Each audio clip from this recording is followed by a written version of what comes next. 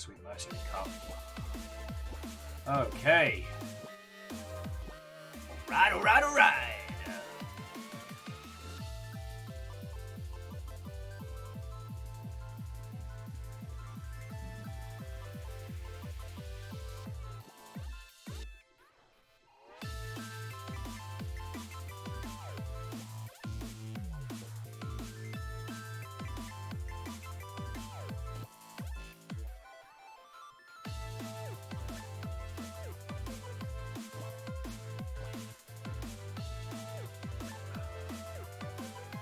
See if we can fix this.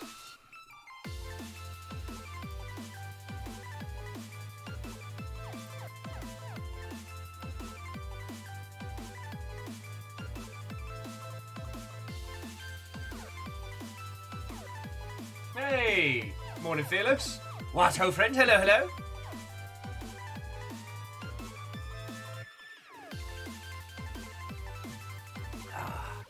I've got an inordinate amount of coffee and backup coffee.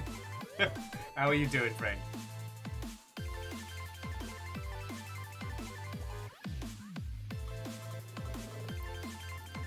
Sorry, and my head bobbing bright light reflection. I'm just trying to get the Cult the Lamb extension to work. It's having a grumbly grumble. So we'll have to make a group decision as to whether or not we're going for another thing. And Kestrel, what, ho, friend? Not a cult.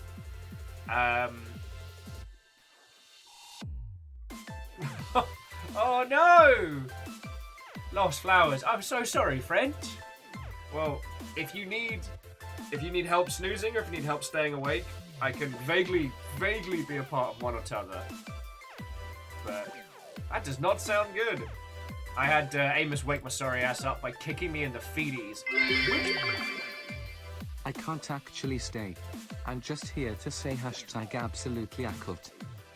That's Rain, why you like this? Although it is looking like we might not be able to do this. Like, we'll give it an hour and change of our usual wafflemancy. But I gotta disable the extension because there's a huge sticker.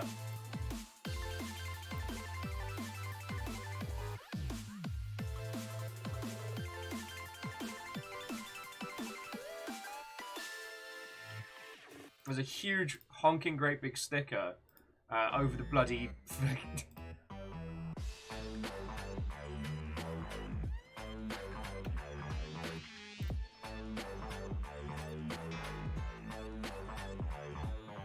but seriously, no, it's right. Thank you for the 200, friend, and I hope things are going good for yourself. So we might be playing something completely different today.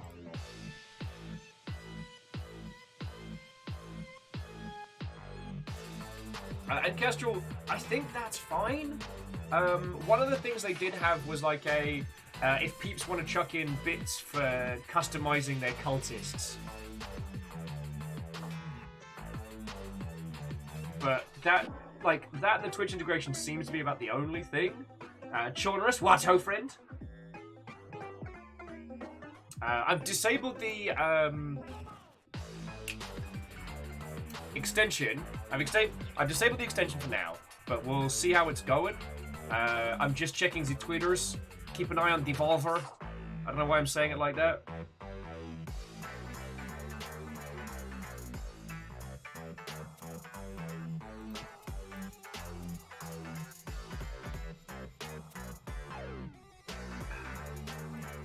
Hey, look.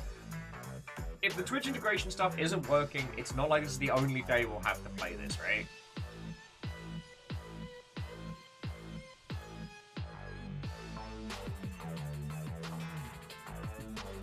Anyway. How are you all doing, you lovely Mother Hubbards? Sorry, troubleshooting at the same time as chatting is a tricky multi-skill. Catastros, Wolfcrad, good morning. Hello, friends. Lovely to see you.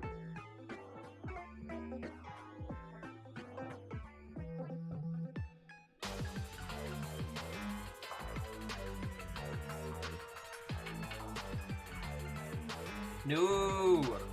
Wolfcrad, no! It's not allowed to be hot.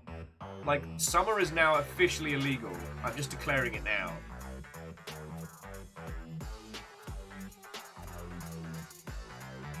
Yeah, you know what? That's it. Blanket statement. Summer is now illegal. I'm sorry. I'm banning it. It's been declared. Motion has passed. Summer is illegal. Job's good.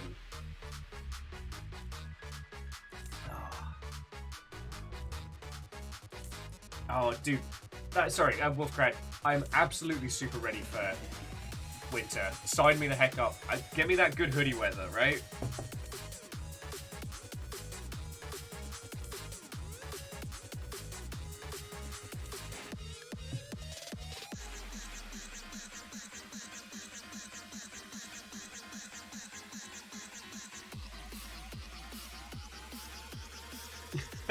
Hey, Jackie, I will admit the amount of horrendous Twitch accounts being gifted subs have gone down, but I hope you've been having a bloody good time. Like, joking aside, like, that sounds like a ton of fun, like a 2-week super whooper long.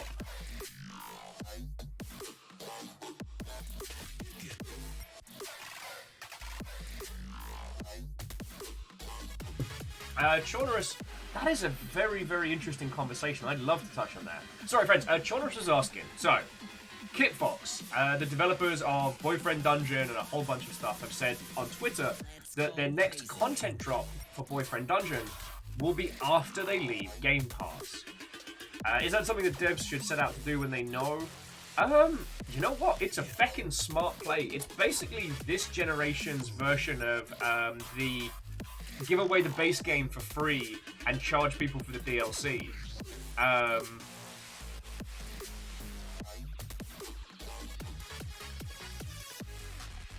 Now that's really feckin' smart. That's really feckin' smart, because here's the thing. Game Pass and similar services should, in theory, give you a big chunk of money for the whole time your game's on their service, right? And then most users, unless it's a games of service game or something with a very long tail, most users will play it. If they play it on Game Pass, the likelihood of them converting over to being a paid, like, physical copy or, well, a paid copy owner is very slim. But getting them to play it, love it, and then being like, hey, new content, but you've got to buy the game. That's smart. Because the thing is, you're not charging anything to the people who've already purchased your game. It's the people who played it and now getting to convert them into, like, full-time, here's $20 on top of the money you get from Game Pass. Smart. Sorry, and Cryostix, Watto.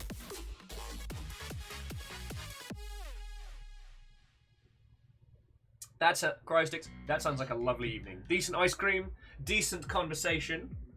And the Diablo 2 remake. Yeah, and alleged, it's not a cult. The skateboard said so. Mr. Skateboard told me so. I gotta admit, alleged, every day I look at that skateboard and I'm like, is this the day I go back? Is this the day? And then I'm reminded of, I have not yet tested the limits of my medical insurance, and I'm scared. Wolfcrack, good morning, hello, thank you for filling the pint glass.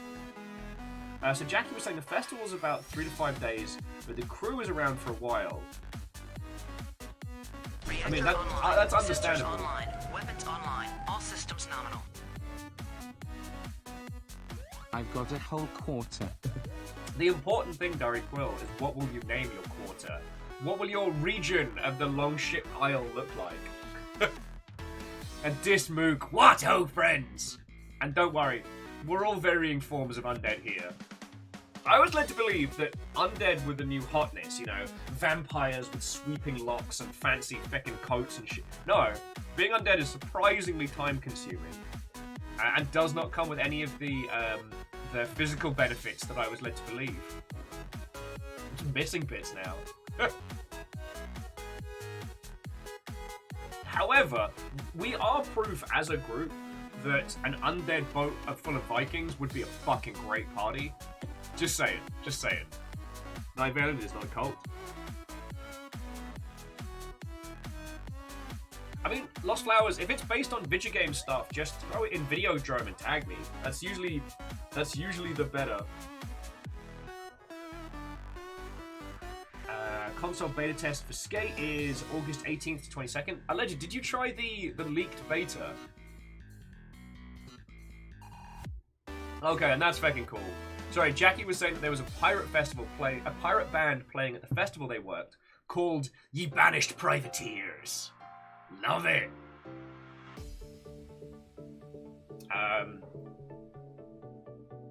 I need to stop looking at Sea of Thieves stuff. Because there's Sea of Thieves stuff on Fangamer. There's also a shit ton of Sea of Thieves stuff on Etsy.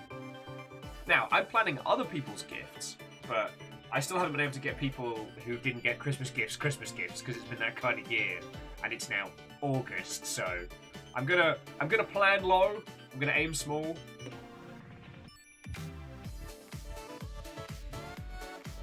Anyway, how are you all doing, friends? I'm actually catching up on the hot sheets myself.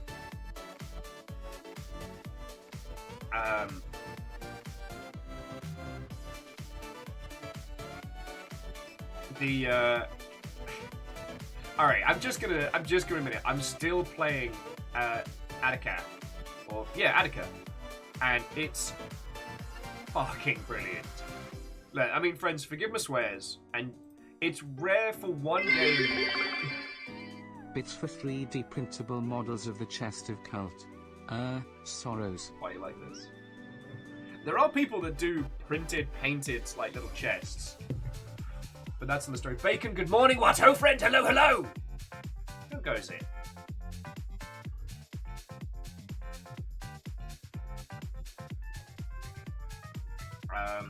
So, friendos, just as a heads-up warning, the Twitch integration for Cult the Lamb is currently broken. So, come on! Fuck you, drill guy. Sorry. More local characters. The Cult the Lamb Twitch integration stuff is currently broken.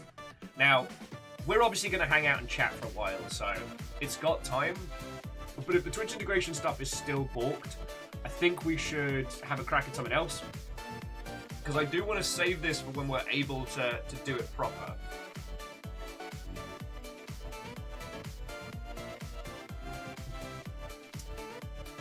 Like, friends, it seems like this whole week is being thrown into disarray. Yeah, Pixel, exactly. Well, no, it's how do you become a character inside the game of Cult the Lamb? Today I have to be very careful with my wordage, lest it be clipped, ripped, and reworked.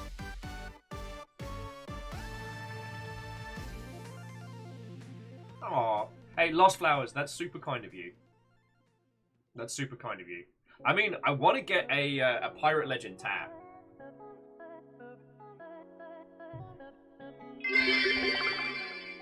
Drill guy could use some lessons on when it's appropriate to drill. He needs a drill instructor. Bravo, Wolfcran. Bravo! And also, thank you for me.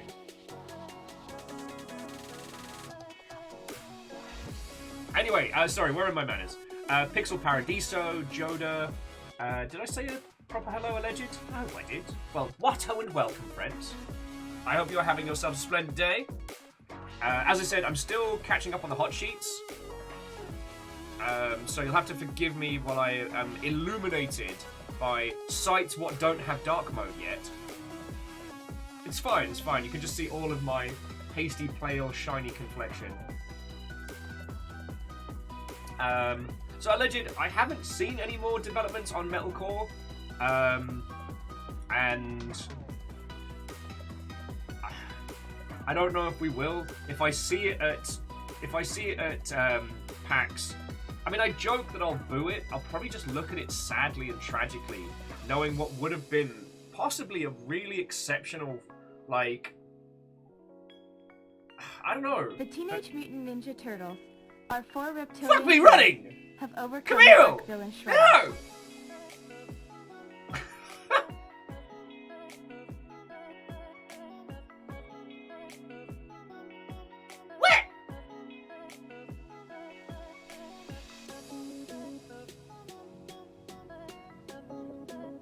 Did we just get our ship sunk? Did Camille just sink our battleship? I don't... Camille! Battleship's supposed to be 1 move at a time, not 20! Fucking hell! I'm sorry, where are my manners? Camille. Thank you. Ah! You gifted Pixel Paradiso the Yaldum. You gifted out 20 subs! You hit Baby Gaia, Max Atreides, War Striker, Jeston, tasty little snack, Mad Flute, Bubbacat Clothes, Toaster, is that Toaster Archer? The Dismook, Quetzal to Com, as in Quetzal to the Communications Tower at once. You got Legion, you got Fiona, Joda Alleged, Umbral Raptor, who is my favourite rapper on the East Coast. Pixel Paradiso, Drame, Hate the Drake, I will not. Wait, no, I will not hate Drakes. Drake, the performing artist, I reserve the right. Aegis of Trafalgar, and the Wall Armor! J-Post, why would you do this? Even though you stole the Yaldum. You stole the Yaldum. I guess it's exceedingly loud train o'clock. What the fuck? How is it already a... This...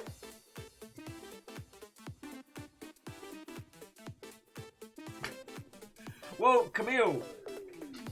1, it's not a cult. 2, the Twitch integration is currently train balked. has no brakes. So we may have to reschedule for next week. I'm going to waffle Mancy for as long as I can and hope the servers fix themselves. Excuse me. Yeah, Wolfgrad, I'm real sorry. You're going to have to head to Waterloo and head back. Right. We're going all the way on this train. Hey, Nora. Fucking y'all.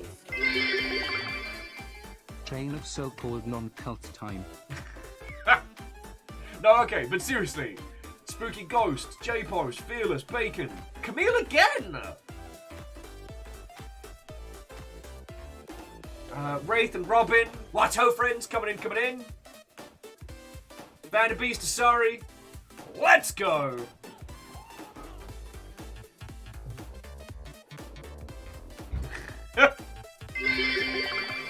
I'm not reading that out, Perios. You can't read me. But, Perios, how was your show? How are you doing? Watto and welcome, good morning. And importantly, did the guy contact you about the thing? Because if so, I feel vindicated. I know we can't say anything, but... And Vanderbeest, thank you for filling the pint glass.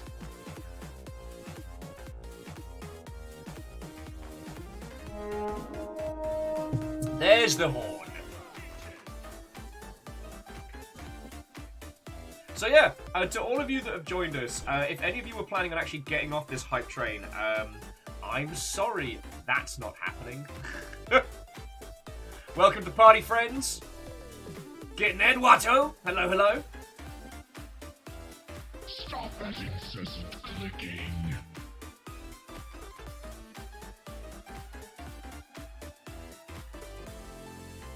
Yeah. See, Aperios, I use my powers for good. No, okay, but seriously, I want to be feckin' thank you. How are you doing? Feckin' yo! This is a very loud train!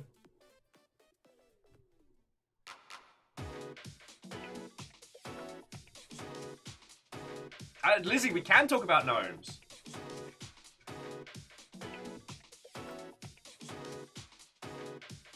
Hey, and sorry, I can't do much in this world. I cannot cure the great ills, and there are very few, I cannot slay as many of the ultra-rich as I would like. But the one thing I can do is bring enthusiasm. Though we're currently doing battle with the servers for the Cult of the Lamb Twitch integration stuff. So today might be fucking random scramble mode, friends.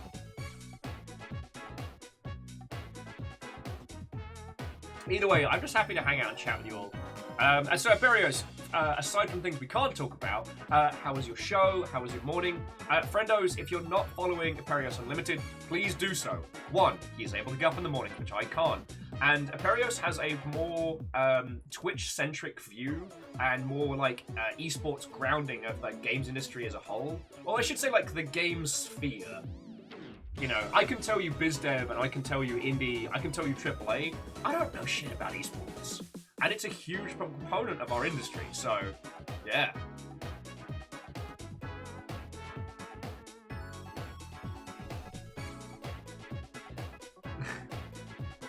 I mean, M.A.S.S, I don't know if I'd say I'm being self-depreciative. I had definitely described myself as undead, but not like the hot vampire sexy undead, like real undead, like bits missing. Ah, Sadlin. One of these days we're doing Odin's Sphere, and it's gonna be so pretty and so self-indulgent.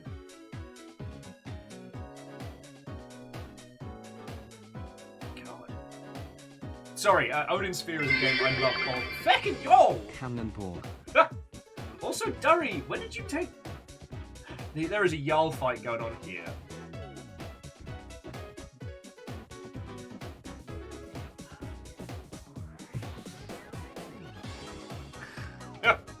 Van Beast!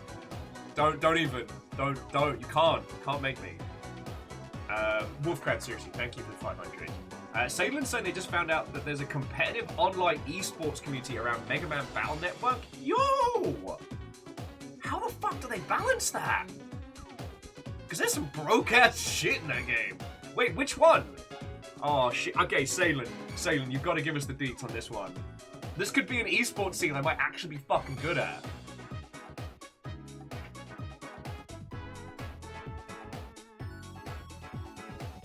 Three and 6, the two main games. Okay, 3 was before the Dark Chips, right? 4 was the Dark Chips.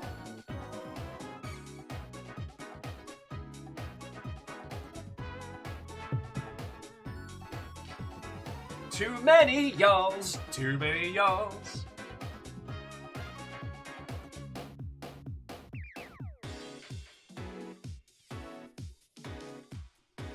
Hey, it was 4 and 5 of the Dark Chips. Okay, thanks, M.A.S.S.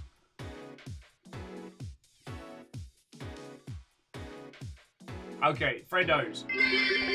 17 minutes. Speaking of gnome, I did find some cheeky but nude gnomes on Amazon. They were a couple oops. Did I just sit in the jar seat? Sorry, you did. You basically, like, kick-whipped the chair out from under the person who was about ready to sit in at the end. That was impressive. But no, seriously, I'm sorry. Thank you for the... Thank you all. Keeping my dumb ass alive over here. Thanking you all. And look, I don't look like such a disheveled monster. All of you, thank you, alright? Alright, just... Okay. Camille. That was 20 gifted subs. That is a massive amount. And all of you throwing in so much. I worry with all of the distractions and everything that happens so much these days that I don't take a little record scratch moment to thank you for all the little stuff that all comes together, these monstrous trains, but also like House Order, doing the little bits here, and just, you know, the terrible dad jokes that you inflict upon the rest of the world through the medium of bits. Like, sorry, it's been rattling around in my noodle since we had the conversation with Nathan, but I understand how fucking lucky I am to be supported by you all in our tiny little corner of the internet. It is fucking unheard of. And God darn it! The promotion circle continues. Ehrman apparently refusing to give up the chair. Ehrman, thank you. Feck! Ehrman, I'm trying to say nice things. My voice is breaking now. Anyway, I won't waffle on too hard. I just, seriously, all of you, thank you. And I seriously hope you know how big a feckin' deal this is. Alright? Alright. Back to the Sonic tunes. And Ehrman for 101. Exactly enough to take the Elder. Yeah, and Sadlin, please throw that into the video drone, because thing is, I played a buttload of the Mega Man Battle Network series. And, like, a lot of... I mean, it was a handheld title, which means that multiplayer was, you know, ubiquitous. Not all handheld multiplayer titles were ones that I could see an esports scene around. You know, I'm still waiting for competitive Facele to happen so I can wreck everyone's face. But the Neo Geo Color Pocket never took off. Facele launched literally as the console died. Like, it launched in Europe, and before it was ready to launch in the US, the Neo Geo Color Pocket had been discontinued and the company was in severe financial trouble. And last I checked, a lot of the Neo Geo Color Pocket emulators don't do multiplayer well, but that's another story. Yeah, I mean, Mega Boss, that was it. Like, I mean, in Japan, it was very common to just be able to find people, like, on public transport or in, like, social areas that would have these games. But they were always kind of designed for kids to just kind of battle a bit with. They were never designed to be taken to a competitive level, as anyone who's played competitive Pokemon will tell you. But it's fascinating to think that Mega Man Battle Network's one of them. Like, because it's as much a reaction and speed game as it is like a deck building and tactics game.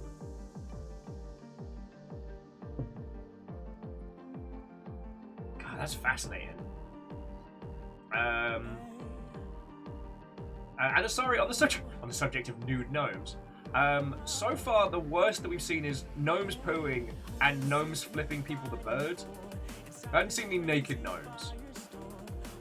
At least I haven't seen any naked gnomes in the gnome garden. And Fred, what ho? Oh, if you didn't see Friendos, that was why I was coming over here. Quiet me of the past.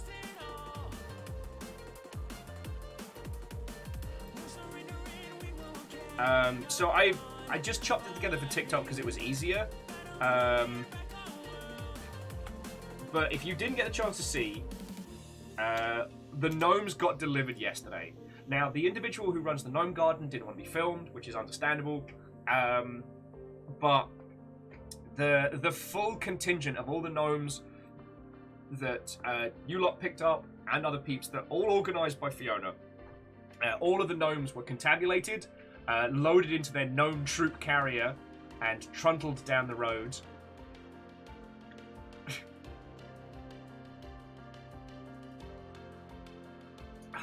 And yeah, it's one of those happy little moments, you know, because not just you lot, but also, like, loads of people in the local area all clubbed together and bought a bunch of gnomes to these people after they got nicked. Because there was a lot of gnomes before, they got stolen, and more gnomes have been deployed.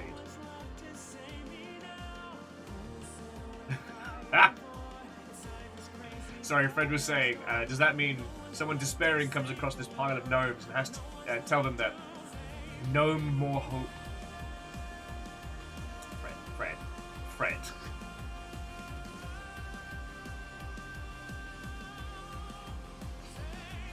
Why? Yeah, and Wolfgrad, way more gnomes than we provided, which was a really nice thing to be able to see.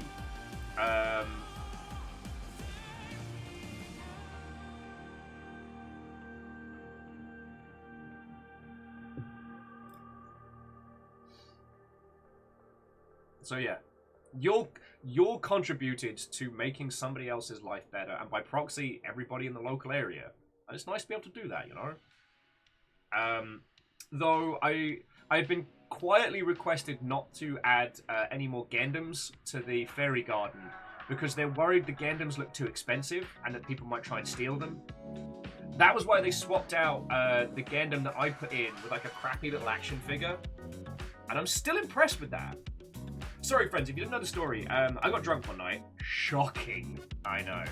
I got drunk one night, and when I was taking River out for a walk, I decided I was going to add one of the Gundams from here to the fairy garden, because I love the fairy garden. It's just a happy little... It's just a happy little thing on my evening walks. And I put it there, it was there for about a day, and it disappeared. And I was like, you know what, that makes sense. You know, this is a little fairy garden with, like, you know, all sorts of, like, little weird and cute and fun things. A Gundam doesn't quite fit in there. You know what? I'm not offended. A couple weeks goes by, and a smaller version of the exact Gundam I put there pops up. Now, the thing is, it wasn't like the Mac Daddy. It wasn't like the fucking you know, the M.A.S.S, it was the M.A.S.S. God, sorry, the RX-78. M.A.S.S, where did that come from? Blech. Anyway, it was the unfortunately titled Master Asia's Master Gundam, which is kind of like a badass looking dude, like a whole black and red and purple thing going on. It's kind of a rad design. And they managed to find a tiny action figure version of that, and add that to the gnome guard, to the fairy guard. It's fucking cool.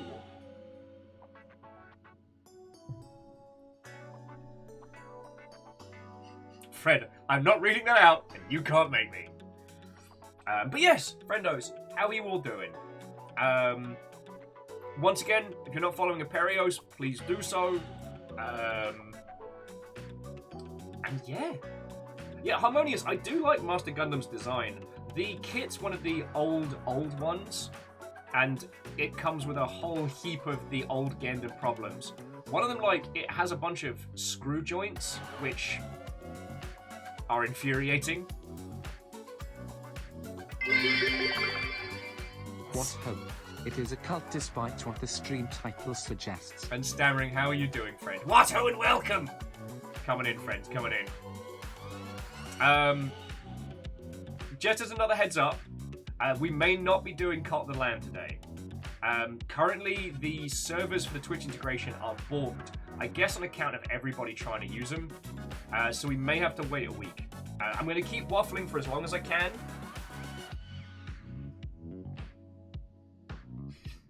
No more heroes. Damn it, Fred! I'm not reading them out! You can't make this a gnome-centric time.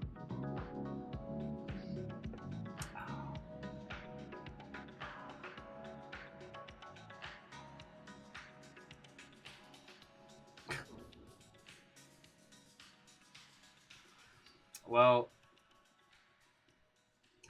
sorry, that's very kind of you.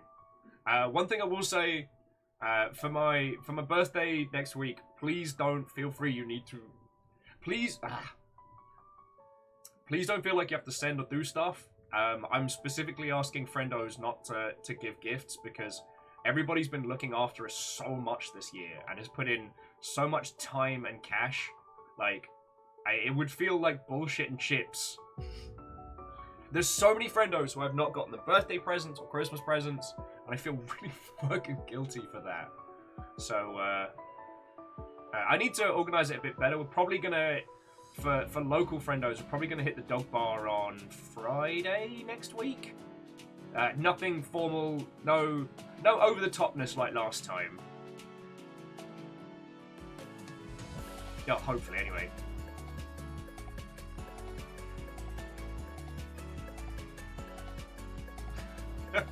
No, Fred. I have more than enough tea. I have enough tea that I'm still going through stuff that Beadora sent. So good. And I got the tasty coffee in my cup.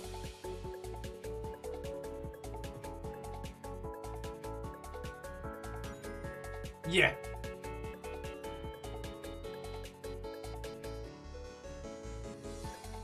No, it's Sadland, and that's entirely fine, yo. That's entirely fine. Like I said, I'm just using it as an excuse to have a pint with everybody.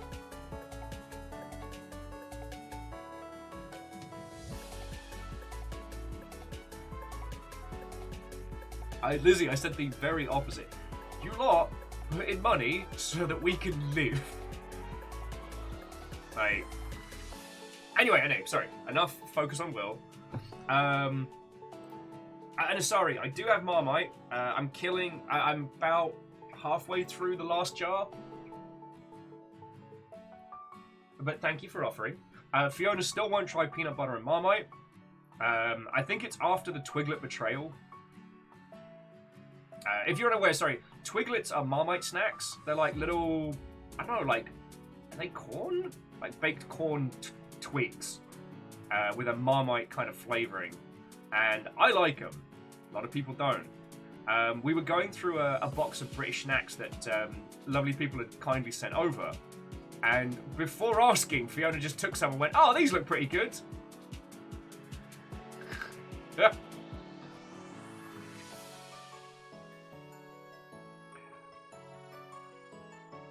You're all terrors, a lot of you. But I assure you, friends, I am not fishing for Gundams or otherwise. You lot keep us alive. I haven't been able to get about anybody fucking birthday or Christmas gifts. Like, and I feel real guilty about that. I still have a huge list of all the gifts that I've been wanting to get for peeps throughout the year, and I haven't been able to. It sucks.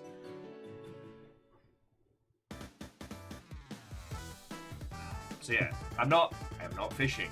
I am a happy individual. The only thing I need right now is free time. Or if any of you happen upon a chest of cursed gold that I can, sell at the gold hoarders, a huge treasure galleon of Spanish gold would go down real well right now. That would pay for Longcon. Anyway. So, while we're gonna have some extended Wafflemancy, because I really do want to play Cult of the Lamb with you all today. But the Twitch extension is one of the ones I really want to go for, so I don't have to manually name everybody's stuff. However, currently the servers are booked, so I'm going to be doing a whole bunch of banter. Oh, in other news, for those of you in the Greater Seattle region, Sober is back this weekend. It's going to be at the recently reopened GameWorks, and I'm very looking forward to it. And I will say, especially those of you in Game Devery, if you haven't been to a Sober meet, it's definitely worth coming along. Because it's not like it's exclusively streamers and nothing but streamers.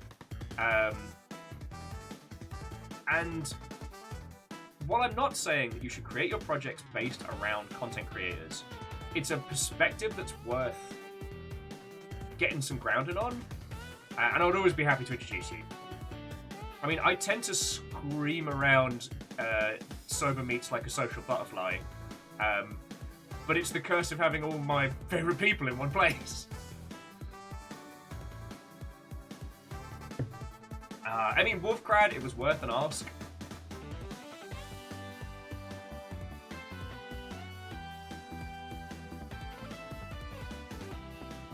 It was worth an ask, What if one of you was accidentally sitting on Flint's gold just waiting for somebody to ask?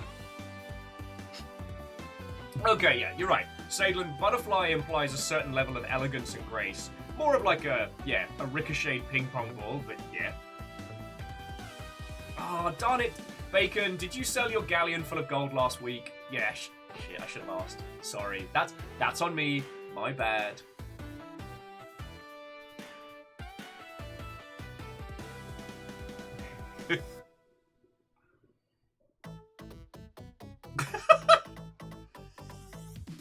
God damn it, Fred. Fred said if any of you have played Carrion, like the reverse alien invader game, that's how Fred describes me in social situations. And you're not, it's not entirely unfair, because not everybody that ends up rolling with us at PAX kind of asked. And it's less of a Katamari, more of a, you're my friend now. It's going to be weird for me for this PAX, because I'm going to be partially working, partially just sociing. So I was asking some friends if they're coming down for PAX, and some people are avoiding it for health reasons, which is totally valid. Friends, the long ship keeps us going, and the more cool exclusives and fun things I can find, the more people we get. So I gotta plus that out. Plus, I get to MC for the Make a Game in an Hour panel on Sunday night. So Zaylan says combo Katamari and Time Vortex. So stammering, I'd usually be a hug and obsessed monster, but I will be practicing safe. It will be fist bump o'clock. In fact, I'm going to try and drill into myself to be especially careful for this PAX, because I've gotten lucky so far. You know, a combination of modern medicine and dumb luck has kept me from getting the bad lurg.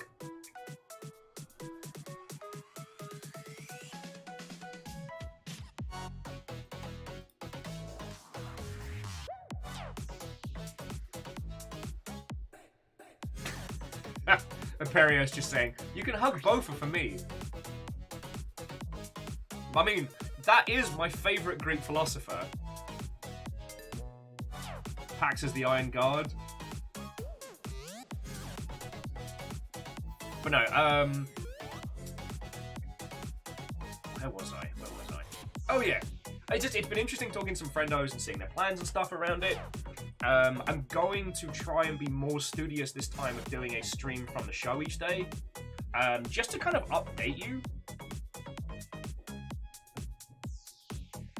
Yeah, and Lizzie, like, thank you.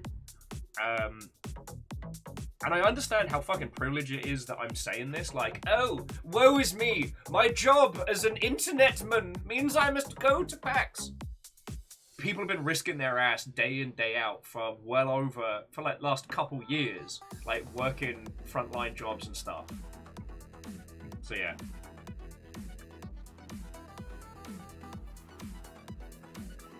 Yeah, I mean, Fearless, you're prepared.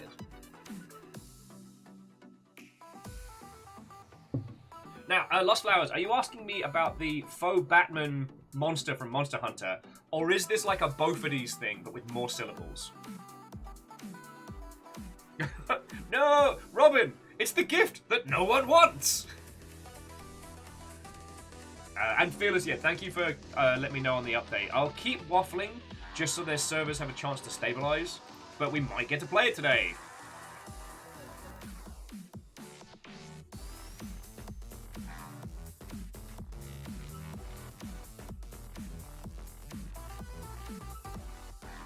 Because that particular scary Batman, so my first Monster Hunter Lost Flowers was Monster Hunter Freedom Unite, where that was the signature monster. And so I remember that fight with such trepidation fear, because I had to solo it back when there wasn't scaling for teams. Because there weren't a lot of people that had a PSP and played Monster Hunter. So it's kind of a personal monster to me. Plus, the new one does really good for heavy bowgun sets. Imperious, why are you like this? Fred, no! I'm still amazed. Okay, I'm still amazed the Talking Deucer plush is still available. Like, again, I'm not doing this just to personally assault your paychecks, but it's not gone. Yeah, Fred, she talks.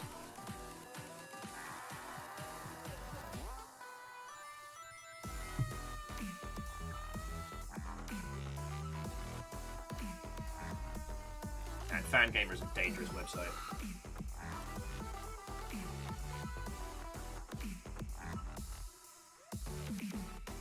Robinson, what's the name of the weird lightning one from that game back in Monster Hunter Freedom 2? You'll have to be more specific. Whenever you say lightning monster, I just think of that fucking unicorn, because it used to wreck my shit. Back in the day, I was a longsword main, because weeb. But the longsword was pretty good for soloing, because like high damage, but you still get dodges and stuff.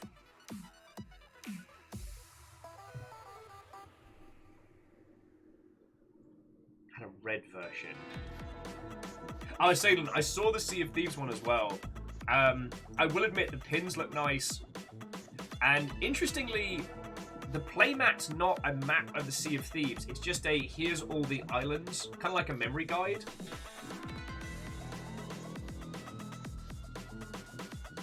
Oh! Zinogre, big puppy. Big puppy covered in lightning. Oh no, the Kezu! There. There.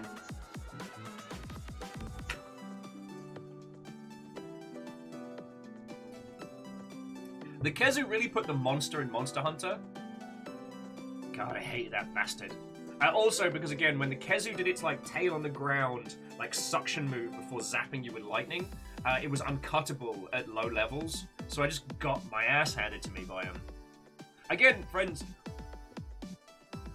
my journey into Monster Hunter is a curious one. I played the PS2 version, went, nah, this is trash. Traded in the PS2 version because I'm a dumbass.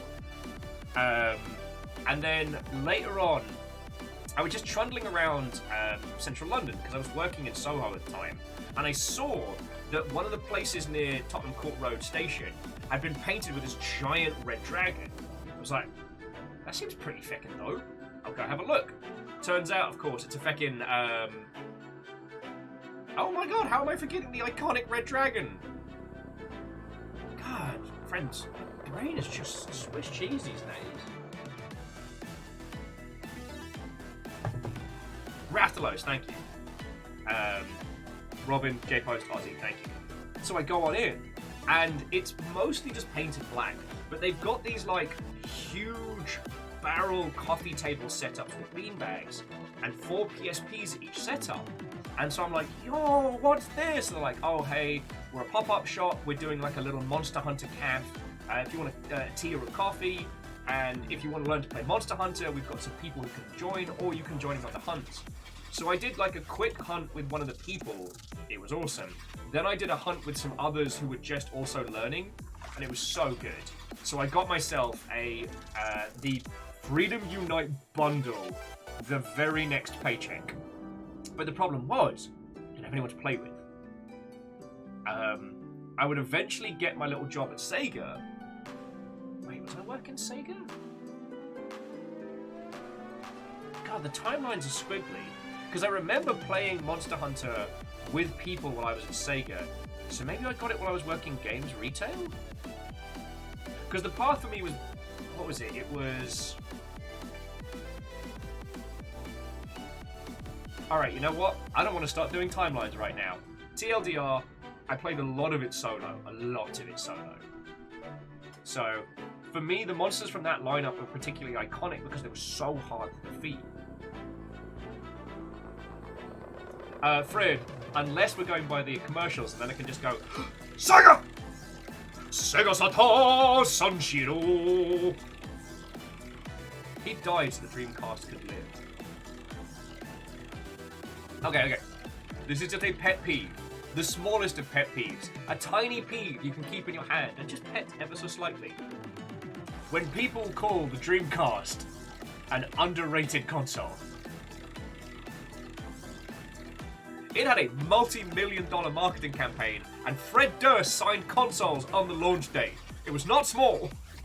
Like, this wasn't some 3DO fucking nonsense. This wasn't a Neo Geo Color Pocket. Did it fail to gain foothold in North America? Yes. Was it ruffle stomped by Sony? Yes. Did it try? Did it succeed? I mean, depends on your opinion. Yes, Stalen, it helps that unlike the 3DO, it was good. I'm still mad. I'm still mad at my cousin trading in trading in a Saturn with Panzer Dragoon Saga for a 3DO. Because this one lets you look at pictures on the telly. Still mad. Anyway, sorry. Jumping it back. Oh, we were talking about Mega Man Battle Network. Yeah, it's fascinating to hear that there's an esports scene around that. And it's one of the things that I do love about our space is that sometimes even despite the lack of support that teams give for titles to be potentially competitive, or at least give fans the tools to make it that way, they just do. In a strange way, there's something tantalizing about a game with really interesting thematics and a potentially competitive space that doesn't support it, that almost inspires people. It's kind of like telling people, nah, you can't make this game competitive, makes them go, oh, fucking watch me. Butler. Sis, did you call for me? Yes sir, here it is. Here is what you requested. As one said by Lord Viking. To give one's ass into one's hand. Do you need a hand, sir? I think I'm okay. I've been very good at getting my ass handed to me for most of my gaming career. So stammering, I'll do you one better. With EA, all I hear is E every time someone says it. It's just playing in the back of my head.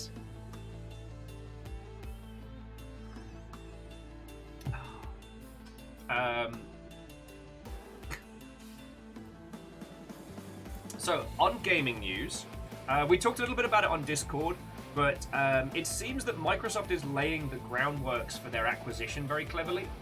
They put an article out that says, yo, Sony pays developers blocking rights to keep their games on the Sony platform. And it's a weird article, right? Like, we already know video game exclusives exist. This is nothing new. And paying for it... This track always sneaks up on me, and I always hate it. Sorry. We know exclusives exist. We know digital platform exclusives exist. That's nothing new. It's something that all the individuals have done. I should say platform-holding individuals.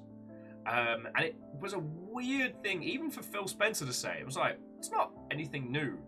It struck me that most likely what they're doing is laying the groundwork for, if the FTC go, if you buy ActiBliz, that's monopoly, then they can go, no, actually, look at these other people doing their thing.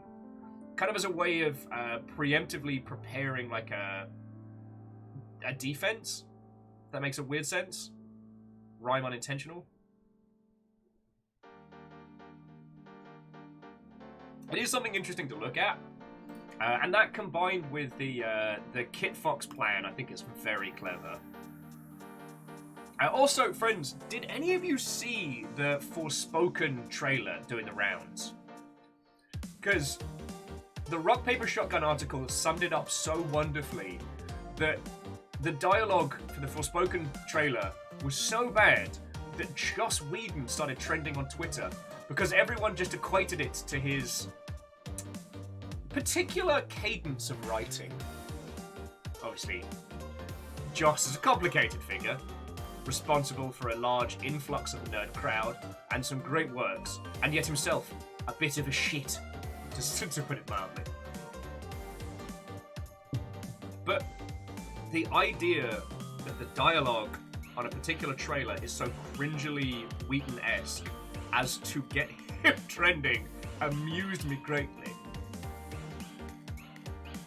The Stammering was asking, this scene, how it's been memed already, is it that bad? I mean, it's a bad, heartless, Isekai meets young MCU kind of read. Like, it doesn't... You can see what they're going for. They were going for the peppy Ms. Marvel, oh shit, I can't believe my life suddenly got turned one upside down. And it just comes across as top-tier cringe. I would surmise that the person who did the voiceover had very little time to do it and very little direction. But it kind of comes together for a cornucopia of cringe. Cringecopia, if you will. No, I don't like cringecopia. I'll come back to that one.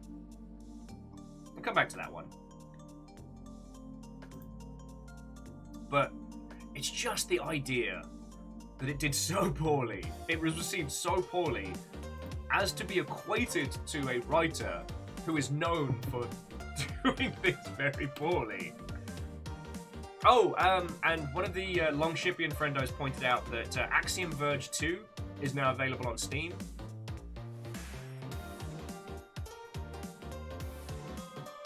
Corner cringier? Cornucopia cringe. Okay, no, we can work this. We can work this.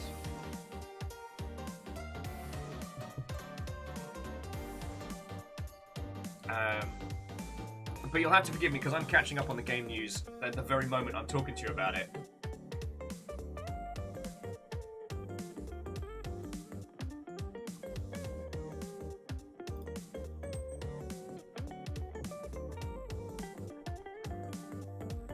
Stammering says, have they removed it? Can't find a link for it. Do you mean the... do you mean the video? Or Cornucopia cringe? Or Axiom? Sorry, we dropped a couple of frames a little while ago, so there's a slight delay. Well, slightly more of a delay. The Forspoken trailer. Well, let me give you the RPS article. Wait, no, that's the wrong one. Well done. Here we go. Because I'm always down to support RPS. And Alice Bell's feckin' cool, so, like, getting Alice more clicks on their stuff is always a good thing.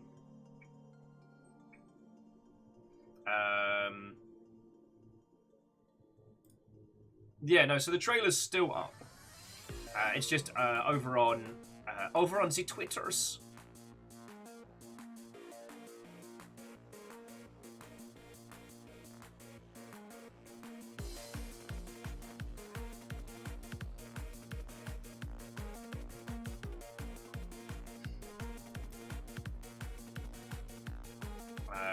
There doesn't seem to be too much else going on today, which is nice.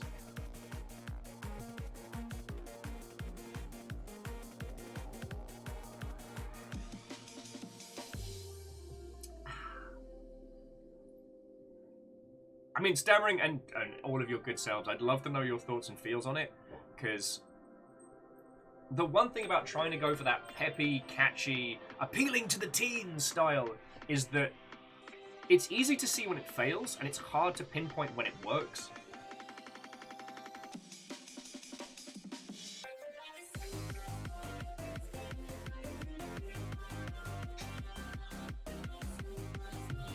Okay, yeah, no, skimming the hot sheets, it seems like everything's kind of fine, which is always worrying midweek. Wait, it's Thursday today, isn't it? Fuck me running. Technically, it's still midweek and early.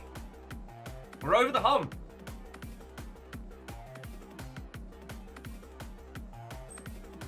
We're over the hump, it's fine. Because the baby boy cannot be left anywhere alone, he shall be coming with me to the store. His training continues. I believe in you, baby boy. I believe in you.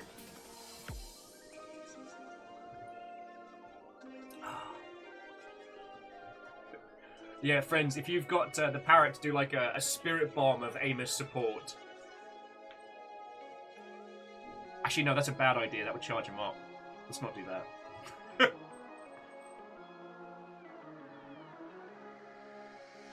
Wolfgride, you're right. It is a lot of companies taking it slow during the summer. I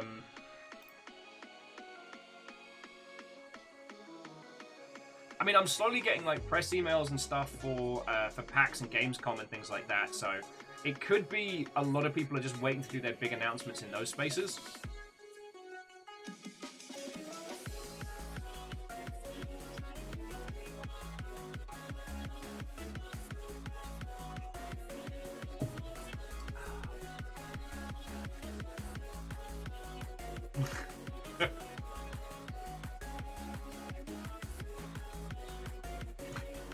Vanderbeest. I think that's the accurate amount of support.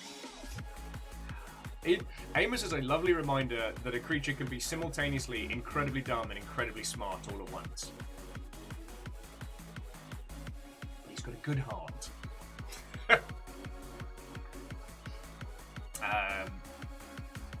But yeah, that's kind of the long and short of it on Fidget Gamery news. I think we covered the long and short of it yesterday. You know, the XCOM, what is it? Midnight Suns Marvel games getting delayed again, which is fine. Dark Tide's moving up to a technical test, so if you didn't see that over the weekend, you do have to fill out a survey, but they are going to start testing for Dark Tide. And it's always lovely to see any like post Splatoon announcements. Like, God, friends, if I had the free time, like if I could be like just a scholarly hermit, I would write a book on Splatoon's community and culture. Because, you know, we talk a lot about, I talk a lot about community management in games and things you can do. Sage is not cold! Playing Cult of the Lamb. And according to Fearless, the servers have been patched and we may be allowed to do the thing. Now, Ozzy's saying testing for Splatoon should be beginning tomorrow. Okay. But, like, if you're unaware of it, friends, like, Splatoon's in-game support for like varying events and stuff was very impressive, but the community and culture around it overall is just mind-boggling. They had, you know, idol gigs or virtual idol gigs with the two Squid sisters. Are they octopi? Forget. Sadly, they're not returning, and nor are the weird gremlin and the super cool lady from Splatoon 2. Instead, we get Big Ray, who, I'll be honest with you, I'm here for Big Ray, and then two strange, gangly eldritch abominations. Yeah, Perios, ready to smite some heretics. Friends, it's time to die for the Emperor, or die trying. But, like, seriously, if you want to look into a fascinating subculture in video games, just look into Splatoon and its whole community. Like, when I saw footage of the Splatoon Fest with the virtual idol gigs and the choreographed dance moves, like, yes, it's very evocative of, like, Japanese idol culture, but for two characters in a video game, like, feckin' yo!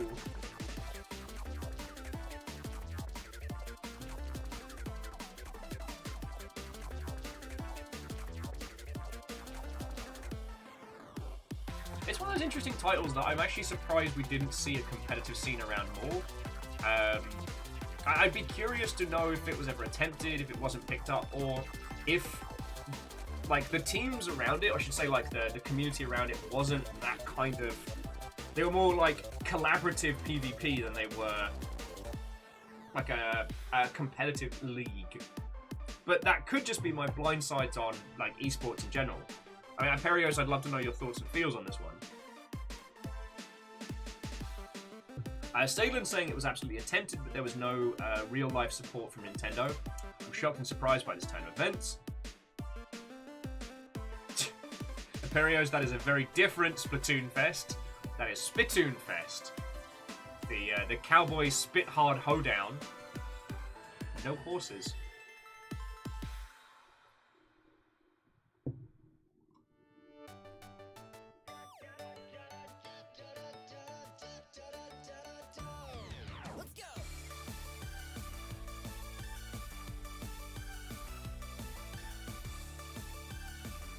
Okay, so Bismarck was saying it was attempted and also everybody plays ranked. Interesting.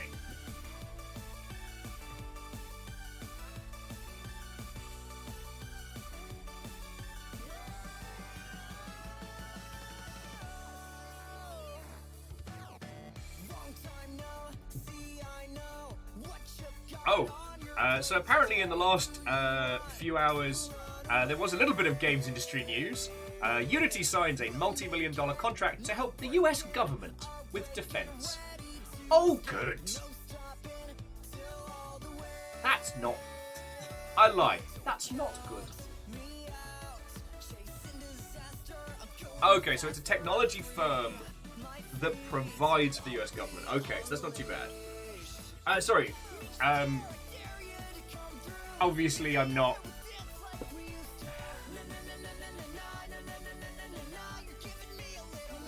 The part of it that I want to focus on is... are you all familiar with the term protected technology?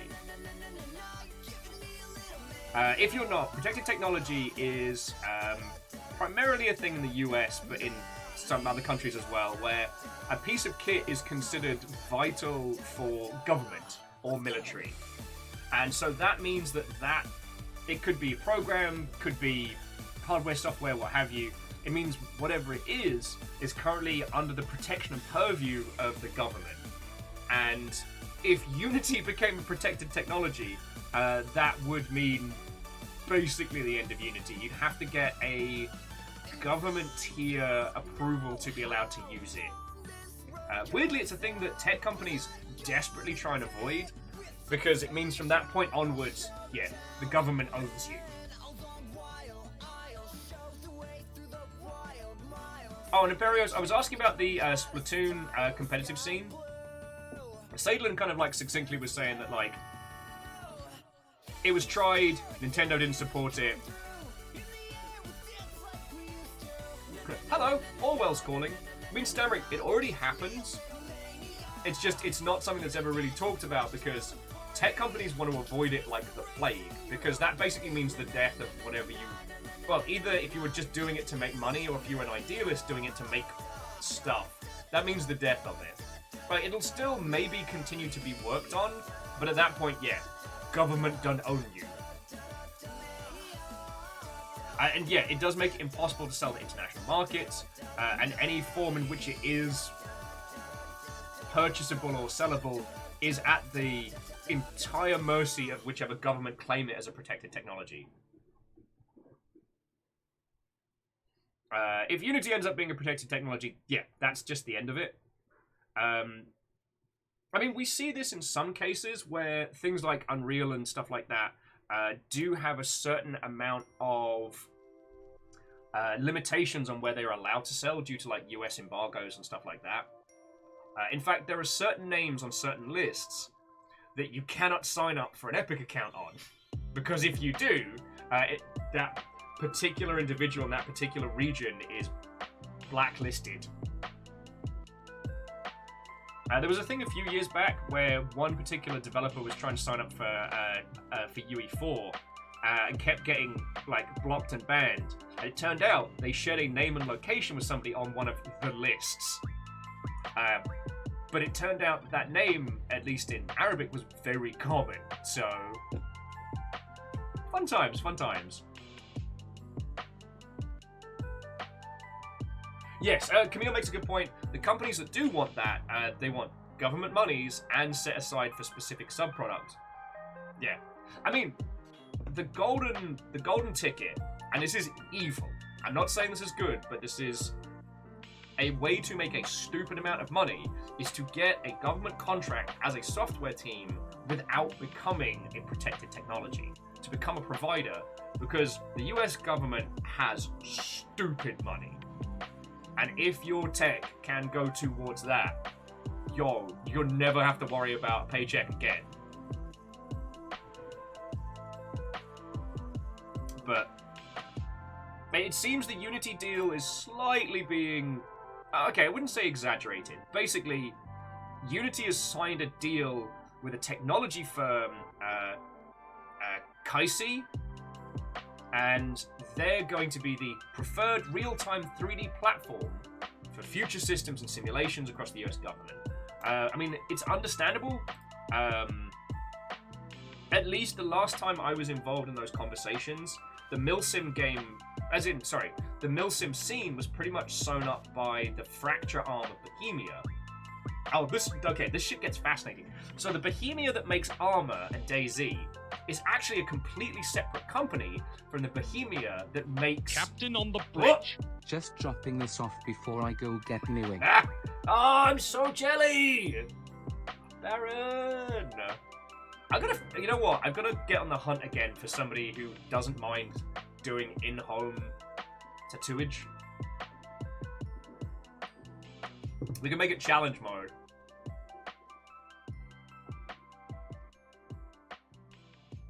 I know, but Baron, for all that you're doing, seriously, thank you.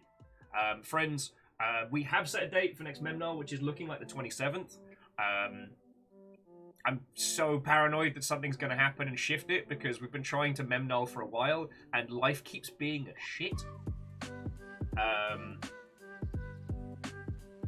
Also, I want to do some mischievous stuff, D&D wise, with Baron, but that's another story. Anyway, so jumping back in. Wolfcrad's entirely right. Military contract is not just stupid money, it's stupid money that they're very slow to cancel. Like, honestly, aside from a big shake-up post-administration change, military contracts just tend to persist, even when you're not delivering anything. Like, holy crap. This is what I love about talking with you lot. We can talk about how military contracts affect game devs, whilst talking about the Splatoon competitive scene, whilst also talking about tattoos simultaneously. But yeah, so I did B2B sales when I was at Improbable. Now, B2B means business to business. And I can't go into the details, but one of the things that I did was I put developers in the room with potential military individuals to look at ways to basically create military simulators cheaper. I don't think anything came of it. They wouldn't tell me if it did anyway. And it was a fascinating learning experience. I'm sure I've told you the story like a million times, but one of the highlights was showing like military and government people around PAX East. Like, I was their Sherpa for a day showing them the gaming world. And you know what? They had a great time. They had a great time. This is the same situation where the guy I knew was an ex-military sniper. Like, him handling stuff made sense. It was the guy who was a government consultant who, when I realized he knew how to handle himself, that scared me, because he was such a charming, unassuming chap. Anyway.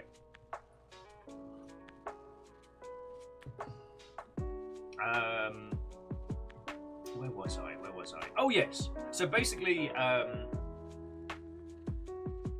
simulators are big money. Like, stupid big money. Because no matter how big the number you're thinking of, the cost to do the same training IRL is more expensive. The cost of getting a bunch of people in a bunch of tanks and driving them around and playing fake tank wars is stupid expensive.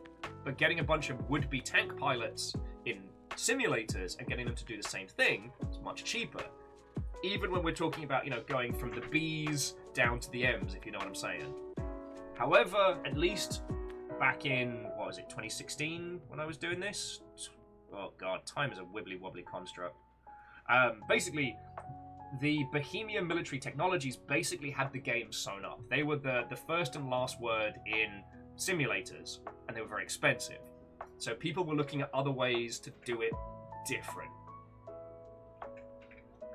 This is also, we've talked about this before, this was why the Arma 3 devs got arrested in Greece taking pictures of like military installations and like the countryside and stuff.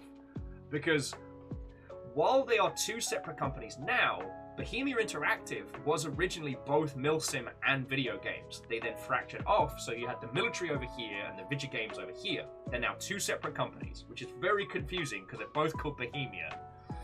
But that's the reason why those peeps got locked up, is their company was a fracture of a literal military training sim. So, yeah. So, a bunch of artists show up, or artists in government views show up and start taking photos of military bases. They're like, who do you work for? Bohemia. You mean the people that train people to do wars? Yeah, no, you're going in the grey room. Cool.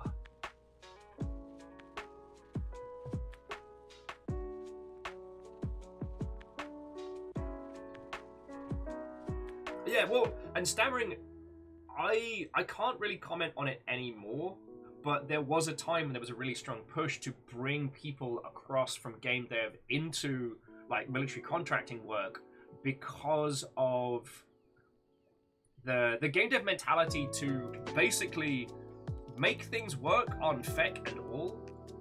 Like, again, the kind of budget that you might get for a AAA project is dwarfed by the kind of money that would be thrown around for a military simulator. So, like, here we are talking about monies, like, you know, this is the whole thing that's so fascinating, is despite being a numerical system, when it comes to video game budgets, it's so circumstantial. So, like, you know, for any of us, a $250,000 budget for a video game is obtuse. That is, like, anywhere from, like, 3 to 5 years runway.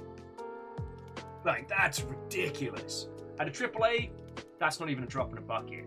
And for milsim, that's what you spend on lunch. Like, fucking y'all. Yeah, and Fearless, the US military might as well have infinite budget by game dev standards. There. Now, I am talking about this without considering, you know, like, the impact of being involved in those spaces. I am not saying that It is a good thing to make military technology. I'm just talking about the biz dev elements, and it's a hard thing to pass, you know? When you make a video game, despite what the media have been saying since the 90s, you're not actually teaching people to kill. You're making an experience. If you make a Milsim thing, you are facilitating people killing. And you gotta sleep with that. Like, so, fucking yo! Feckin' hell. Sorry. And on a lighter note, Fred's like, and now also, it's easy to motivate people with MREs when they're used to ramen. There are so many indie devs that would probably be on a better diet if they were on MREs rather than their current food. Dried ramen are indie MREs, said tweet. Fearless cheers. Yeah, better in Reactor airports. online. Hey! Systems online. Weapons online. All systems nominal. 46 months Mother Hubbard. 5 sub babies. So many Remember babies. that you were loved and there is no shame in that. Love you guys. Love you, Will. Love to you as well, Captain Steph, and I hope you're doing well. Like, I know, I hope the job is treating you well. I hope you're doing good, and I'm real happy. I'm real happy for you. So cheers to you.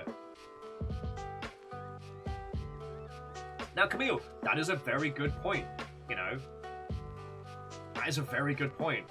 Now, I don't want to get into the specifics of, like, war morality, because that's way outside my pay grade. You know, I don't have enough grounding in social sciences or, like, the actual workings of the military to say anything. But, you know, friends, as these things happen, there may come a situation where, especially if you're making realistic to semi-realistic shooty gun bang, that you might find yourself in these conversations. Like, it's a situation where you need to kind of have that conversation with yourself to know where your personal and moral lines are at. And Hindle, how are you doing, friend? Watto and welcome. Sadlin says there were a couple of grad students who gave themselves scurvy because of a ramen-centric diet. Yo, I mean, I called it an outbreak of scurvy last time we talked about it because that makes me laugh. But yeah, we had a few cases of scurvy at Sega because people were just eating like bread and ramen and nothing else.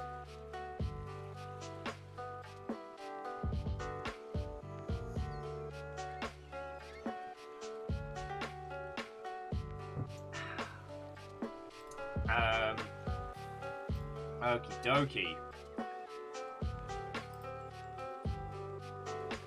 Alright, friends, there may be a great big pop-up that appears in your windows.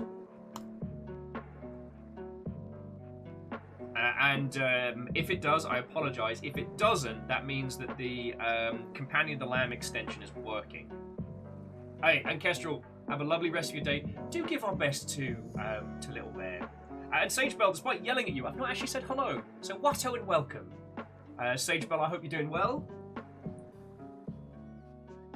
And Sadlin, I keep meaning to watch that person's channel. Keep not having enough time.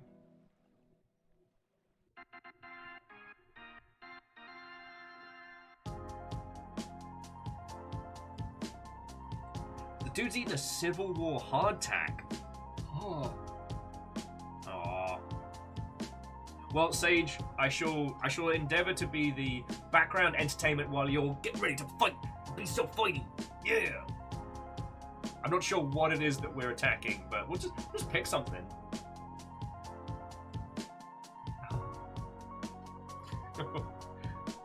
It's not looking good. I will say, friends, if we're unable to do Cult of the Lamb today, we will do it next week, alright? In fact, we'll do it just off the bat. We'll do it on Tuesday the 16th. Just boof. Nailed it. Heckin' yo! So long, remnants of the cup. Signed, Professor Farnsworth.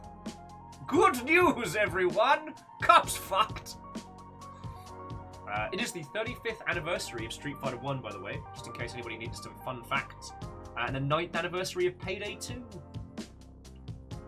God. Payday 2, a game whose business model is so profitable it dug a company out of hell debt. God. I haven't played Payday 2 in a long, long time, and it's very hard to get new people into it. But I've still got my ridiculous sniper build with a folding AK just in case, you know? Just in case.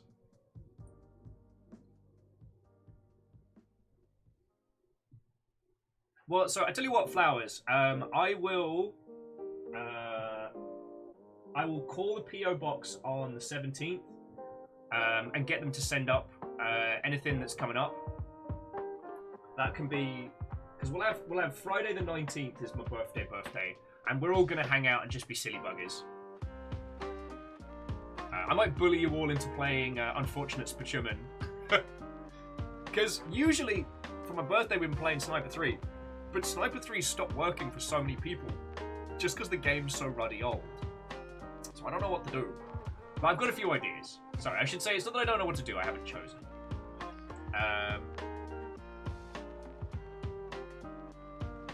Wolfcrad says, it always intrigues me when it turns out some old game I nearly forgot about is still generating a steady and significant income for developers. Yeah. Well, for those of you who don't know, like, Payday 2 was... Oh, wait. Thank you. I'm just bringing up the Steam page. So basically, Payday 2 was what dug Starbreeze out of a shite situation.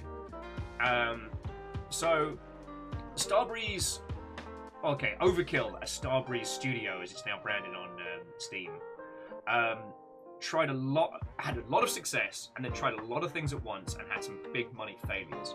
One was Overkill's The Walking Dead, which if anybody has Steam keys for that kicking around, like, or if you know anybody that does, you have to buy them on third-party sites, but I'm hoping somebody's got like a box copy kicking around somewhere. Because I'd love to do a day deconstructing that. It's not a great game, but it's a fascinating one. They also tried doing a widescreen VR headset. When VR was meant to be the next paradigm in gaming, lots and lots and lots of people got in on it, and some went in too deep. It took me a while to get over my anti-VR biases because of that, because the rush to VR sunk a lot of good teams, a lot of studios, and Starbreeze was nearly one of them. They had this cool looking, it kind of looked like the bad guys from XCOM 2. It kind of looked like the Special Forces helms from that. It was meant to be like a big widescreen VR thing, and it was incredibly expensive. It just never got off the ground, and it turned into a money sink for them. So they had an expensive licensed product, followed by a VR headset that was developed and never sold. And it put them in the bad place in terms of financial situation. But I believe because of the rules in the particular part of Europe that they're at, there was basically like a super bankruptcy that they could declare where the studio just had to pay back debts and didn't have to shutter immediately, if I remember correctly. I'd have to look into it proper because I'm giving you all the super cliff notes. So what they did is they brought Payday 2 out of its retirement, as they'd already retired that title, presumably to start work on Payday 3 in future games. They brought it out of retirement and started doing DLC again for it. They took all the previous DLC done and contabulated it all into like the Payday Complete Edition, and then did new content from there onwards. And yo, it has pulled their ass out of the fire. Like, they're still releasing new stuff.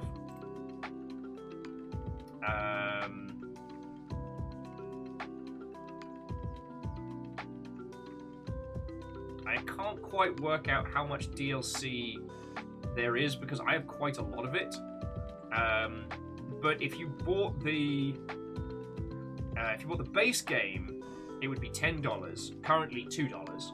And then all of the DLC together would be $160. As they've been just releasing like a little bit of DLC, nothing massive. You know, $1 here, $2 there. $4 and $5 for like for the higher price point, like heists and stuff.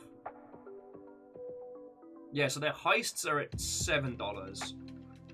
Weapon packs at $3, and they've just been doing that, and it's kind of fascinating, you know.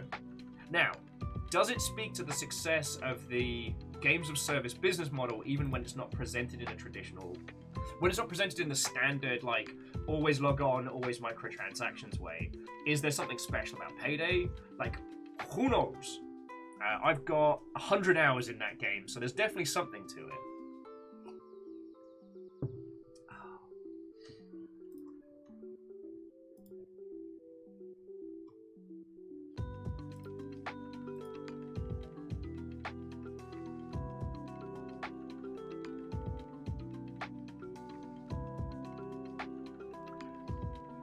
Alright, so friendos, again, apologies if you have a huge red bar that appears in front of your screen right now. I'm going to try and get the Companion of the Lamb extension working. So, alright, I'm going to set this as overlay. Then we're going to configure. So again, I'm very sorry if there is now a great big red box in front of my face. Let's have a look at that preview window. Okay. It is not doing it.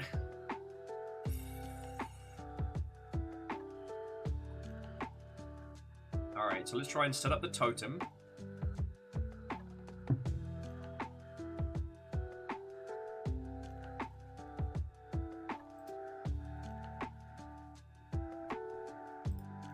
Also, friends, while there is a thing in the back end to denote premium skins for those that donate bits, now, if you want premium skins, you've got them.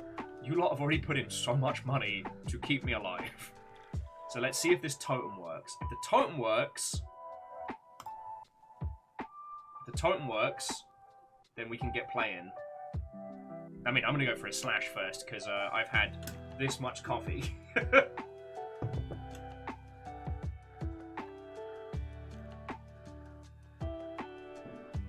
Oh, did the big red message come up? Piss! We've scaled up our database capacity and are working on further optimization! We'll share another update later! Alright. So we may have to come back to this, dear friends. We may have to come back to this.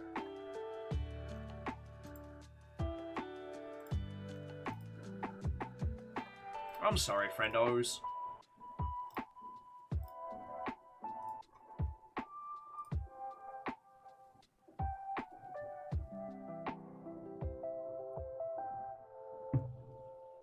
Aperios, that is exactly what I mean. Like, you know, I don't want to be crass or anything, but yes, I do an incredible impression of Slash from the seminal rock band Guns N' Roses, who are now classic rock, whilst peeing. That is my superpower that none of you will ever see!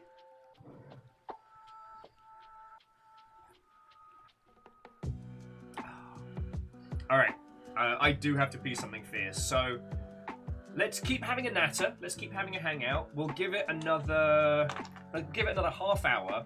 Then we'll try again. And if the servers are still at capacity, they're still overloaded, then we'll play something else. I have an inordinate amount of games. I mean, there's a part of me that still wants to finish Among the Trees. We could have an impromptu tic-tac-together match.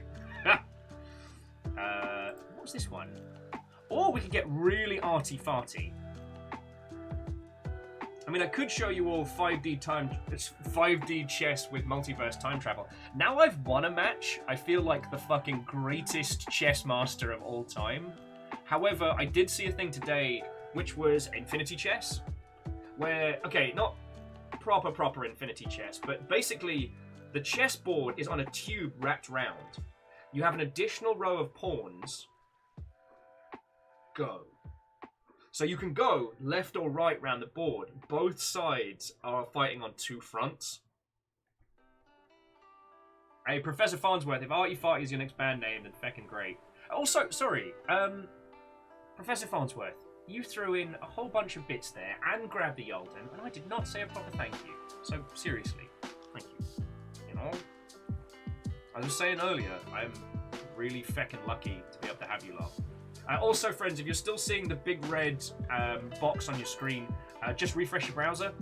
I am going to quickly nip to the loo, and then I'll be back, and then we're going to do a thing. Feckin' wee. Feckin' wee.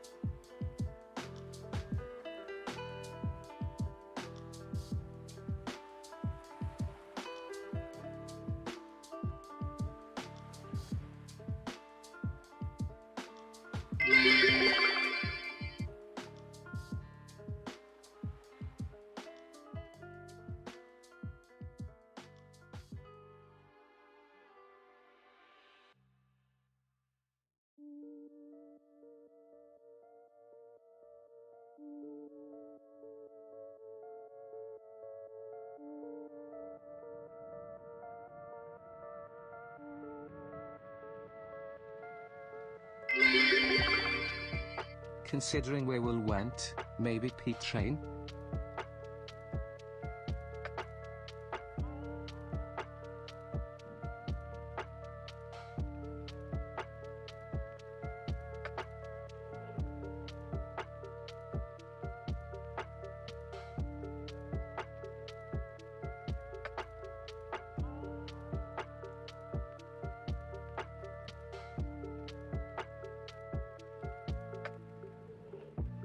The Teenage Mutant Ninja Turtles, our 4 reptilian heroes, have overcome the arch villain Shredder.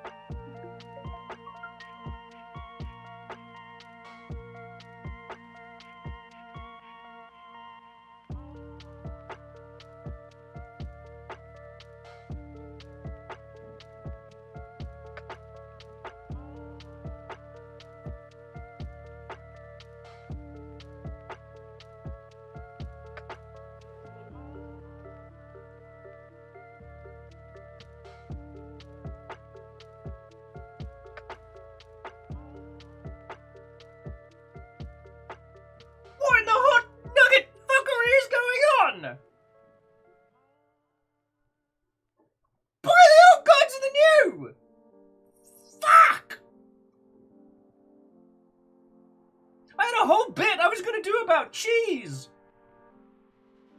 Holy shit!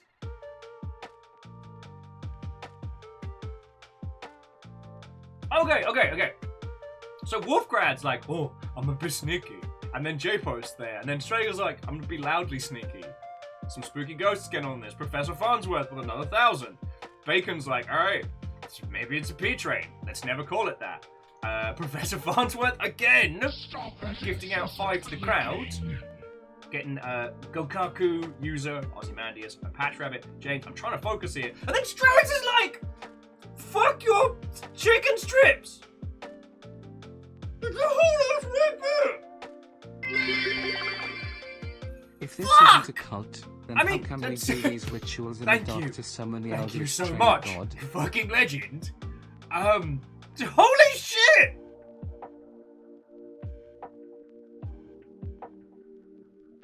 I don't know what to say!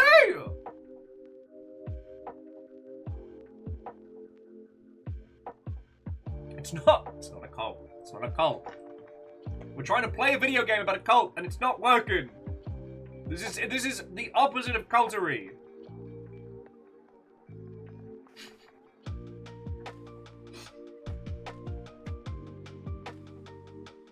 I wish I'd never said fuck your chicken strips. I have a feeling I'm going to be hearing this one for a while. Vanderbeest, thank you for filling the pint glass. Even if the rest of the longship has taken that as a personal affront. And J Post, thank you for giving it a dozen. Holy shit, though! I don't know what.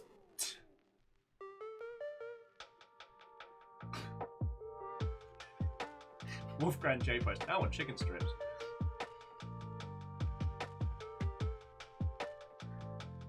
Holy shit.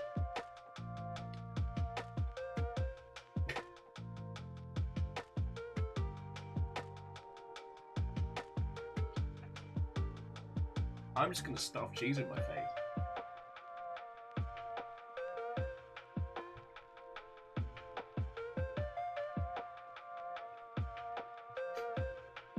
Okay, Professor Farnsworth, you mean your car? Oh no!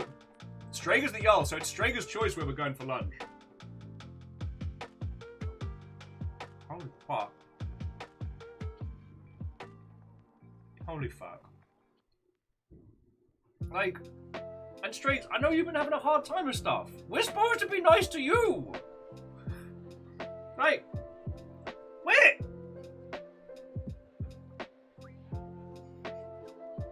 I don't know what to do apart from eat cheese!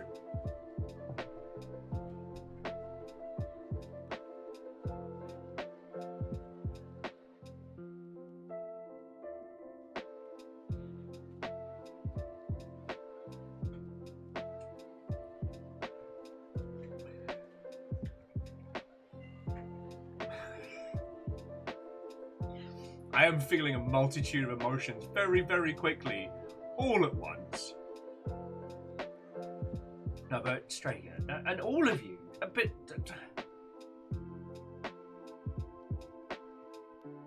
Thank you. Thank you so much. Sagebell, you'd need to be in closer proximity to acquire the cheese.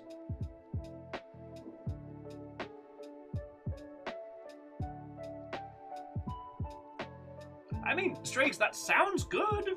I'm sorry for all the feckery you've been going through. Like, and you know, you have a whole longship of supporters. We fucking got you. I just.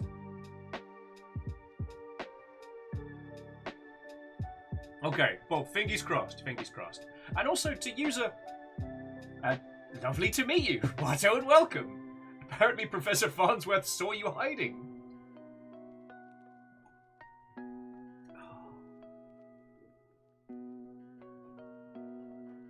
This music does not help. Balam Gardens always gives me fucking feels, alright? I never went to university, but I went to Balam Gardens.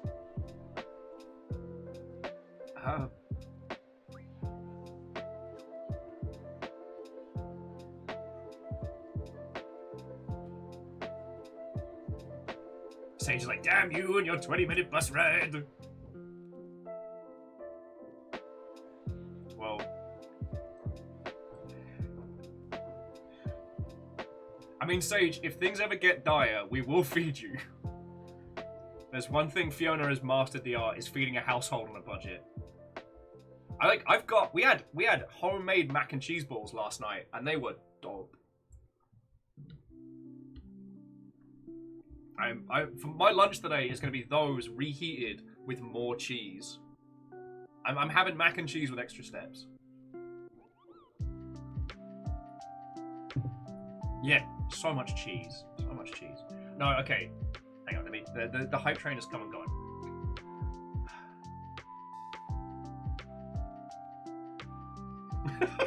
Yuz was asking, is it me, or is the jeans butt on the hype train the total focal point? I'll bring it back. Reactor online. Sensors online. Weapons online. All systems nominal. Dang, just missed the train. You did just miss the train. But I tell you what, I'm bringing it back just for you, well, and use it. I don't know if you all agree, is the butt the focal point of this? I always thought it was the little friendo who's freaking out. But if the focal point is my ass, then that means that we've reached a state of fiction, not fact, because sadly I do not have an ass to speak of. No, seriously, that's straight up. That is a huge amount of money. I think, like, that's, you know, that's a week plus food for this whole ass household. Like, that is so much to keeping us all going. Thank you. Alright? And again, I'm sorry you've been going through the ringer. I feel guilty at times like this. I'm not better as a person for my peoples. Everything happens so much, and it's like, I don't even get to respond proper to stuff till like midnight. But like I said, I'm sorry you've been going through the ringer, but we got you. Wolfgrad, did the Yord single bit prove the focal test point? Hindle thinks that I'm just the butt of the joke. And Lost Flower says that they feel that the focal point was both my panicked face, which I read as pancaked face, and the friendo conductor's panic. Why has a friendo been given control of a high-speed train?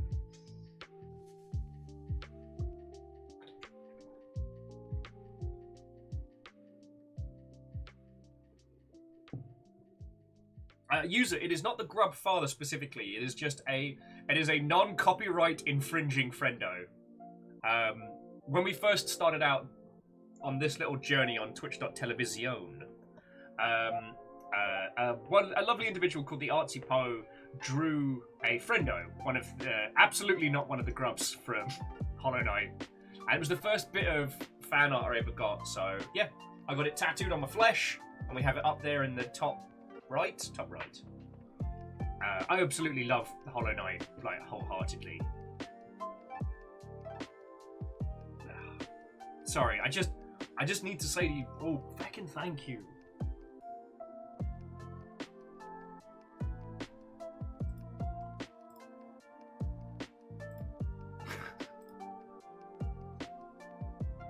You know who. For longshipians outside of the US in particular who are in unusually hot weather, try making some American-style lemonade. Boil some water on the stove, mix in sugar and let simmer for a while.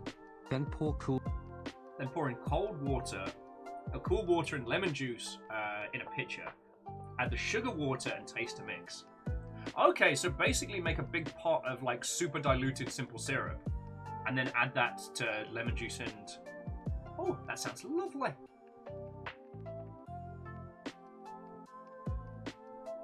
User, we're absolutely there with you. I cannot wait for Silk Song.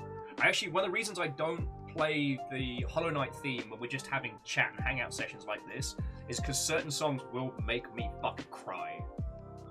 Same with that one particular song in Outer Wilds. Even just like sad banjo music just gets me. There's one tune from Sea of Thieves that sounds a bit like it, especially if someone's doing the drum and the whistling, and I'm just like, "Moo."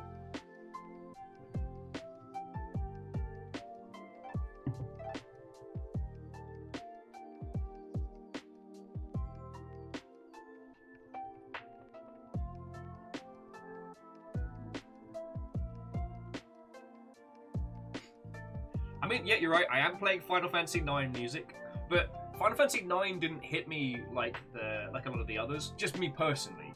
So, I mean, everybody has the Final Fantasy game that hits them emotionally the hardest. 9 wasn't mine. It was 8 when I played it, and now it's 15. But that's another story. But yeah, to the user, we're absolutely waiting for Silksong, and it's going to be such a glorious time.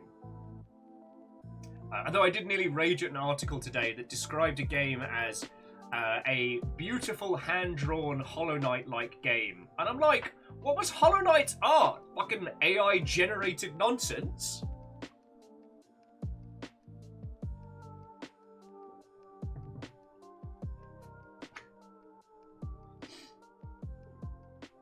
Sorry, a good friend of mine in the indie space gets very, very grumpy about the use of hand-drawn art style to describe a game, because all video game art is hand-drawn.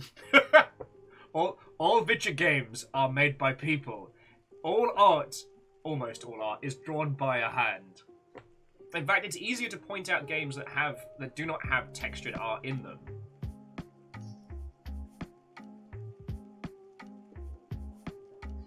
Strake says they've never finished a Final Fantasy game. Not that they haven't tried, I'm just cursed. I mean, you all know that I absolutely loved Final Fantasy 15. Like, and especially if you download the mod that turns Sid into a proper mechanic and not a strange, bikinied out nonsense merchant. Hinder was saying that Final Fantasy IX was the first game that taught them that games can be art and can make you feel. Yeah. I think that's why... It's also why I dislike the which is the best Final Fantasy conversation. Because the series has been so many people's, like, emotional jumping off point in games. Like, why do I love Final Fantasy VIII? Well, I played it at a time in my life where I was very much sitting alone in a room. You know, I just managed to get my own little room to rent after being diet homeless for a while. And all I had was a little PS1 that I'd been given and this piece of shit CRT. And so I didn't have internet. I didn't have any proper, like, new school consoles. All I had, PS1, telly. And so I got really into those. And, you know, Final Fantasy VIII definitely deals with the isolationist opening up and making the kind of a found family story. And it hits like a brick if you're in that situation. Plus, like I said, I never got to go to uni. Like, college was the last one I did. And so the idea of cool kid mercenary, like, floating island murder Hogwarts made me very happy. User. Like, I don't want to spoil it for anybody that hasn't done Blood and Wine, but Blood and Wine's DLC for The Witcher 3 was definitely an example of, like, somebody at CD Projekt Red has incredible storytelling chops. And Handlebar, how are you doing? Handlebar was saying, Swan from this community helped me help me out big time with parallax scrolling script for background sprites. Yo, I'm real glad. We've got quite a few industry badasses in here, and it's nice that we have a few people that have, like, practical, applicable, like, indie skills to help. Like, that's what I've always hoped for, you know? And that way, once you get to the point where you're ready to start selling your game, I can help.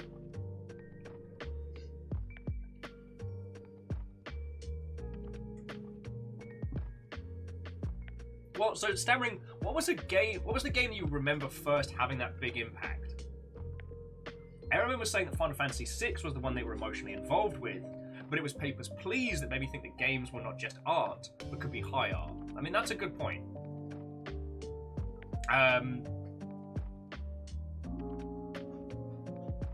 Papers, Please is such a wonderful jumping off point for our industry.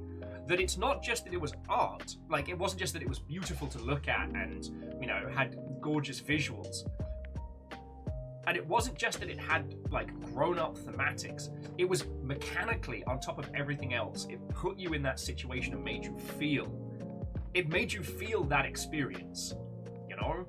It put you in a situation where you had to choose between doing what is right and feeding your family through very stressful mechanics. Oh, Catastros, cheers to you. I'm sorry we didn't get to Cult of the Lamb before you had to go for a snooze. We may end up playing something completely different because it looks like the servers are still heckity-feckity.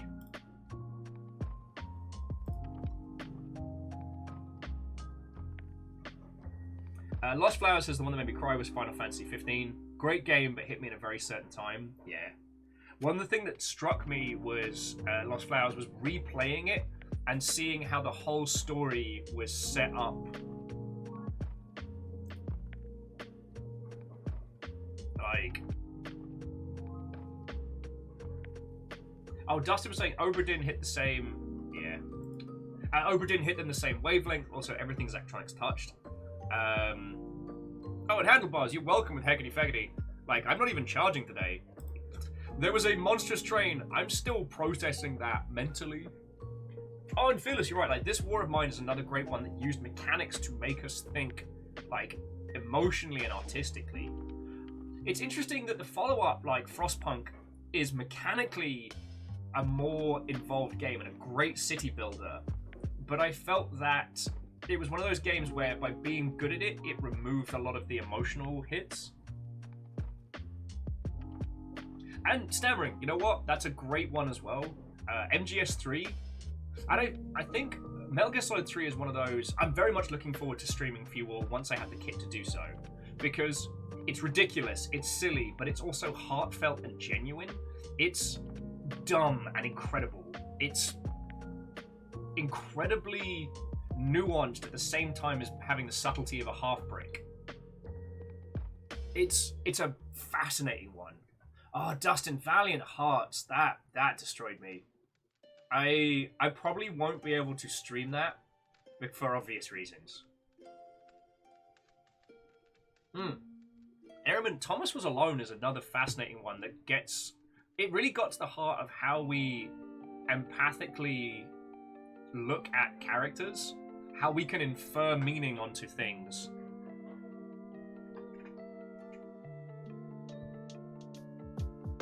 Yeah, and Fearless, you're absolutely right. Like, this War of Mine is about individuals. Frostpunk is about groups.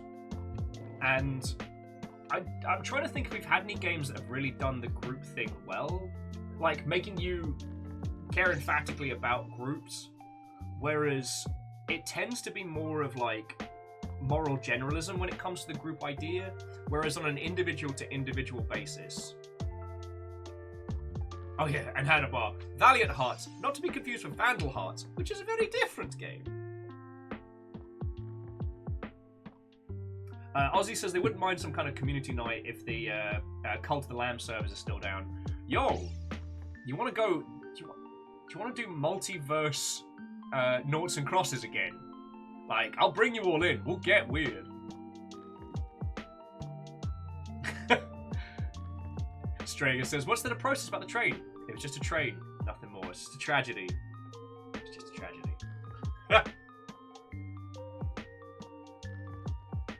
Now, Stammering, I will agree that Halo Reach was another one that hit me like a brick, but what I loved about it was you get to have your moment. You know, you've done it. The MacGuffin is in the thing and it's away. You've done the thing that your team set out to do. And that's it. That's the end of your story. But no, it doesn't just feckin' fade to black. It's like, nah, if I'm going out with a bang. Rip a turret off the hinges. And it's like, right, this is where I make my stand. Let's go, children. God, that was so good. And that combination of just like, you're so invested in the character and its journey because it's both yours but also the characters that came through. But you get to, you know, you get to have your bagpipes battle moment. And Wolfcrab, that makes me very happy. Wolfcrab was saying that the phrase, It was a tragedy. Nothing more. Still pops into the head at least once a week, despite not having played the game. Yo, if you do not mind me being a huge shill, and I mean air horn sound shill, currently the Amazing Adventure Bundle is up for... how long is it up for? Another 8 days. And this will get you the game we're talking about, which is called The Unavowed. But also with Draugen, which is a game I love, Almost Gone, and Beyond a Steel Sky. Some of the others I haven't had the chance to try, like Dreamfall Chapters or Queren. So, I don't know, but $20 for The Unavowed is worth it. $20 for The Unavowed, plus a shitload of games. Don't do it. Dustin's like, yeah, like Pony Island, the Hex or Inscription. They're just a game about ponies, 6 characters in search of an exit, and card games. Nothing more. Actually, the last one is a game about squirrels. Yeah. Strays, I'm there with you. The fact they're doing like a 3D engine this time, I think is fascinating. I am sad to report, friends, I didn't get the British hoity-toity role from one of the games that Wajidai is doing the voice direction on. I did audition. I gave it my best. And you know what? I'm happy that I did. I got to do kind of the sultry villain voice a bit, which was a lot of fun.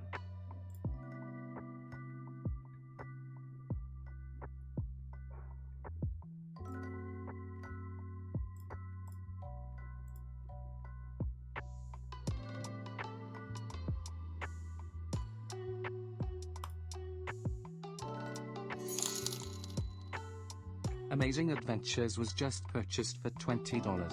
Okay, whoever did that, feckin' thank you. That is a huge compliment. One of you were like, you know what? I am going to take Will's recommendation. You did the thing. Thank you. There's a Resident Evil bundle as well, if any of you desperately need all the Resident Evil games. But you don't need me to tell you why those games are good. I mean, I'll do it. Honestly, the Resident Evil 2 and 3 remakes are worth it to study. And Resident Evil Revelations is woefully underappreciated, especially the second one. But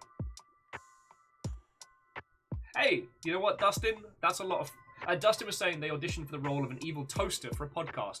Didn't get it. Not ashamed for trying. No, not at all. And honestly, auditions are a great way to like learn and grow at speed. Handlebar says, what if somebody made a mod for Resident Evil replacing all the blood with confetti and butterscotch? It might make the dinner scene at Resident Evil 7 more uncomfortable. Like, I think if things looked delicious around that table, it would actually be weirder.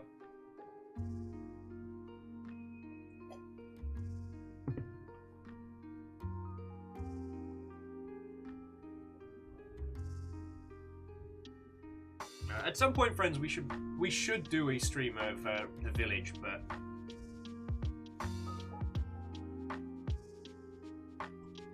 that's another story.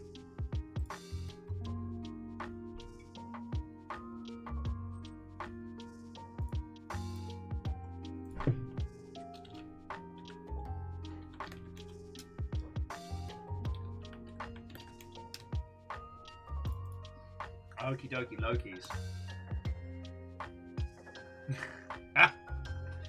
Every time you think you're out, Biggs, they pull you back in.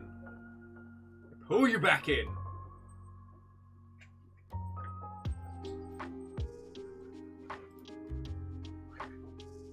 M.A.S.S has returned.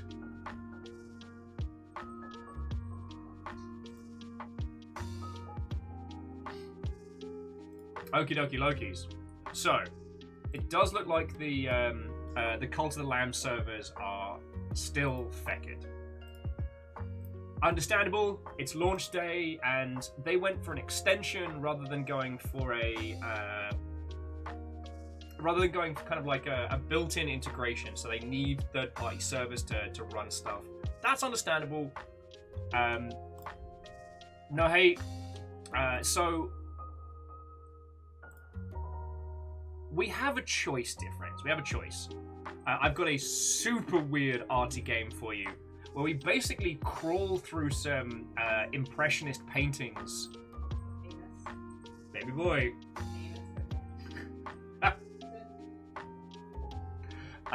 We have, because who was it who was requesting? Was it Handlebars?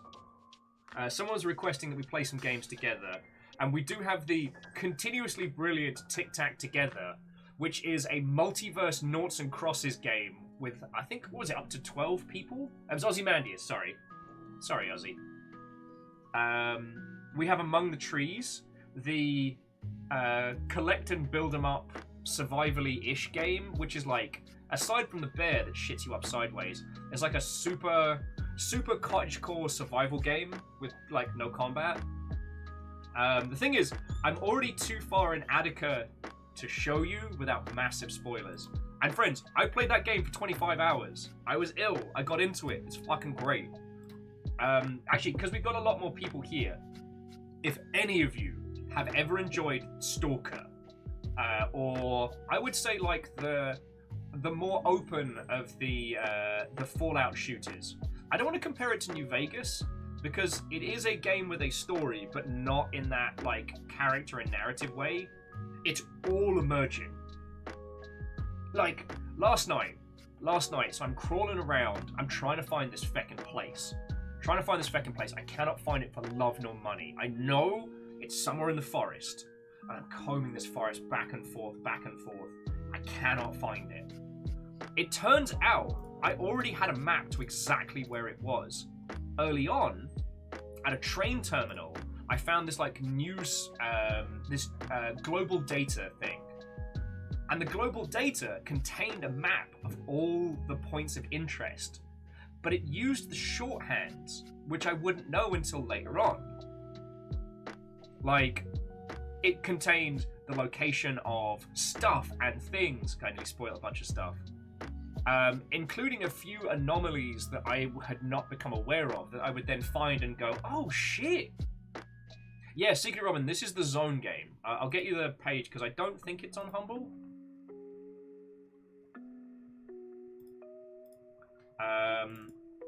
Now, the interesting thing about Attica is there's 2 games to it. There's a Half-Life styly campaign mode, which I've not played yet, because I got recommended the Zone Patrol, which is an open-world, Stalker-esque kind of experience. And it's so good. It's so good. Like, I have deciphered some incredible puzzles of my own volition while playing through it. And it really feels like the exploration and the solving is yours. Okay, so Robin, do you know the game that you were thinking of? The other reason I love it is because it follows the Stalker formula, but doesn't copy it. Like, one of the problems that I've seen is, like, the Slavic style post-Chernobyl, like, grunge horror that is that whole sphere of things.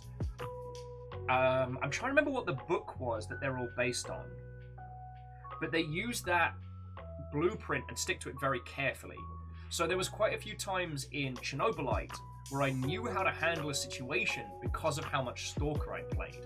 Whereas Attica's put me in the situation where I'm like, alright, I understand that things are feckin' weird. Oh, Roadside Picnic. Thank you. Let me see if that's the game I'm thinking of, because if not... Oh, no, Roadside Picnic is the book that Stalker was taken from. Thank you! But Robin, if you do think of that game, I was like, Roadside Picnic's familiar, but I don't remember playing it. Yay! It's just a tragedy. Nothing else, just purchased Amazing Adventures for year 25,00. It's a tragedy. Just a tragedy, nothing more.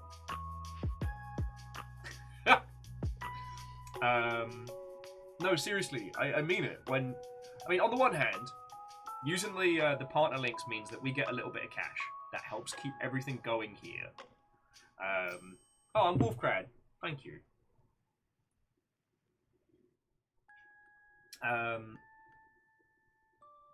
But it's also, you took a recommendation from a video game from me, and I'm like, fucking yo.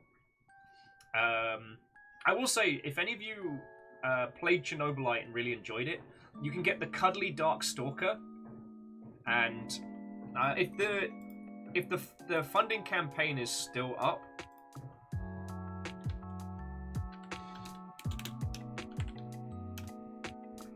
then I'm definitely going to get one come payday. If you haven't played Chernobylite, Chernobylite's a different beast altogether. It is sort of an open world game, but it's bite-sized. You can only go to one part of the world each day. The ultimate goal is a heist, and it contains a wonderful system that fixes all of the Bethesda problems. God, it's such a good title. So, but seriously, Attica is the indie game that I am just besotted with, and it is absolutely worth your time. And if you can, like, if you've got the patience and the time, get a notepad and just explore the zone your own way. Take notes on things you see and things you find. Like, be the stalker in the space, because it does not follow the standard typical, you know, welcome to Chernobyl style of post-apocalyptia. It is its own strange, weird, quirky nonsense that seems nonsensical at first, and by the time you get a grasp of the world, it's so well fleshed out. Like, I'm incredibly impressed that this was, by my understanding, a one-person project. And, like, one person who's got, like, 200 followers on Twitter. That's it. I think that's it. What are people telling me? Sorry, let me grab their...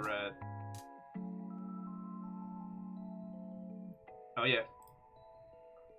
Yeah, okay, sorry. They got 350 followers. Like, feckin' yo!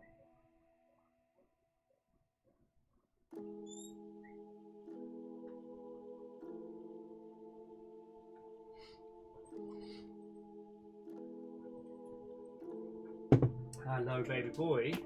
Were you well behaved at the store? I asked him if he was well behaved. He took his face out of the doorway and walked off. I will assume no.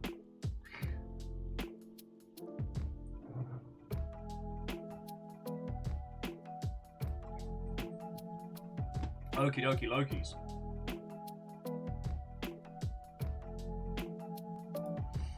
So let's go for the old threefold vote, dear friends. So we've got Arty Farty game, we've got group game, and I was gonna say dealer's choice. What have I got installed?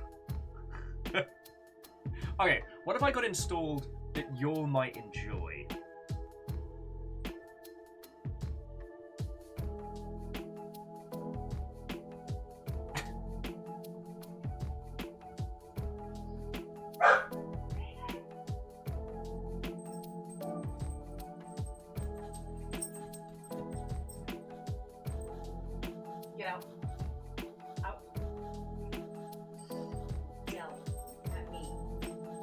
Was he in the store? Fine. He just stood in the hallway now and was like, boom!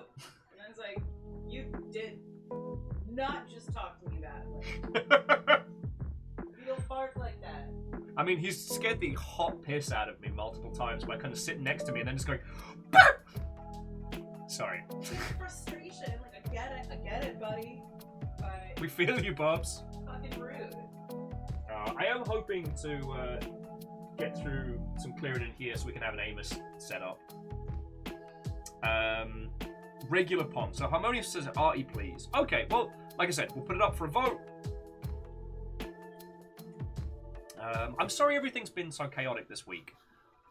I love hanging out with you lot, and you seem to put up with me, so I'm very grateful.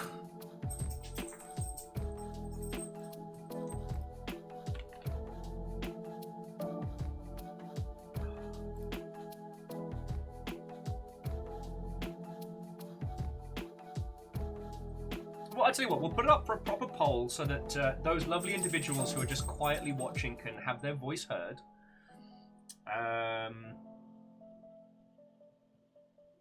We could do a return to the void reigns upon her heart. We haven't touched upon that one. That feels very, no, I'd want to announce that properly so that Varbles could be here. So Wolfcrat, I'm trying to work out a third option. Oh, excuse me. So it's going to be Tic Tac Together. That is the 12-player multi-dimensional noughts and crosses.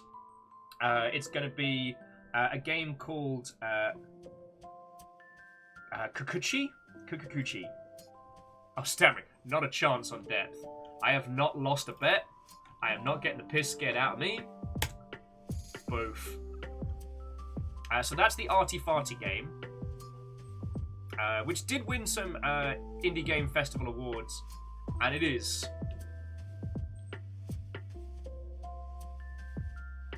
a whole adventure I've been saving for you all. It's not a very long game. Like yesterday's game, I think it's only an hour or two.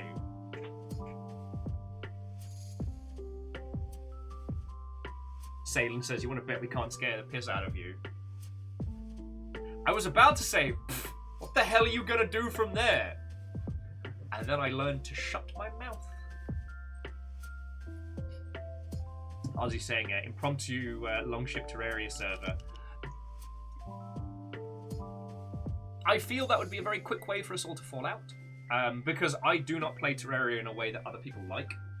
I build great big dwarven fortresses for all my peoples, and I go on slow, long, labouring expeditions and faff around and hoard resources. I do not build optimally, I do not play quickly, and very slowly. Stammering says 50-person civilization game. Good work. Wait, hang on.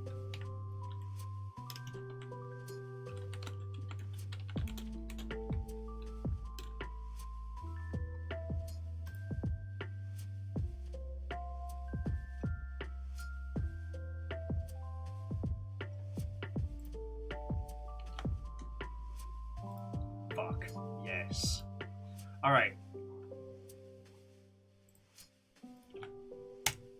I can't tell you what I just found, but I'd like to thank Stammering Gamer for pulling a memory out the back of my tiny, tiny brain, which I completely forgot about until this very second. So do keep an eye on the Discord, friends. Biakuaz, we might be getting in some shenanigans.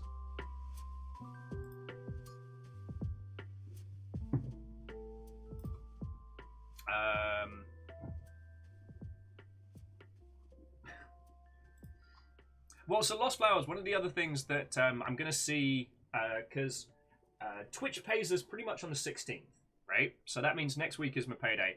One of the things I might do next week for my birthday is just selfishly get us all playing, like, Unreal Tournament or something. Oh yeah, Stammering, it will be Chaos Inbound, but basically there have been some requests for games that we can play as a group that aren't immediate, like, bam, bam, bam kind of games. Things like Subterfuge, but not quite so stabby, stabby, stabby.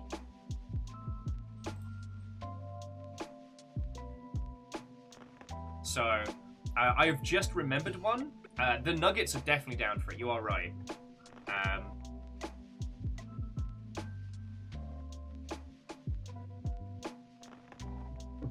Okie dokie Lokis.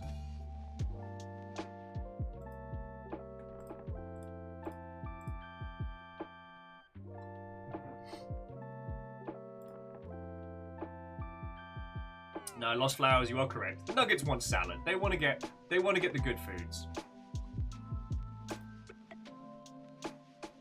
God, if Bea Walker wasn't so slow, and Kokoro needs stuff that I can't do right now.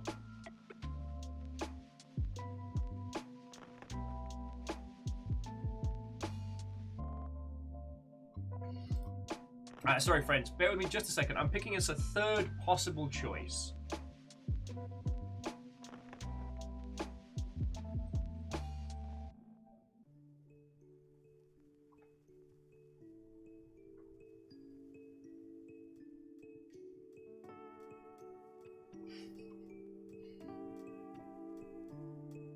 proud. I'm just proud that I haven't like lost a bet or put up anything nonsensey for depth in quite a while. Can kind of I don't have to worry about that. I will admit, in the past I've been very nervous on the run up to those days. Yes, Dustin, cry salad and let slip the nugs of war. Shit, that should be like our faux military patch. Alright. So here's the wild card.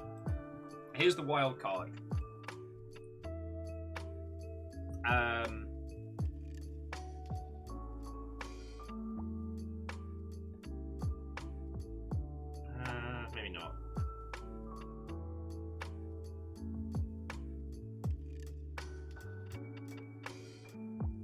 Hey, and Vanderbeest, the trains are entirely up to your lovely selves, but it is not my fault. We had intended to do Cult of the Lamb with all of your lovely selves, and sadly it looks like the Twitch integration stuff is just slammed right now.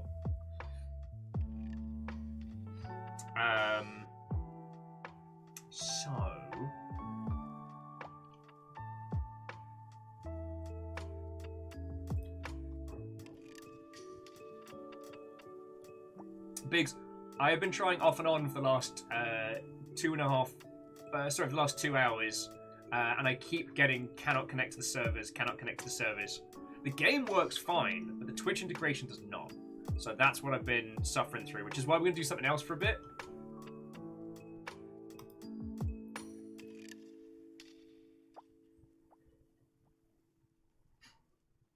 Dustin with Cult the Lamb ain't got mutton to reveal to us. Problem is, I now actually, the idea of lamb sounds fucking delicious. God, one of these days I got to do a proper roast for the house. Right.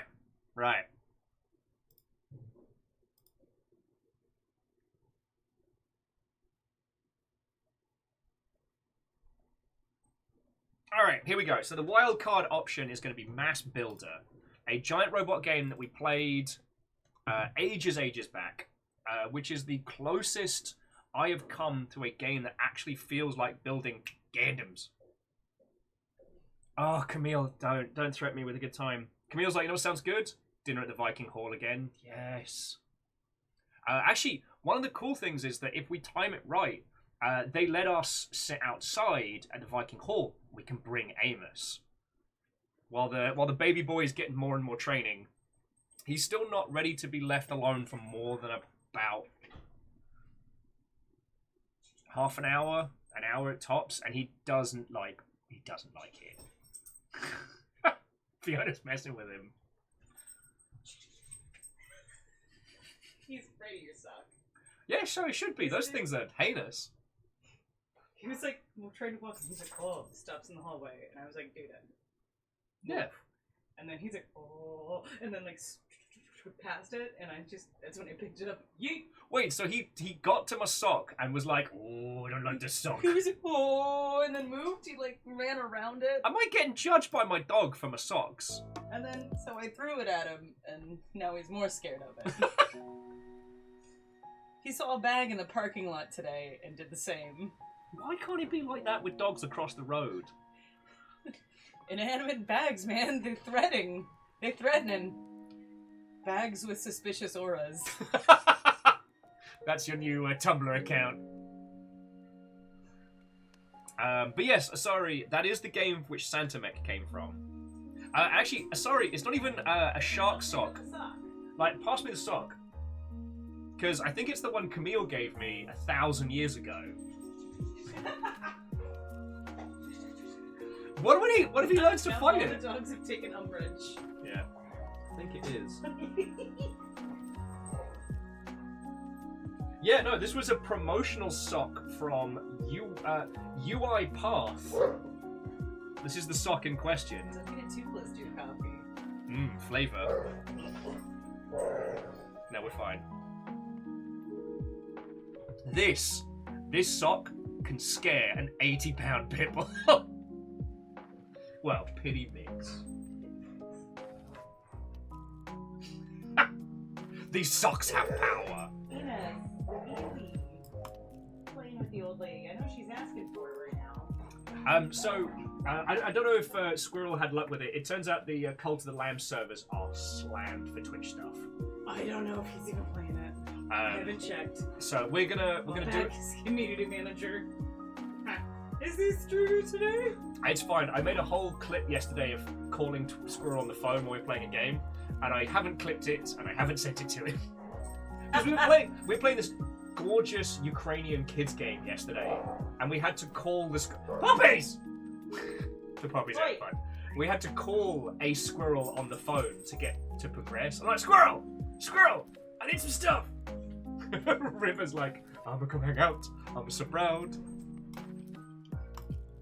Okay. Game for today. And friends, I'm sorry to put the opus on choosing which game we play on your good selves. It's just I've not been on the ball as much as I usually am, and I'm trying. I don't have the vibe of everybody today. So if we want to play a group thing, if we want to do a calm arty thing, or if you want to look at some giant robots, those are our three choices. And I'm going to disable mead points so we don't end up. With the dab economy dictating the day. Tic Tac Together.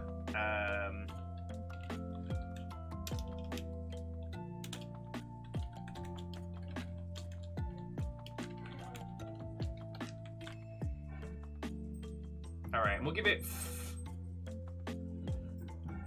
Camille. It's not a Cole. And what people choose to do. Sorry. The thing Camille's pointing out is that Cult of the Lamb does actually have Twitch integration to the point where you can use channel points to do things. So mead points will have some value. All right. So you got 5 minutes.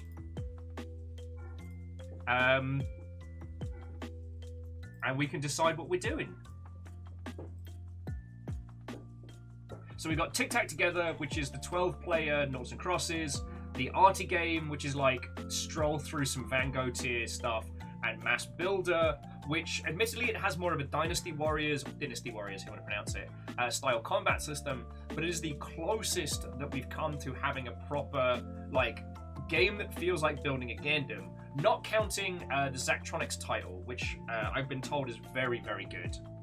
Like, though the irony being, I have all the stuff behind me to do that for real, just not the time.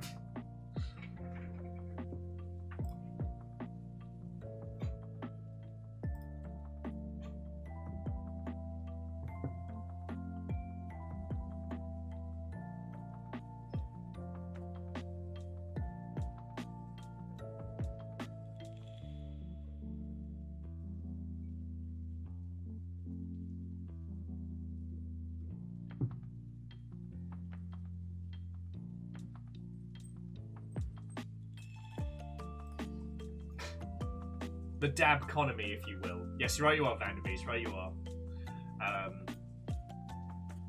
So yeah, friends, you've got plenty of time to cast your votes. It looks like it's between the arty game and the robot game, which, honestly, we'll probably spend more time today, like, decorating a mech than anything else. That's what that game's feckin' great for.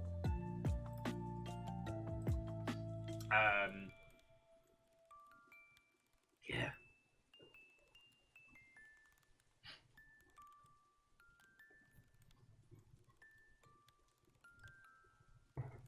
And hopefully there's been no massive game news that's kicked off.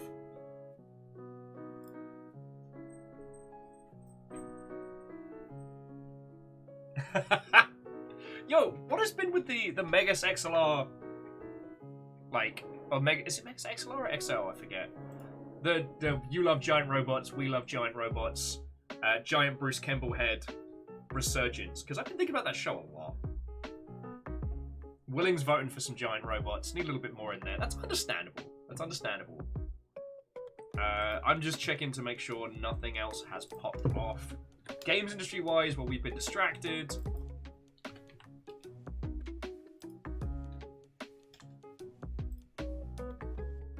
God, GI.biz, why are you like this?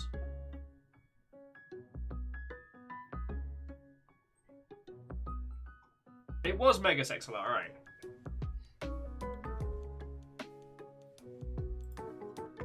And it did absolutely come from that strange Cartoon Network golden age of sorts.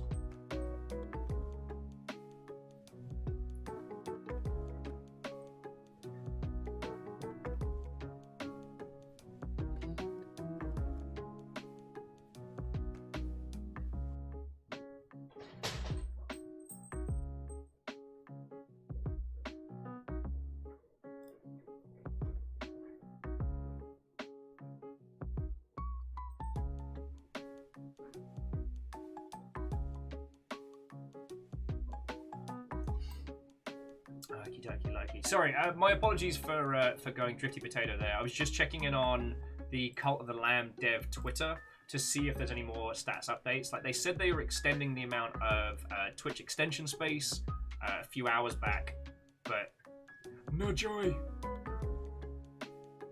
And if we're gonna do it, we're gonna do it together. Also, with a few minutes to go, it is 7-7 apiece for Arty Game and Robot Game. So cast your votes. Oh shit. Robot Game's sneaking by. Yeah, Willing Outcast. It's not long till Witcher Mercury starts showing. I love the look of the kits. They have those kind of like those baked-in style semi-see-through plates. And I'm all about that. Like, here's the thing. With Gundam shows, they're a complete dice roll. Some of them are phenomenal. Some of them are trash garbage. I've been trying to watch Zeta Gundam. Oh, that is not aged well.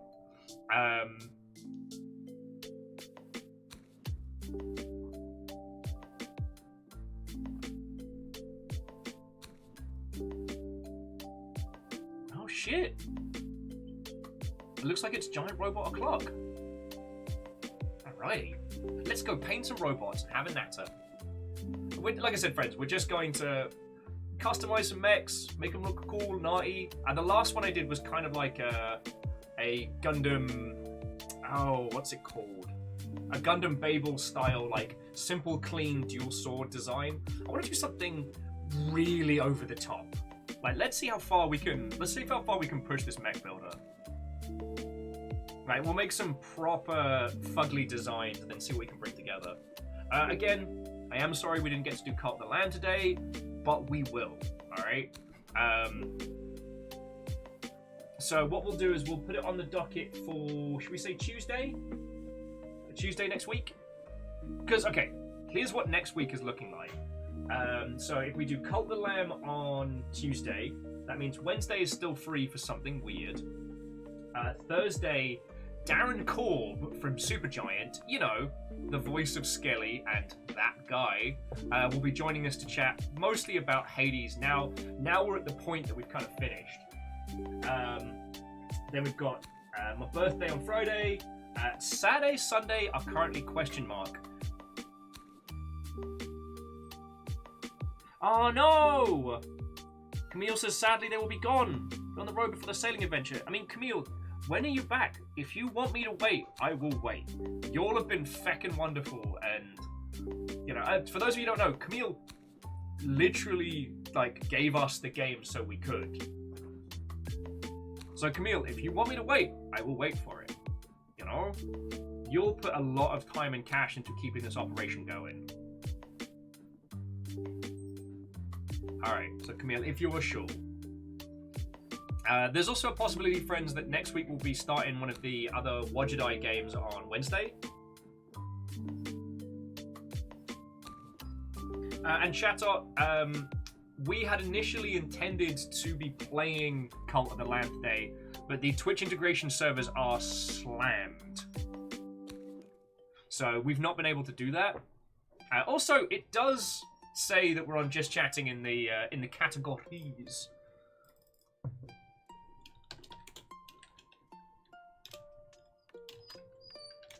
River! Stop!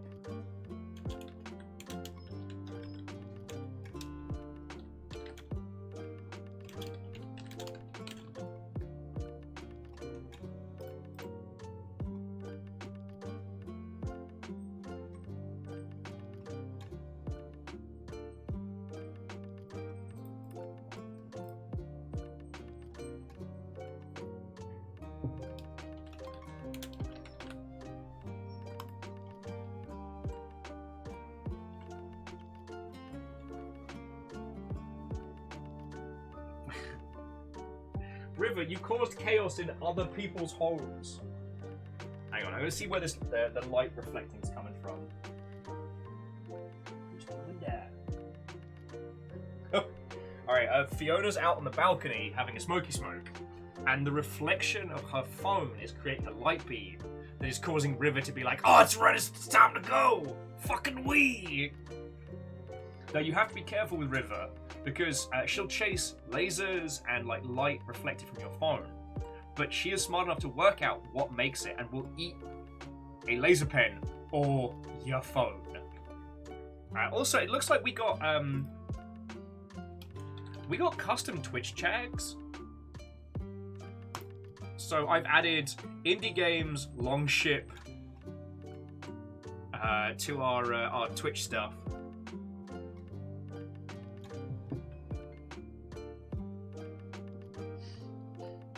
Okay.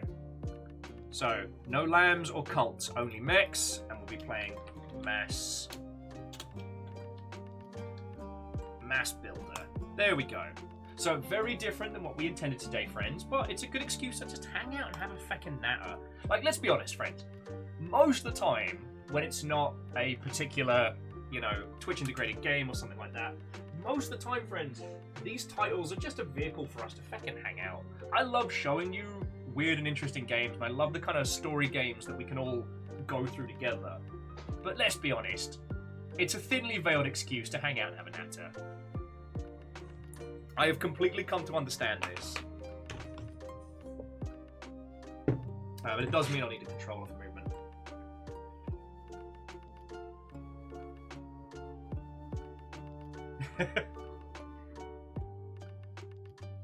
Hey, Chatot, like, I don't want to brag or anything, but sometimes people will put this stream up on the big telly. Ah. Yeah, sometimes I'm big telly-worthy content. Boosh. Take that, Emmerdale. Farm. Okie dokie. You like giant robots, I like giant robots. Something, something, something car. Please don't have a loud splash screen that blows my ears right out. Yeah, Wolfcrad's got me up on the big telly. Yo! I promise not to abuse this power too much. Yo! You know what, Chatot? I'll take it.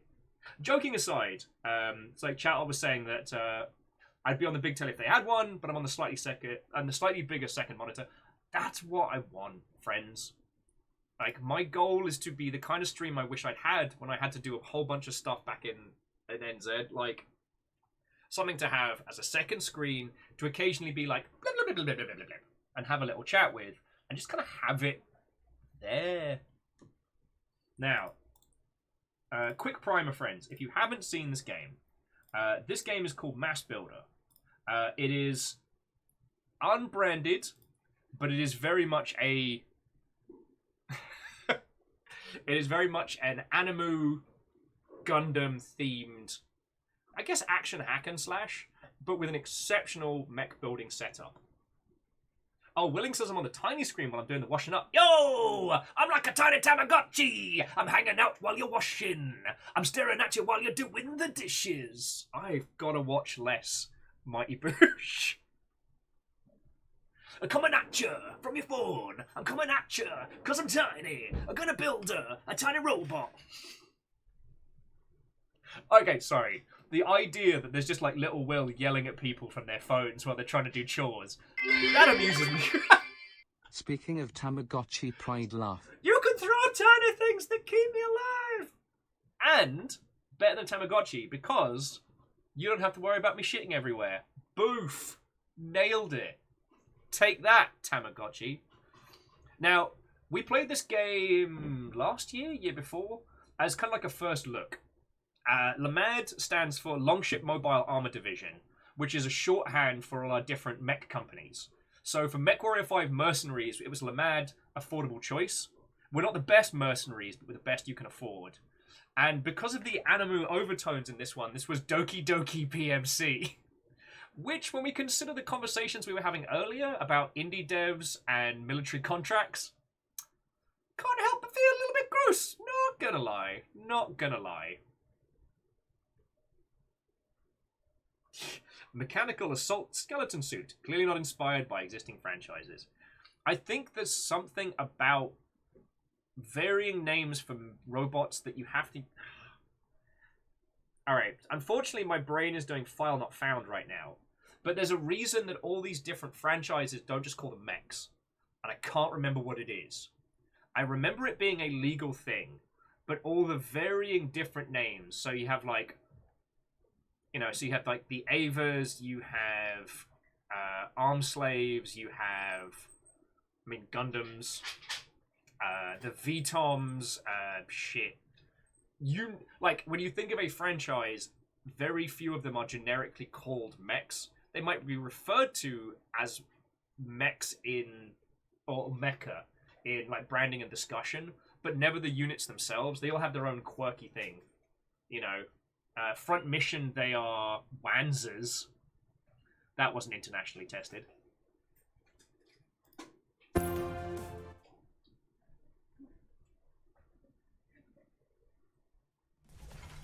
Yeah, look at this look at this hunk of art.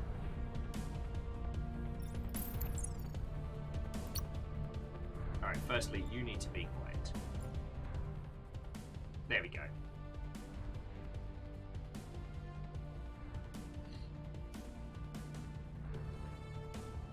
And you know what? Okay, I get it. Dramatic music, love it, but let's just put some chill jams on. There we go. Yeah, so this was the other shoe, because waiting for the other shoe to drop. And you can see where I was going for kind of like the Babel style.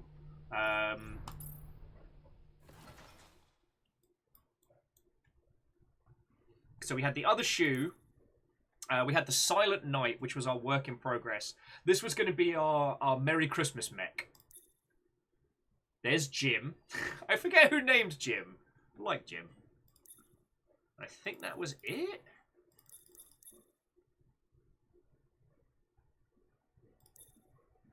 So, like, we can work on the Christmas mech. It's a little too warm.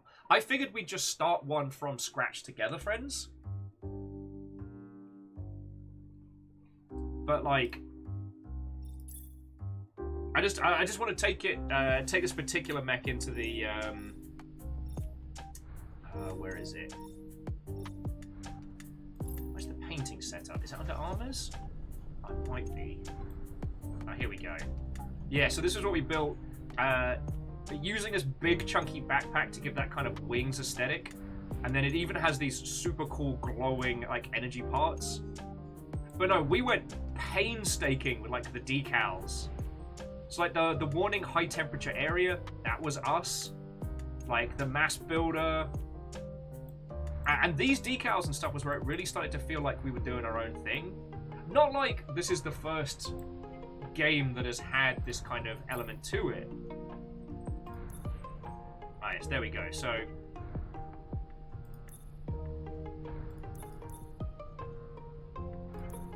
yeah, so I want to start building something from the ground up. Now, okay, does anyone know why it is... Oh yeah, stammering. There's absolutely a whole bunch of unicorn inspiration here. Although unicorn was taken from the not the Hainu, the one before it from Char's Counterattack. Is it just called the new Gundam? Which had the opening and the glowing psycho frame underneath. The unicorn was basically the antithesis of that design. I'm sorry. You appear to have activated one of my trap cards. Alright, so... Asari, I think we needed to unlock some more for Santa Mech. So we're gonna just build a mech from scratch today. I will need a name for this mech, though.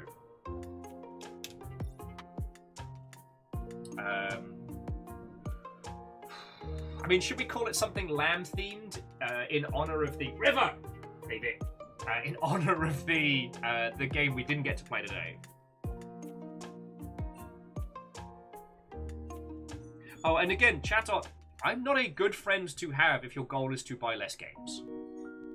Like, whether it's like through humble partner links or not, I love video games, and I'm very much of the philosophy of like having a lot of games in a digital library is our equivalent of like the fancy reading sections. Big Bad Wolf does sound like an intimidating robot. Suns Out, Guns Out is a pretty good one, Willing. We can go for kind of like a heavy arms theme, just guns upon guns upon guns. Wolfcrad with the Big Bad Wolf. Oh, and while you're giving some suggestions, so the one you just saw was kind of based a little bit on this Mother Hubbard, which is Gundam Babel. Another one of my favourite designs from... Wait, stop being so unfocusy. One of my favourite designs from Iron-Blooded Orphans. I mean, obviously the Barbatus is one of my favourites, but this one comes in a close second just because of its gorgeous kind of clean design. Zuo says, Will's Ultra Mechs. Oh, try to encourage a silent injection of WOMs. God.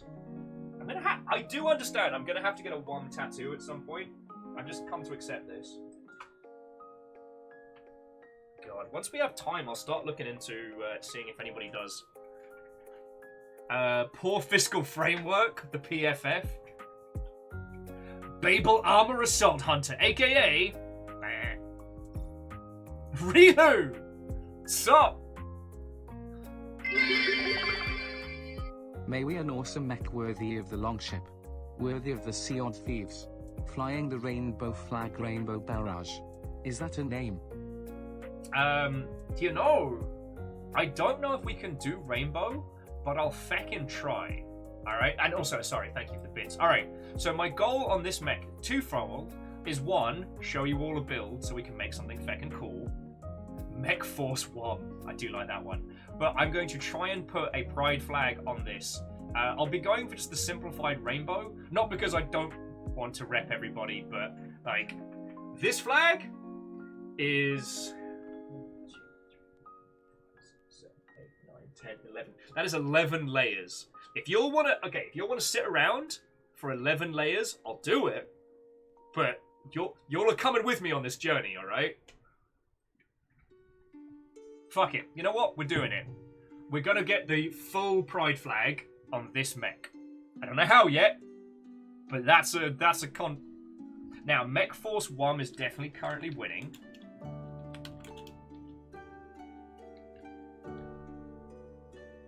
But I will be accepting other names. Zuo, your WOM injection has succeeded. Though Megaboss, Poor Fiscal Framework feels like the rival to the Affordable Choice. Like, that's one we need to save for another day. There is going to be a mech game where we need to name our team, and Poor Fiscal Framework will be it.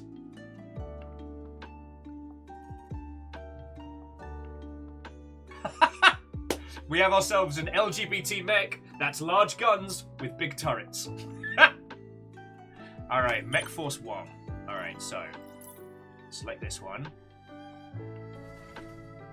Alright, so armor. What we need is a big, clean setup. Stop that incessant clicking. Nice and tall. Just gives us a bit of extra space to show off all the internal armors.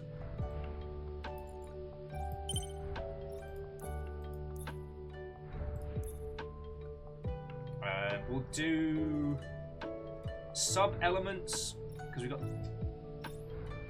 See, look, this is one of the reasons why I love this game. So, like, this is just the underframe. We can do the hydraulics. We can do the sub-hydraulics. We can do the sub-armor.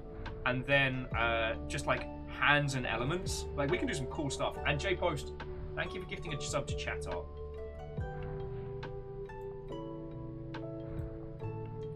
So Vanderbeast, I don't know how importing works on this for decals. So right now, I am just assuming that we're going to have to do the old Armored Core style, which is we're going to have to build a pride flag out of multiple objects. Now the good news is, we block out a square we start with, and the triangles at the top is just layered. So we do the rainbow, then the black triangle, then brown triangle, then the teal blue, pastel pink, and then white. That should get it, but again, it's 11 layers. And this is the affect all armors. Jesus, I forgot how feckin'. Alright, so we're gonna clear the decals. Alright.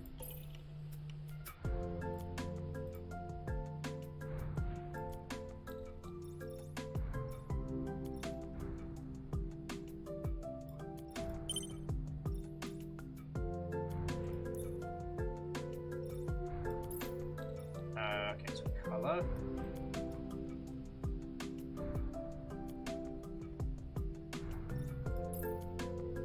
Forget how we did this before.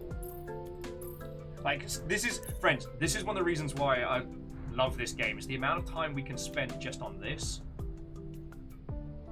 Alright, so affect all armors, color.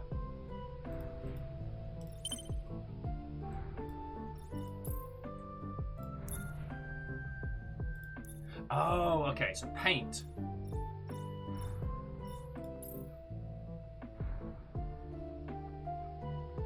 Yeah, so the style is all of these as it's set up. Alright.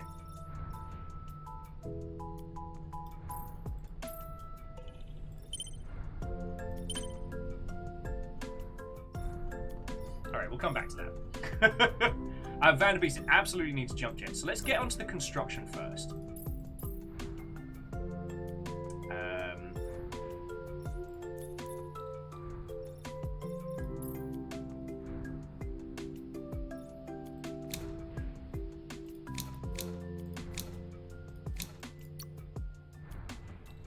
Jesus, they've added more features?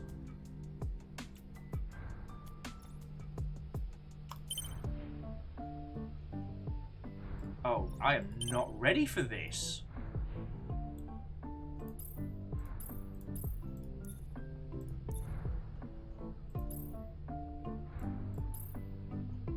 Shit, so this is just armor customization. This isn't even construction. Alright, we need to put this mother hubbard together first. Alright, so customize paint and armors. Frames. Customize paint weapons. Just frame structure. We've done that. Select, build, and manage. Alright. So this is Strike Force 1.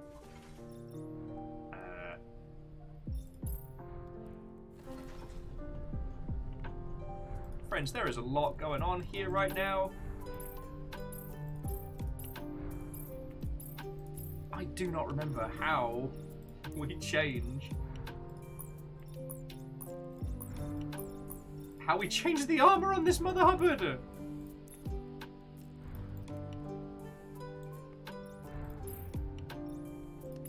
Like, yo, these are all the parts and pieces that we can add to this thing. So we can build a giant, like, arm shield. We can lock that in. Connectors, the whole shebang. Alright, friends. Buckle up. I promised you all a pride flag, and by fucking Jove, you're gonna get one.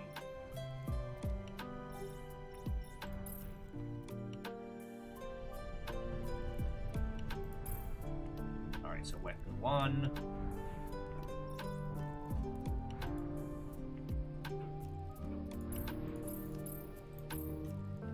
Close combat. I forget if we can get a shield. Book, seriously, what? We are right into the paint of it. No pun intended. Oh shit, did they add? Oh, okay. I was like, if they added co-op, one of y'all needs to start getting in here, because... Okay.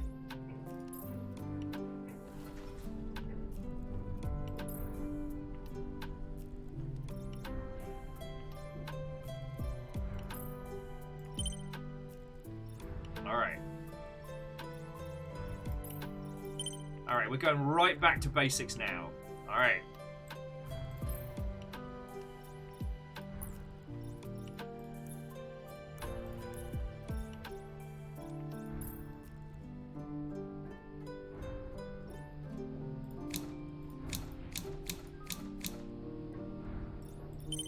may have fucked up.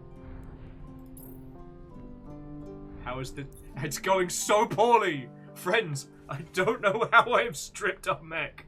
I have fucked up now. Alright, develop and upgrade. Okay, cool. This is great. Where do I put the fuck? I thought it was on armors. Yeah, do not observe the naked robot! They're not ready! Fuck!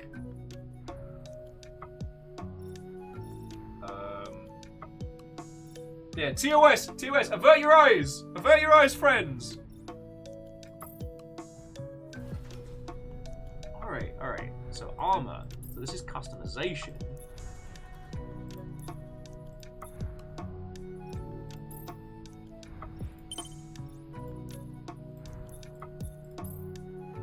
Okay, so random armors.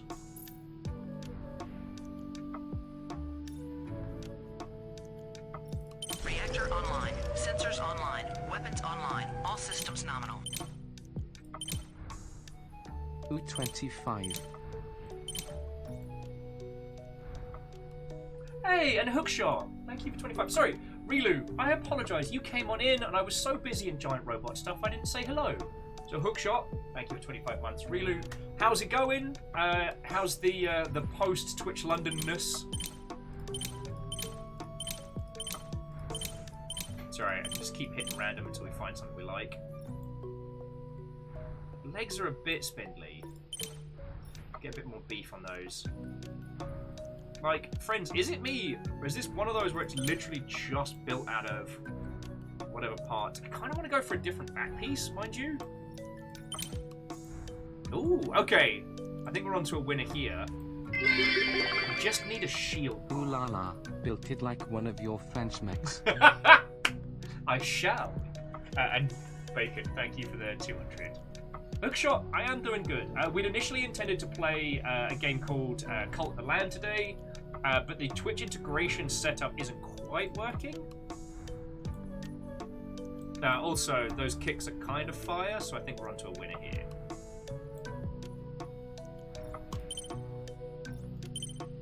Alright, so this is the baseline for our mech suit one. It's got kind of a cat ears thing going on. It's got kind of these cool booties. The wings aren't too pronounced, but it's got like a nice jet fighter thing.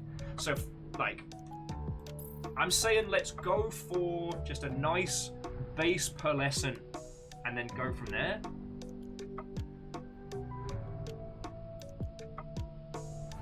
Oh, you're right, the mech. Okay, Syndrin, how did you notice that the hangar floor was uneven? Yeah, I'll have him do some hoppity hops later on. And Chatter, you have nothing to worry about. So Book, no pirate stream today. That's tomorrow.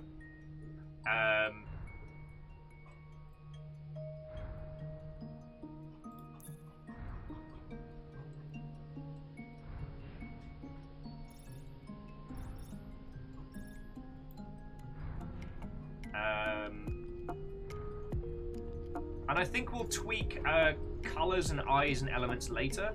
I'm liking the face. It's got quite a cool angular, but it doesn't look too angry. Actually, Hillian, there haven't been any ass building jokes so far.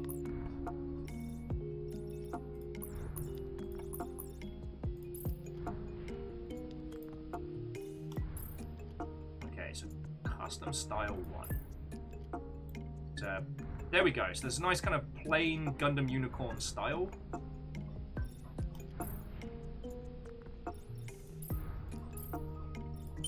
So this gives us a nice baseline to work with. This thing is going to be a multicolored monstrosity.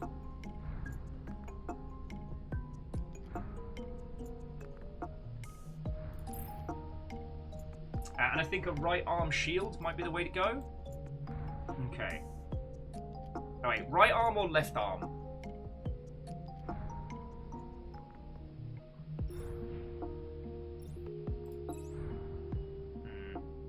If we go for left arm, we can definitely go for like a sword and board style, which might be cool. I don't know if shields are an official weapon in this. So we're just going to do it our style. Okay.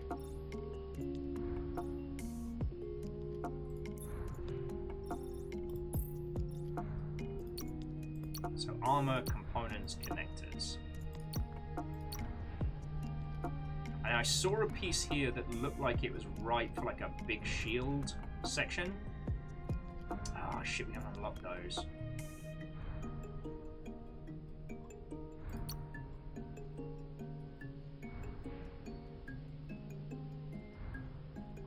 Okay. There's gotta be... I mean, this could work.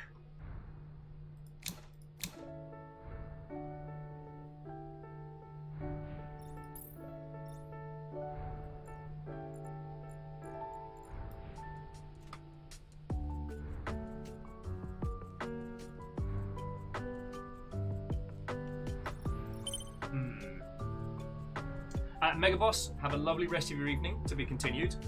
We're trying to make a great big setup. I mean, I don't know if it's possible to do the overlay, but we need a nice, clear setup.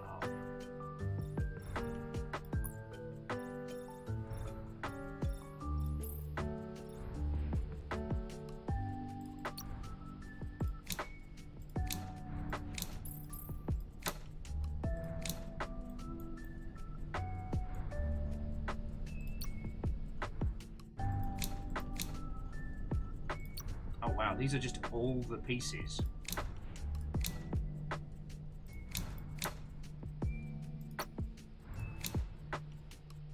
Alright. Now if we can scale this. And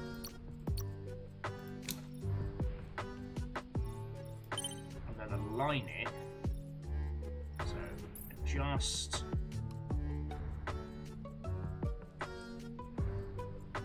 Alright, so there's the piece. Roll it. No, I'm gonna pitch it round. No. You think after all the time we're spending in bloody Sea of Thieves, I know pitch and yaw. Now we want to rotate. Alright, this is good.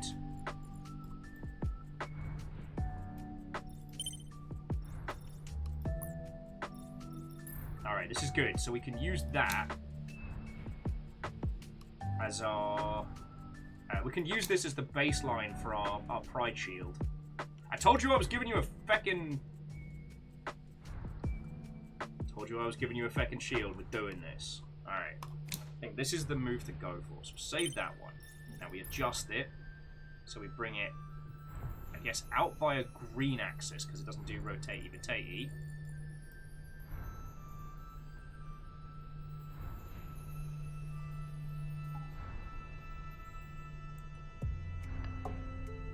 Hey! So, to Armin, Watto and welcome. We are decorating, I'm going to try and put a full-on pride flag on a faux shield, and then we're going to decorate the rest of this. Honestly, this is just scratching me Gundam itch, but I'm having to relearn how to do all of this. And Red Burning Dragon, Watto friend, Watto. So then we want to roll across the axes there. Scale a big old honking great big piece of armor. There we go.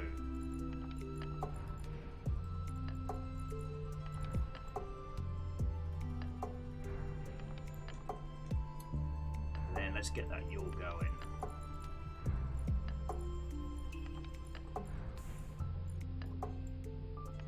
God, all the 3D artists in the room are going to start twitching.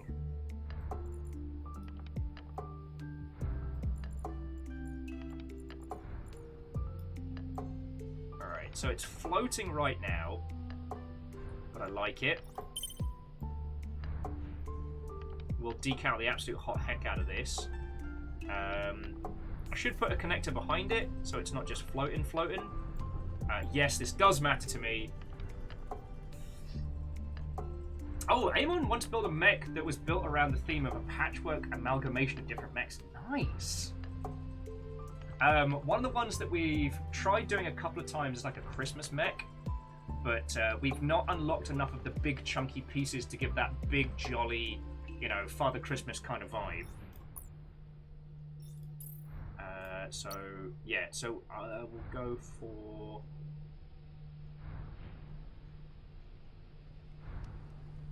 the old Zaku connectors. Still hate them. We'll go for this one here. Save that, and then we adjust this one.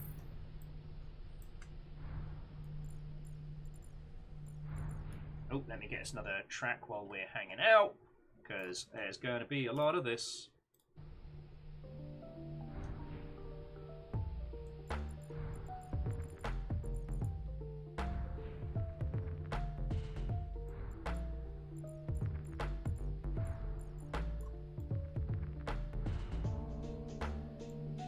It's fine. This is all the fun of fiddly ass kit bashing. So Armand and peeps that have joined us, one of the things that we've done in the past, and we're going to be doing again this year, is we do Gundam building contests here sometimes. So I don't know if that's any interest to you. Just line that up, and then shrink it on the green axis. Wait, no, on the. There we go. Yeah, look at that. Mother Hubbard's gonna think I know what I'm doing. Feckin' weed. Right. Now, it's decal time. This could be tricky because we get 8 decals.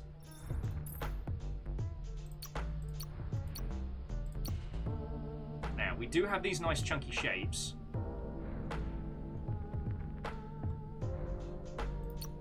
I can't remember if there's a way to import, but each of these shapes can only be one color. So that's tricky. Also, we're absolutely putting that tree decal on. Or tree cal, as I'm going to be calling it.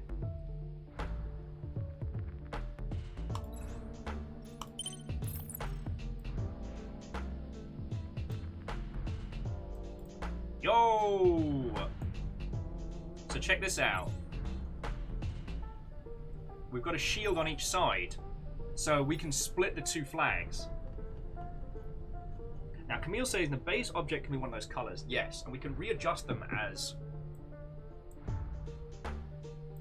It's just, we only get 8 layers. So how do we make this, which is 11 different colors, how do we make that work on 8 layers? I mean, Armin, if you've got some suggestions, I'd love to hear you. I'd love to hear. Armin's like, I don't think I'm creative enough for this. Hey, no worry. But yeah, we're doing a Gundam building challenge for Halloween, where the theme is spooky Gundam. I'm going to be doing doing Ash from the Evil Dead as a kit bash. It gives me a chance to bust out the airbrush and stuff as well. I know Camille's not Camille. I know Kimball's doing a mech as well.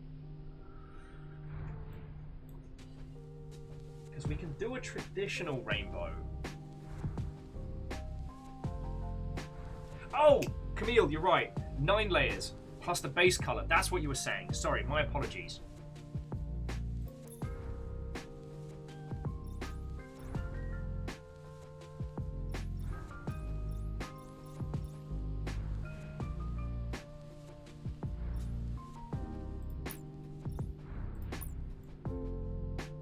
So if we set those, and then select style,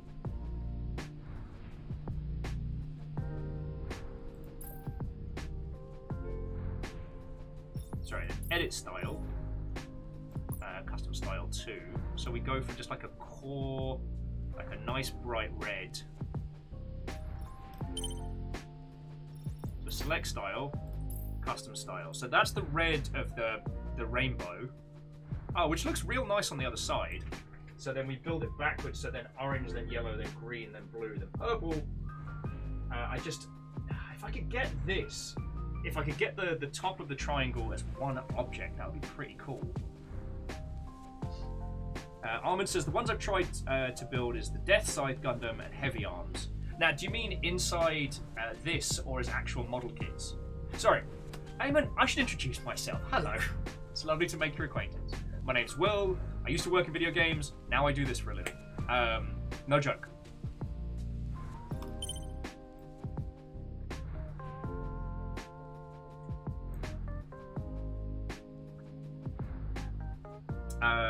These days, I tend to natter on about the games industry, you know, the things that affect the games we love, how these games make us feel, etc. That's kind of my bread and butter. Today we were going to be playing Cult of the Lamb, but I wanted to do it with the Twitch integration on, and those servers are slammed.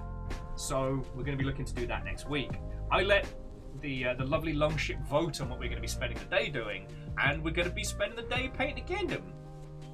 And yeah, Fred, it is super cool that games like this exist. Now, the core of this game is actually a Dynasty Warriors style hack and slash against huge, like kaiju-sized monsters. It's not overly complex in terms of its combat system, so it has a... Stop that incessant No! clicking. And a sorry, that's really fucking cool of you. Thank you for gifting a sub to Eamon. Hey, Helion, have yourself a lovely resty day. I will do my best not to blow up the mech in the dry dock.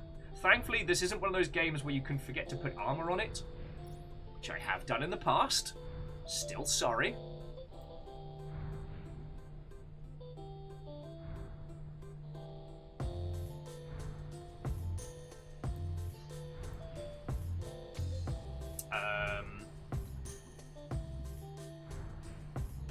Yeah, I think we might have to go for just traditional rainbow on this side. Stop that incessant clicking. So if we go for decal element graphic and then just a clean block.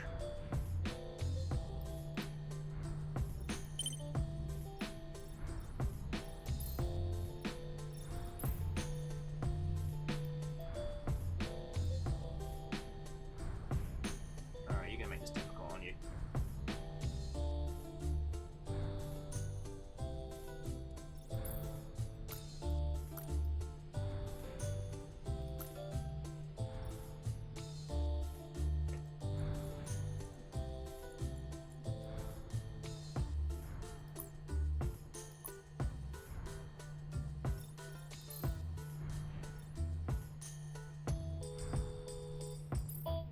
Yeah, you're definitely going to make this awkward.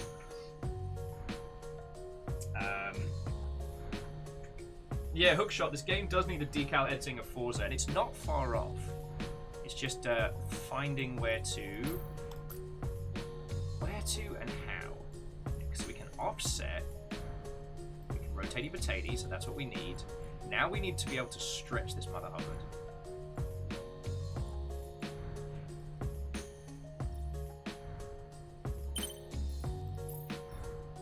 Position, rotation, scale, off.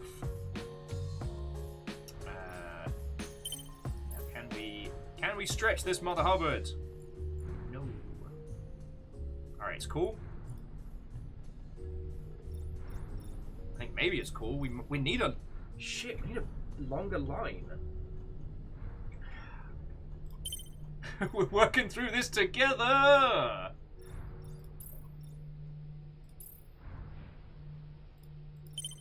Let's try adjusting this one. Okay, so that just allows us to tweak it. Align. There's got to be a way to make this nonsense bigger. It's got to be.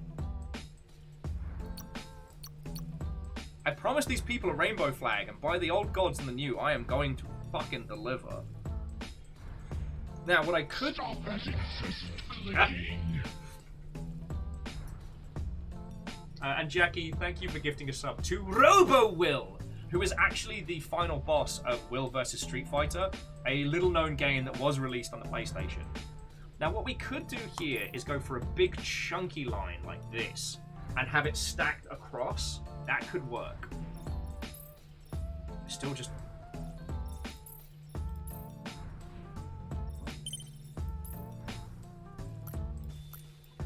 Yeah. Now, see, we could do that.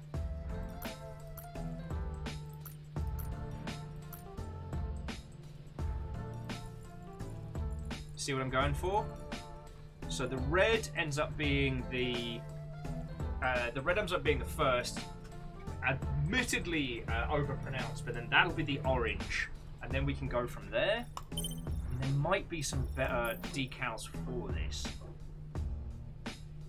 Because we need some great big honk chunkin' shapes.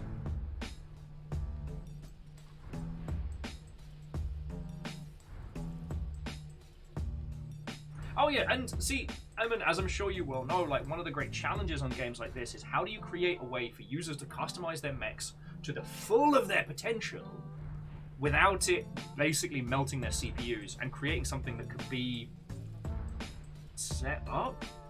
Now, Matt, I'm sure you, if you know me, you know that I am obsessed with Armored Core coming to more platforms, and it would be feckin' great. Yeah, I actually think that's going to work better. It would be feckin' great to see.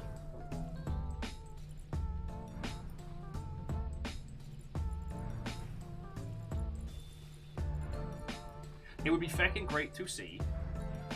Sorry, I'm just lining this up real close. Especially my personal favorite, which is Armored Core for Answer, to get a PC re-release.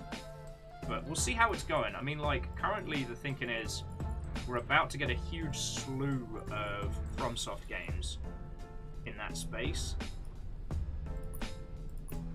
There we go. So there's our orange. It looks like we're just going to have a traditional rainbow up there. So 1, 2, 3, 4, 5, 6, 7. Yeah, we can do this.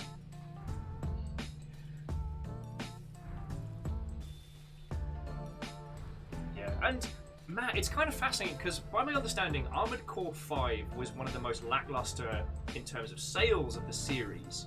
Probably because it was, by my understanding, a PS3 it was PS3 exclusive. And then they did their Armored Core 5 answer thing, and everyone kind of was like, meh. Wait, now was it PS3 exclusive?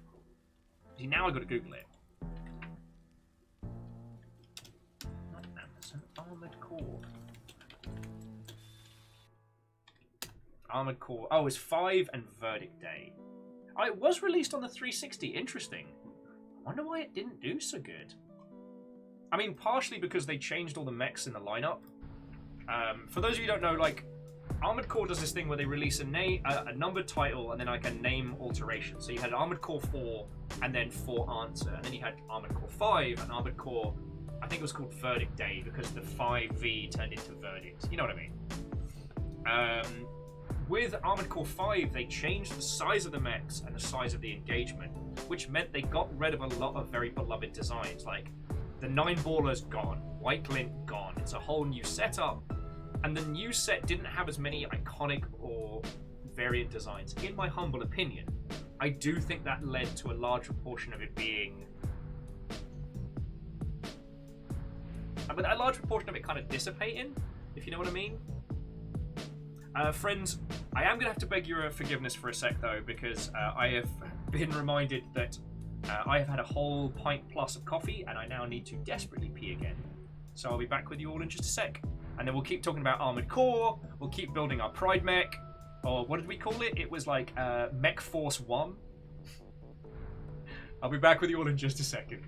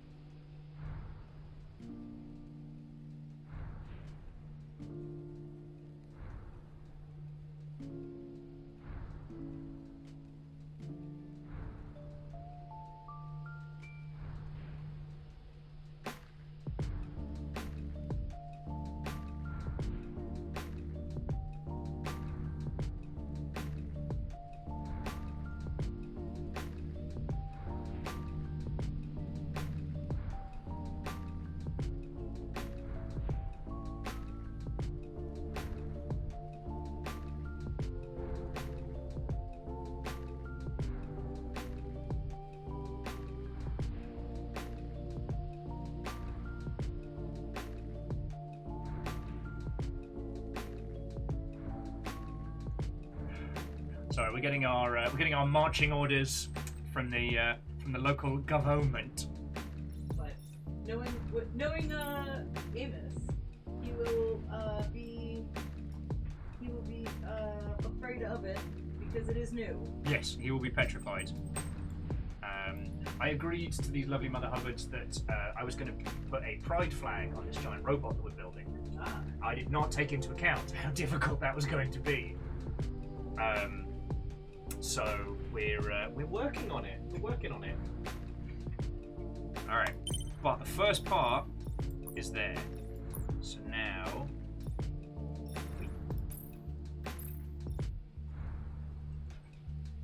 From decal 1 to decal 2. I hate every decal I see, from decal A to decal Z. Sorry.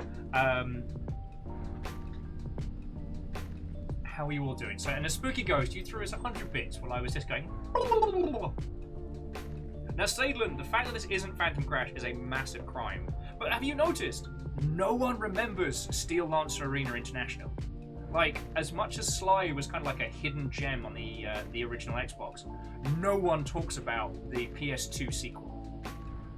I might be the only person I know who's played it. You might be the only other person I know who's heard of it. Oh look, I got lunch.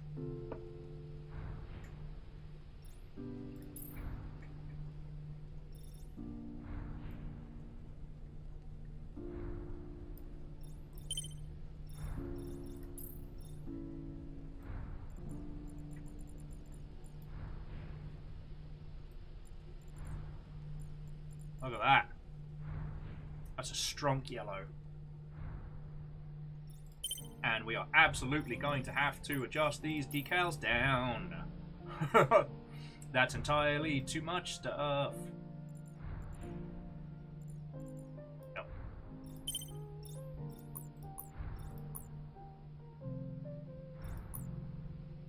Oh wait, so decal element 2 is this one. Alright, so I'm already fucking up.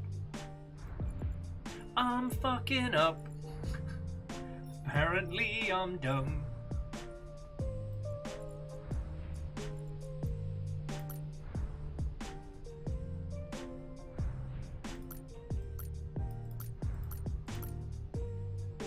I've not thought this through at all, friends. Because I think this means that as one...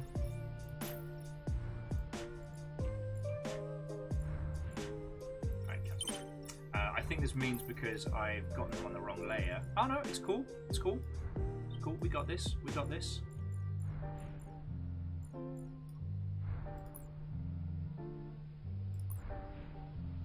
Boosh. Alright, now we just give it a little bit more. That's about there. Alright, this is fiddly and wrong.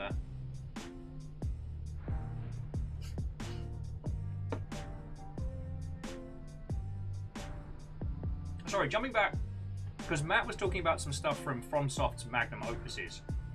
Obviously, Armored Core Last Raven, so good.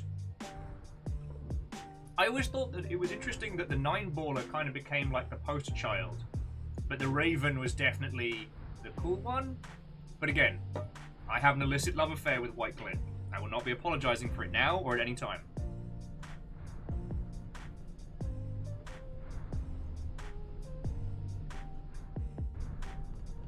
And it's going to be really interesting to see how the gaming public kind of reacts to...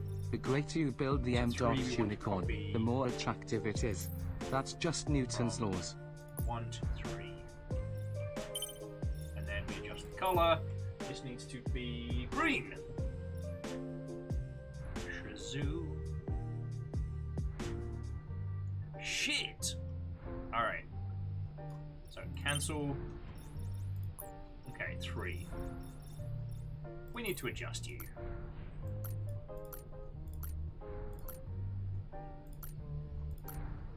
Now, are you... So you go here. Save. Colour. Give me that green. Nice chunky green there. A little bit more oomph. Now, do you go over the yellow. You do. It's alright, we can make this work.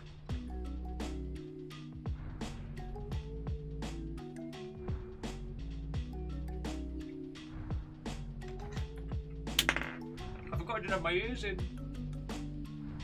And Fearless, thank you for the 200. Now, like I said, it is going to be interesting to see how the new flavour of From Software fans react to all of the stuff they're going to be getting when Armored Core stuff gets unleashed upon them. I'm going to be very curious to see how that goes. Like, in a good way. The other thing I'm going to be really curious about is to see like which titles they pull. Now, the reason why I'm holding out for Armored Core for answer is any of the games that launched on the 360 are going to be really easy to port. Things that just launched on like the PS3 or the PS2, oh, bad times, bad times. And Sadlin, like, you make an excellent point.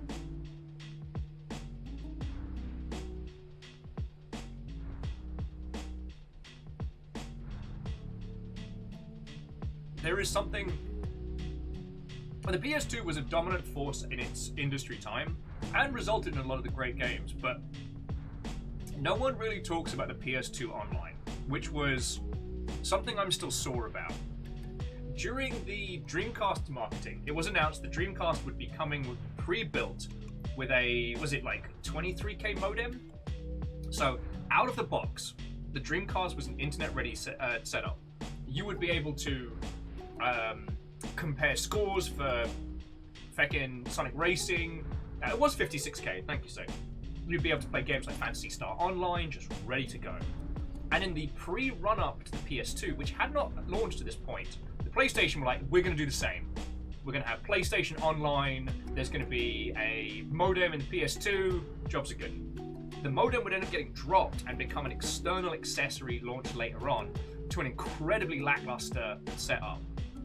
But the thing was, in the old console magazine wars, the promise was enough.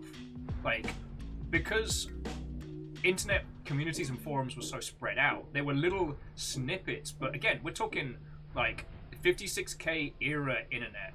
We're talking like fleeting chat rooms and message boards. You could make wild promises, and consumers didn't really have the time or the opportunity to have umbrage with that, you know?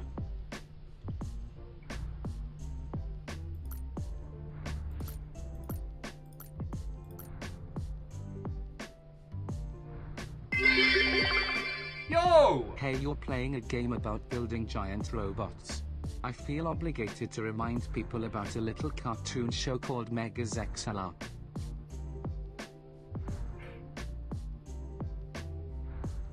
So Akira Zero, thank you for the 1,000.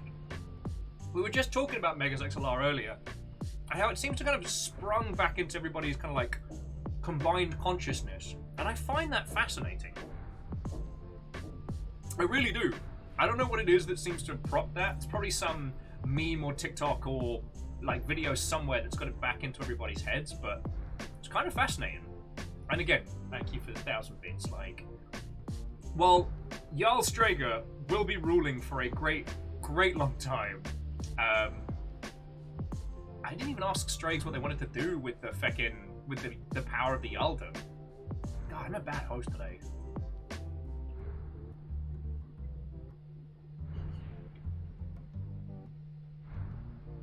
And again, Vanderbeest, thank you for filling the pie glass. Because how you managed to keep it filled with the onslaughts of days like today, I will never know. But yeah, I'm trying to build a pride flag shield. And it's a lot more difficult than I thought it was going to be.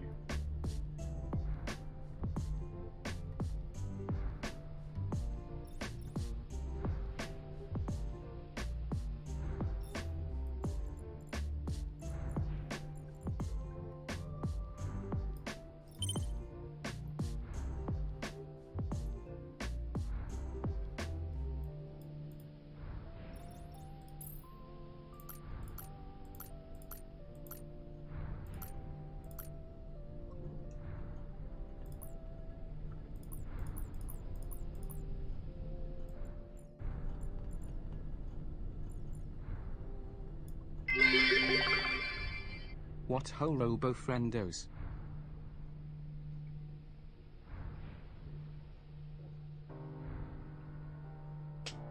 And Andorf, whoa, friend.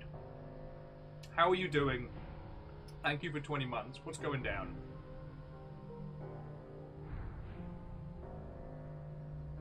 Well, so Akira Zero, that's one of the reasons why I want to actually, like, pull apart M.A.S.S XLR a bit, because it didn't seem like it was a parody of Animu, but just, like, emulating that over-the-top style. It was going for ridiculousness, but not from a point of derision or parody, but from actually, like, getting that whole thing. And yeah, they absolutely were hating on MTV. That was a running bit that I feckin' loved. Sorry, in M.A.S.S XLR.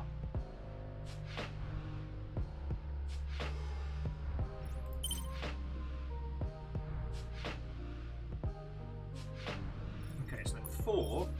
4 is going to copy 3. 3 to 4. And then we align that. So, hang on.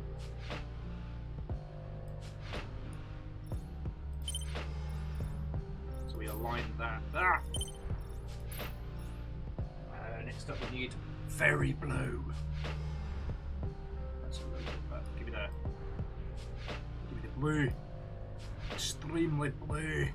I'm gonna save that. And we adjust that up.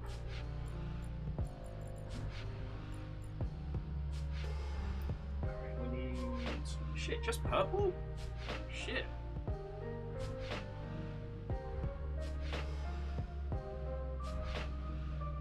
I guess I got more space than I thought.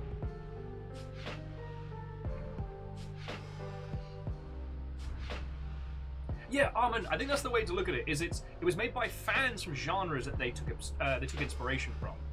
You know, before we had things like Pacific Rim and stuff, which was kind of cool to emulate the giant robot style. Like, for those of us that have been mech fans for a long time, being a mech fan's never been cool.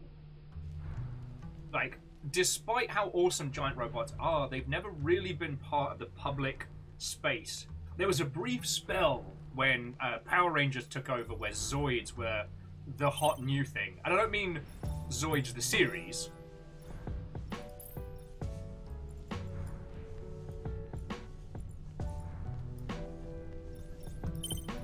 I mean,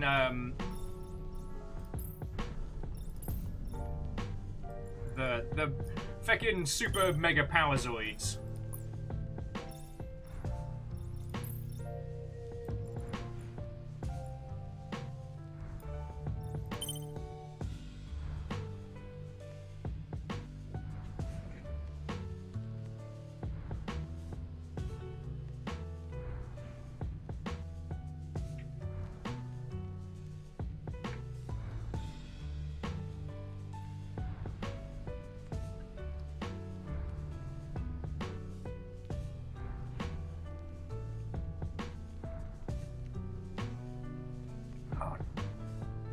I wonder if this is more than I can do. I've just realized I've fecked up because I'm taking this as inspiration, but there's too many feckin' layers, and I could possibly do the.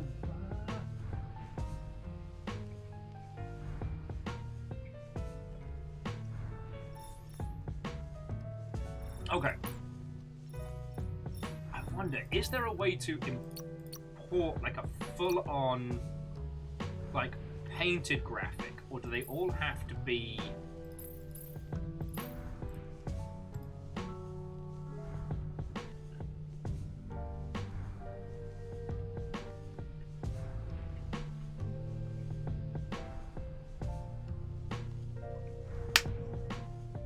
I'm a fucking idiot.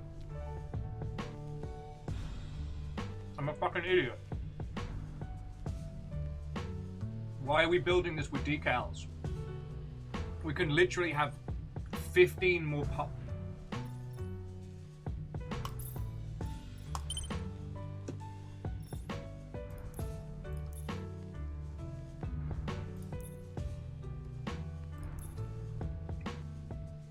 no.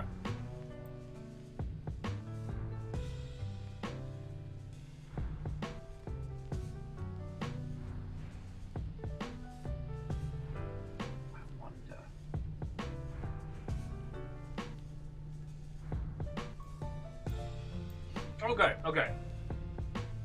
Right, Martin, what's her friend? Alright, so let's take a step back. We need to put this on this. How are we going to do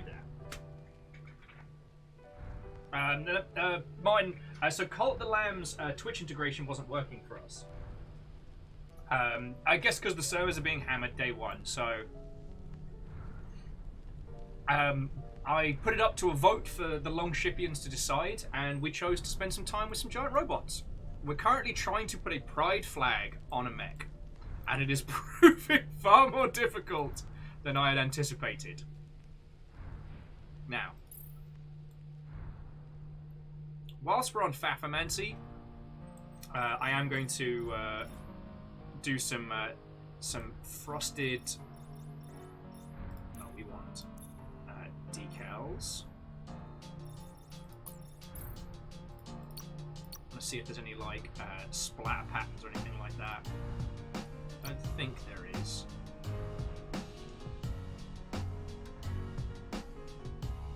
And over saying just attach 5 or more shields that one part to make it really long. Well, the number of decals and pieces that we're allowed is per part, right? So we need 11 layers to be able to make this. We can have 8, which by my standing is one shy. Yeah, okay, so Fred, we've got 5 colours, we've got 6 colours at the bottom, and then, alright, I'm shit at math. Alright, so 6, and so we need 10 layers. Wait, no, I was right. Counting the white at the top of the corner. Now, one of those can be the base paint, so the white could be its own thing, but it probably makes more sense to have it either the red or the purple. Now, Andor's saying not decals or pieces, but full-ass shields. I don't know how we can add shields to this currently.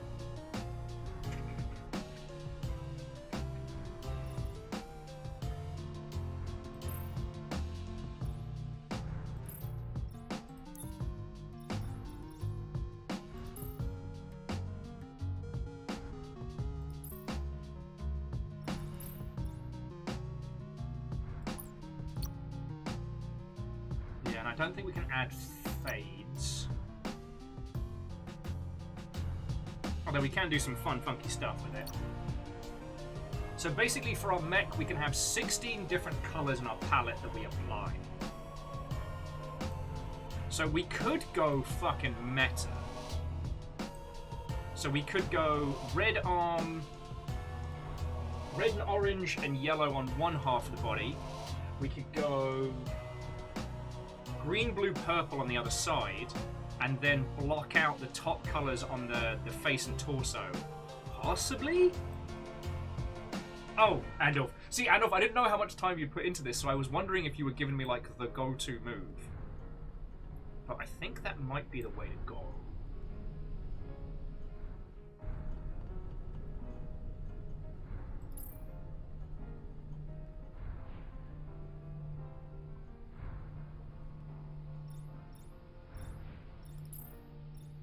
Yeah, okay, I think that's the go. And I want to give it a bit more of a shine to it, you know what I'm saying? So let's edit this style. So options, metallic. Nope, that's everybody the feck else. Alright, so edit style. Custom style 2. So that should be this gold. How about that gloss? A little bit. Bit of the old shiny metallic. Oh, that's not bad. It's not bad. Oh, we can make it glow, but we'll do that later.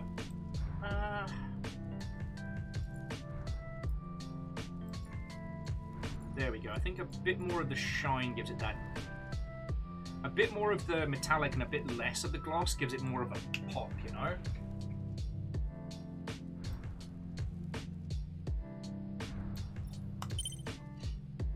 So then we go for the back of the hand, which is here.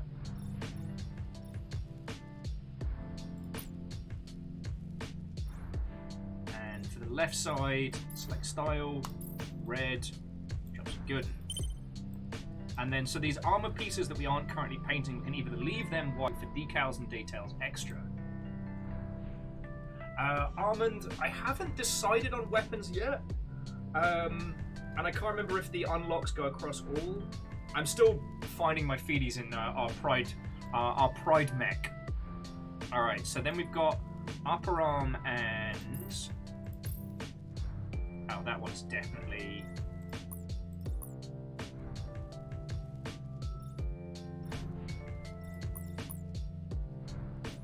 Alright, select style. There we go. Yeah, so this lets us keep a consistency across our elements. Alright, so upper arm.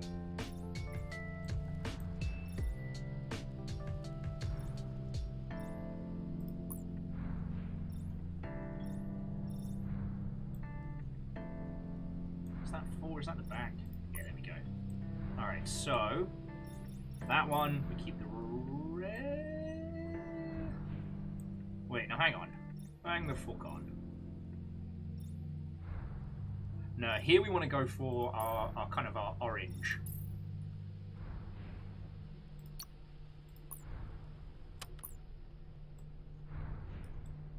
There we go.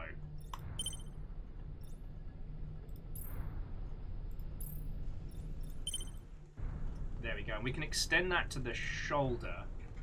I wonder how we're going to block out the... And you're right, the movement could mess with placement of weapon parts and colors. I think it's just the theory. See, friends, for those of you that haven't done like airbrushing, one of the trickiest things is when you have to we have to keep cycling out paints. So one of the things I've wanted to do for a while is the air quotes Pride Gundam. The idea of doing a full paint job that is that tiered kind of rainbow. And it's such a complicated process that I guess I'm kind of brainstorming here a little bit. Like, if we can do this here, that's something that I'll be able to do with an actual Gundam. You know what I mean?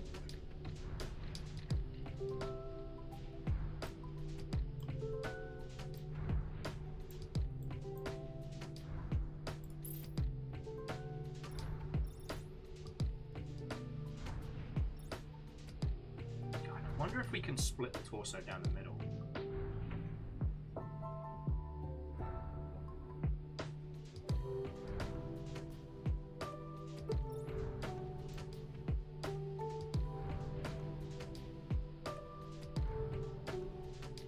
On the plus side, like, the angular, triangular face inwards could make it work. So we go for white at the top, then kind of like the pastel pink around the jaw, blue around the torso, and then brown into... I guess the black would end up being the central point there. It could look heinous, but let's see how this... It's a bold move, Cotton. Let's see how this works out. Actually, what we could do...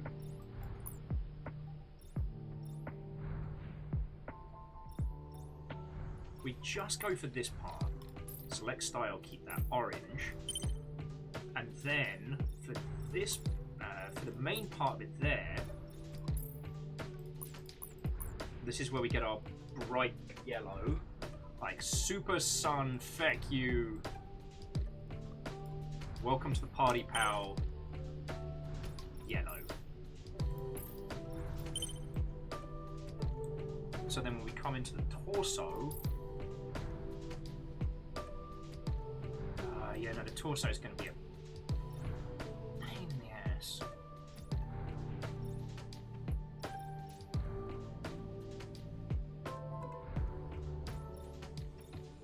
What's that great big nubbins on your face? Although, okay, we can make this work. Look, because we can section off the middle part. God, this is so much easier than airbrushing it yourself. And I will say, Armin, especially when it comes to some like shoulder weapons and stuff, I love the asymmetrical designs.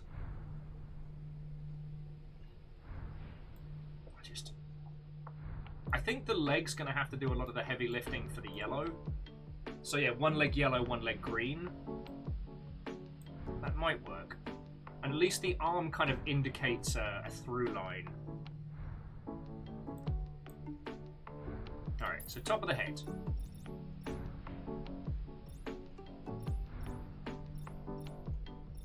actually, that's fine. So what about the...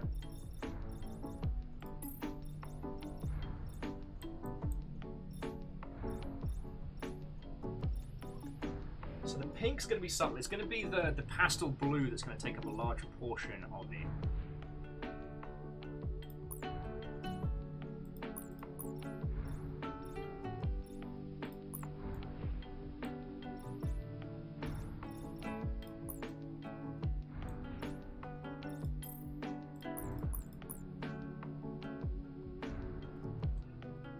Actually, you know what? Let's get the rainbow down first, and then let's start doing the top of the flag. Yeah, Armin, so I think you're right. So in theory, the face handles the white and the pastel pink, and then the pastel blue, fancy word for pastel blue, that would be the top of the shoulders, and then we hit brown and black into like the rest of the torso. I think we can do it. So let's just get the colors in. So we need green. We need a right green. So select style, custom style 5. That's got to be green, and it's got to be a nice deep. Can't be like a horror. Yeah, bright, but not like lime green. I regret my life choices. So we've got. Then we need blue, but we need like hella blue. Not quite make your eyes go squiggly blue, but definitely in that spectrum. And then after that, notice how it's just spinning around the color wheel. I love it. Then we need white.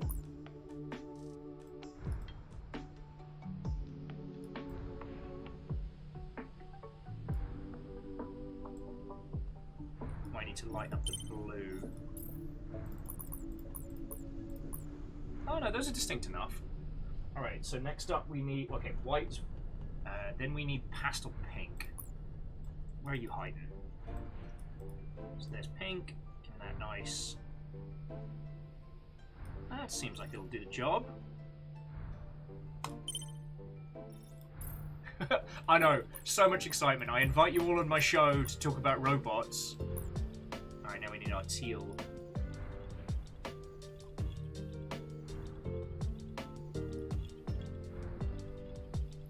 That'll do. And we need a decent brown. If I remember rightly, that's the combination of any 3 colours, so it should be always in the set here.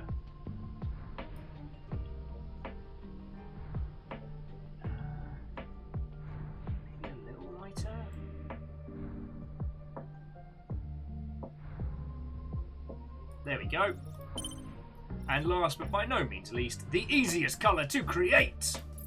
Jet black. So we'll probably need to actually ease up on it from being... Alright, so now we have the colours. Let's...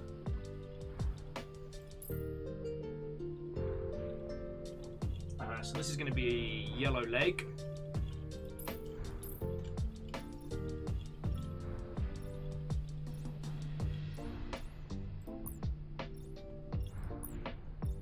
Select style, boof, knee joint.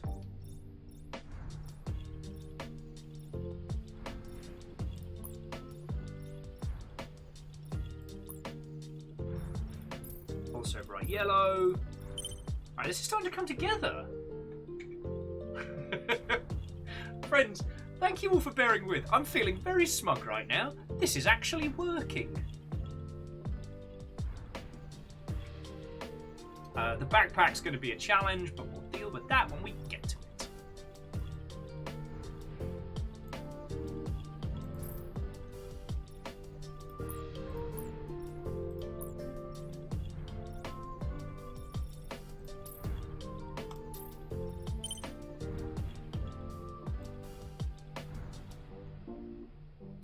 And you know what? I think we'll...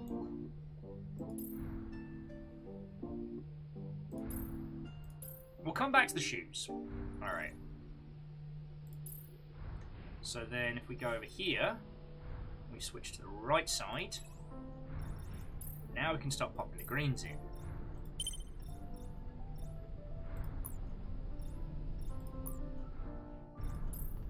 Also, leaving some of the sub-M.A.S.S as a... Leaving some of the sub-M.A.S.S as white helps make the colours pop a little.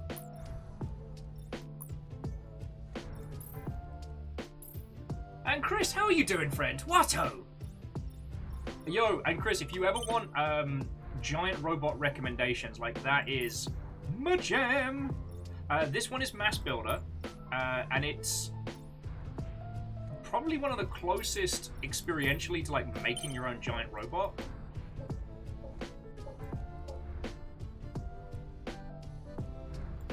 It's gonna be tricky to not make this look like it's just a Voltron now I think about it, but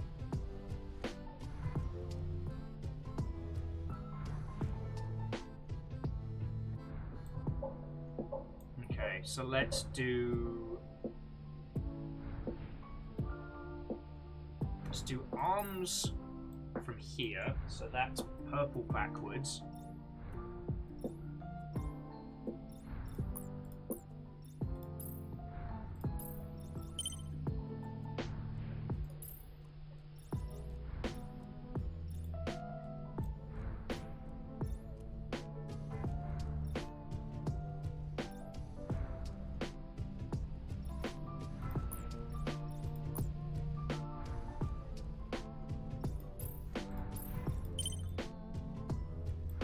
It is looking a little Voltron-y.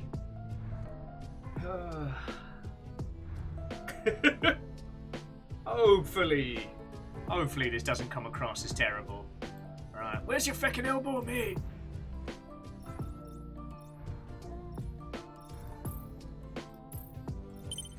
When your intention is to make a rainbow mech and you accidentally make 5 lions.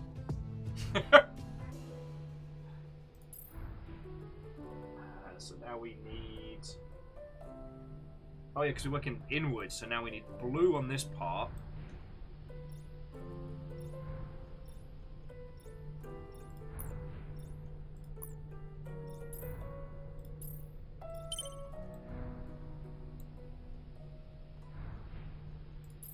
Hopefully I have not fucked up now.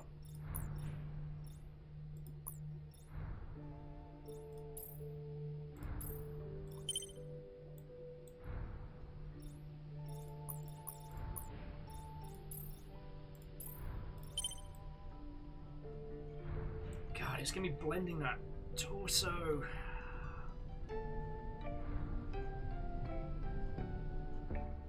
Why did I do this?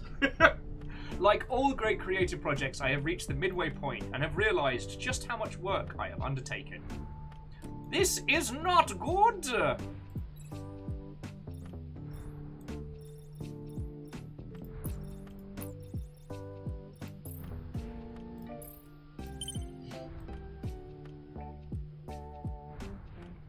But yeah, like I said, if anybody wants to ever talk about like the weird history of mech games, I'm always down for it. You know, one of my weird favorites, which was kind of like Pokemon meets, well, giant robots, Biomotor Unitron from the Neo Geo Color Pocket launched a couple of weeks ago, and unfortunately, it would not stream well for your lovely selves. But I wholeheartedly recommend it. It's such a good game. Also, you better believe we're going to put like a white shining disco like psycho frame underneath this. Forgive the term, psycho frame usually refers to... Oh yeah, so we're going to leave that one as is, and it's the jaw that's going to be pastel pink.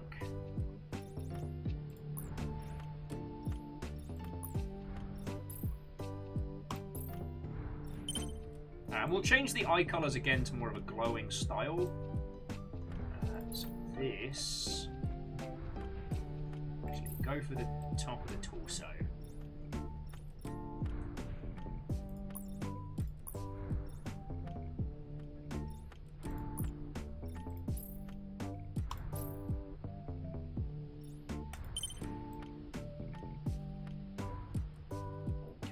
making this feckin' tricky.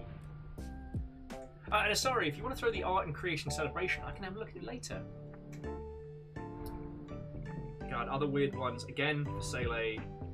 The one that me and Salem were talking about, Steel Lancer Arena International, the sequel to Phantom Crash, which was launched intended to be kind of like a drop-in, drop-out, last-person standing mech game for the PS2, launched with PlayStation 2's janky as hell online offerings, and kind of like I'm not happy about how that whole thing.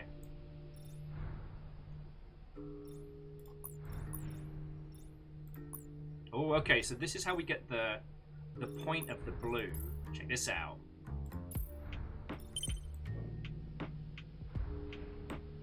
If we go back here, we look at these.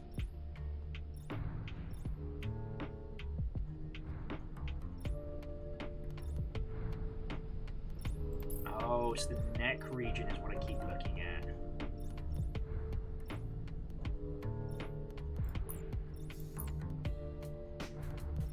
Those in pastel pink, just to give it more of a pop. It's this little white gap here between the light blue and the light pink I'm trying to fill. Yeah, I mean, Fearless, that's what's so fascinating is the original Phantom Crash on the Xbox had Xbox Live. Great infrastructure, great multiplayer, great to play. And then I assume the promise of money is what brought them over to PlayStation, which already had a bit more of an understanding of giant robot titles. And what they were given was incredibly lackluster.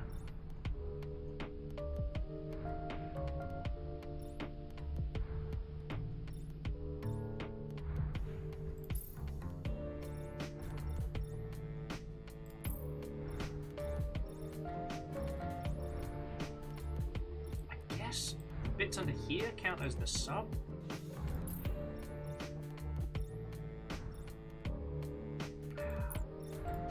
I'm going to see how it looks if we change this.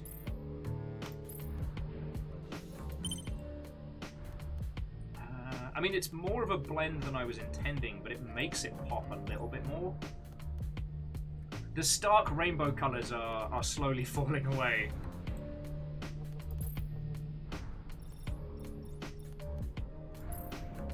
Kind of falls to the torso.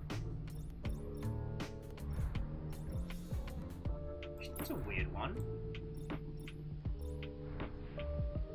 Oh, because that stretches right across. Alright, yeah, we've got to go for that one for the pastel, otherwise. So, I guess the skirt's going to be the jet black, so central torso, sorry, the central waist is going to be our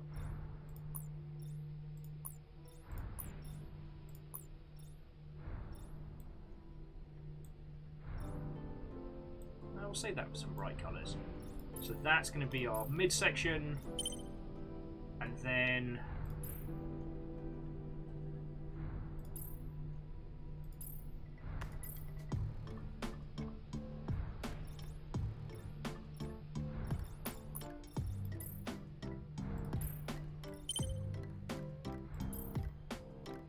mirror on these.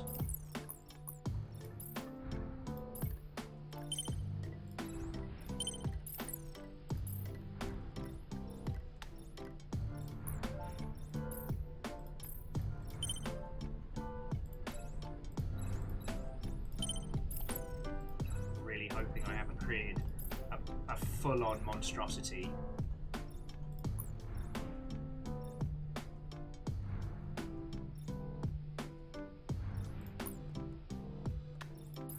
Get those fins glowing later.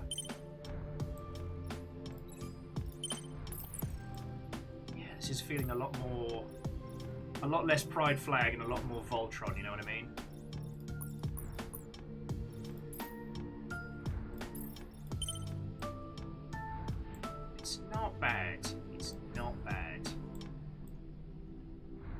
See what I can do with the top of the head.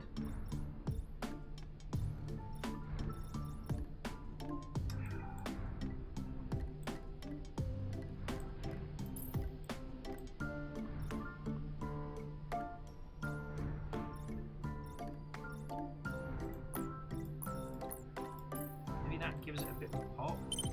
There we go. That kind of gives it that angled style. All right, we can do this. And you're right, Fred. It does look like a combiner more than it looks like a pride flag. Friends, I wanted to do something, you know, cool but colourful, and I feel like I've made like the derpy Duplo of Mechs. And that wasn't my intention at all. That was not my intention at all.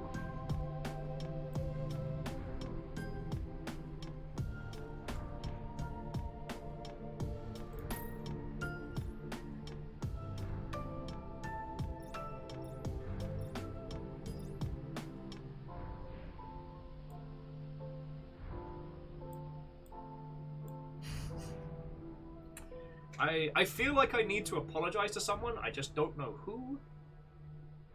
Alright, well, let's get some sparkle in here, shall we? Alright, so first things first. So, eye flare color. Currently like a lime green. Yeah, let's go for a bright white. Like, this thing knows. This thing is coming, and it's coming loudly.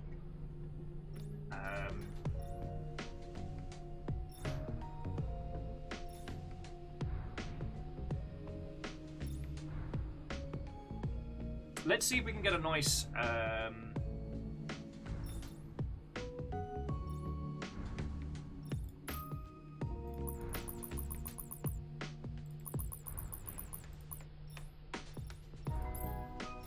Oh, okay, here we go. So we'll get like a fancy bit there.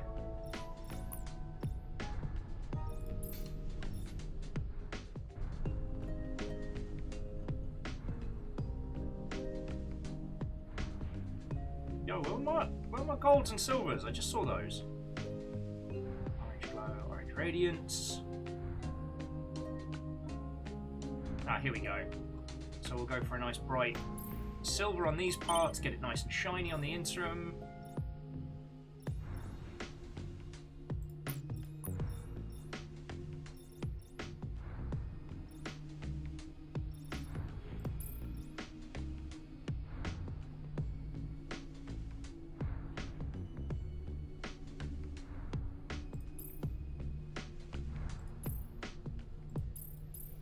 Oh, there we go. Shiny nickel. And the hands are fine.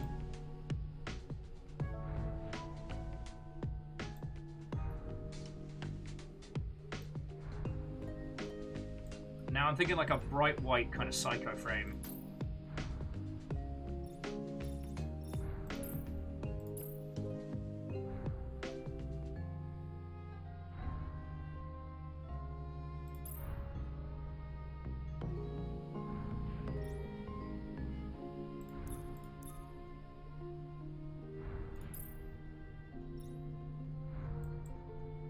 So this little gap between the yellow and the orange, I want that bright. So we don't want assemble, we want paint. Select style, customs, here we go.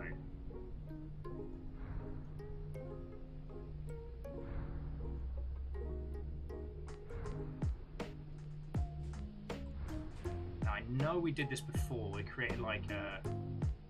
Oh, here we go, white radiance. Oh!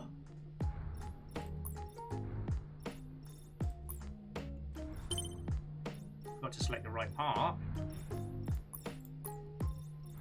You see that? There's the kicker. Now we can't mirror it, we've got to do this the old-fashioned way. So we can go for a bit of glow, or... Alright, alright. This could work. This could work. Yeah, Raid, stealth is for cowards. No stealth September.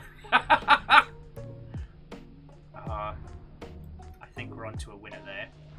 Alright, so what about the upper arm? I think there was only one little bit that wasn't paint already. I think that was two.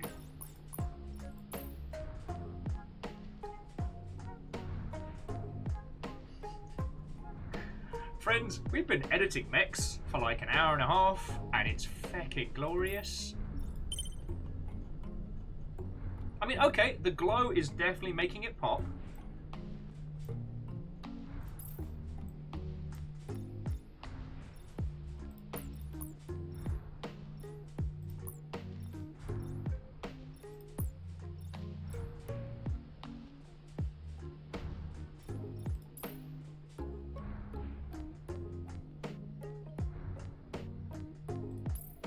Oh, look at that! Feckin' backlight into there. Look at your own hands and feel the need to wear sunglasses. This is the legitimate reason why Char wore shades while piloting. We are the reason. Yes, Caboose, that's right, I'm a gay robot. I mean...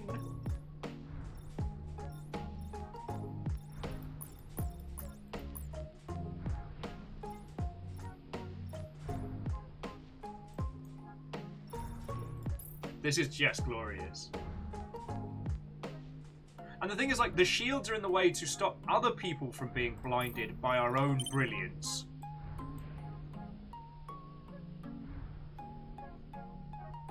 We could probably do some additional changes on, like, the skirt. Give it, like, a little ring of sparkles.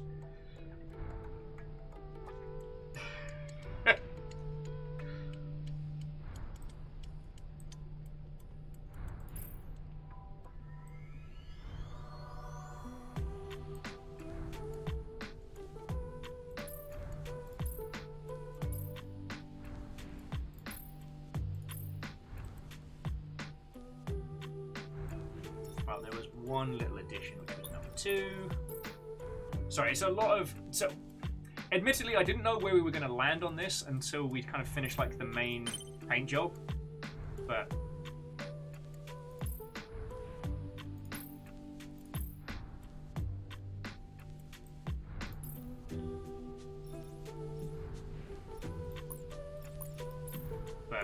I don't know if it's just the bright lights making up for an idea that's not quite coming together as hoped.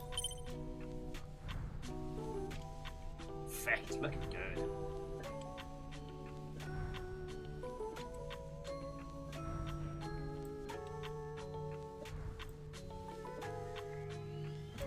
I mean, this thing looks like it's ready to seriously kick some ass. It just...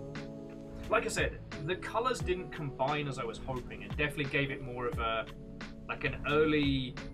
You know those Transformers that were just the repackaged Gen 1s that were from other weird lines that didn't quite fit? This feels like one of those.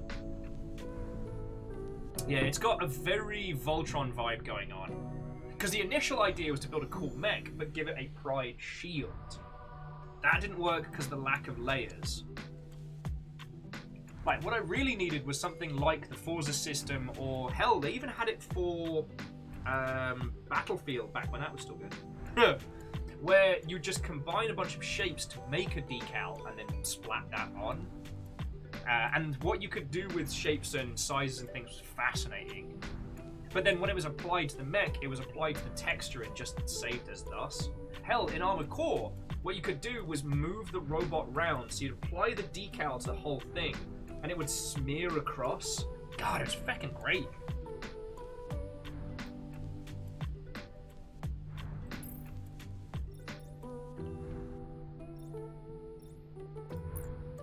Let's see how giving it like a bright, almost crown's gonna look. Oh, like it, love it.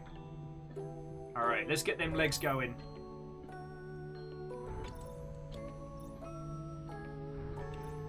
Alright, so it's just 3 on both of these. I'll just do bam, bam, bam, bam, bam, bam. Oh, Fred, this absolutely demands a gigantic blazing sword. I'm not quite sure the level of customization we get for that. But we should be able to get something in that kind of Voltron vein. Just don't ask me to rainbow fire the sword. That is beyond even my mighty talents.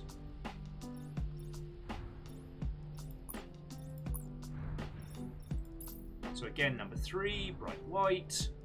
Bright white, bright white!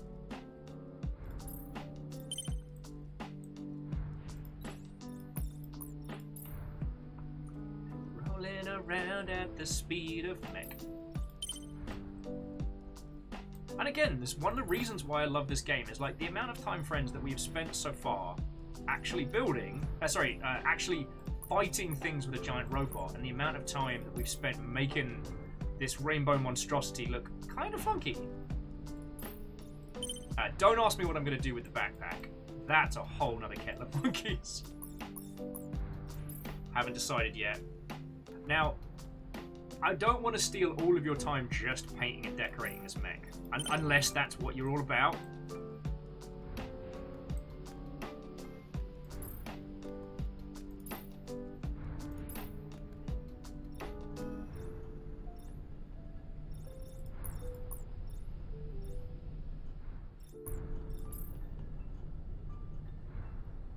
See how this looks. Okay, I like that. Mirror that across. There we go. And what about the back of the heel?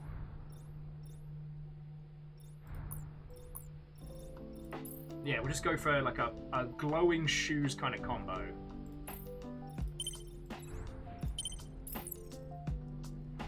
Giant robot name, the there's no accounting for taste.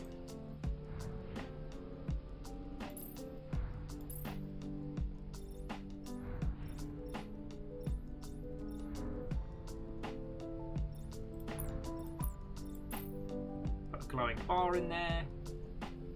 God, this has got some serious disco vibes. Like maybe that was it. Maybe that's what was proving tricky. Wasn't so much the Duplo-ness of it all. Is that it just needed more detail, more light, more pop. Because this definitely seems to be helping.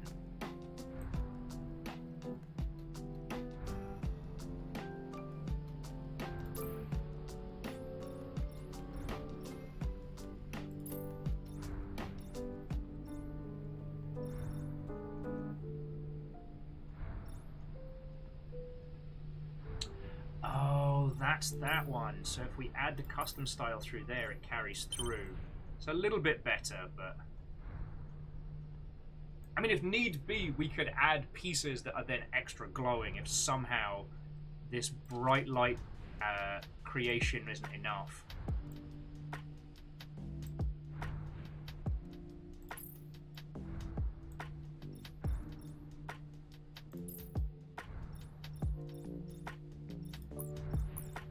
Get a little power bar at the back. You're right, Camille. I did mean it needs to be more fabulous. Okay, and what is more fabulous than going for... okay. Alright, so we're going to edit style. Okay. So I need a custom style. The custom style needs to be patterned. Right?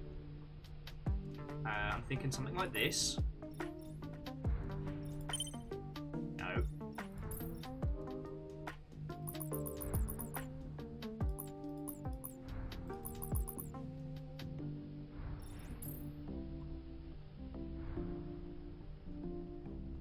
Custom style 12.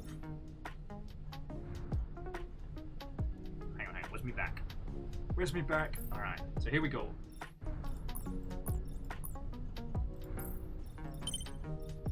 Now we're going to edit style 12.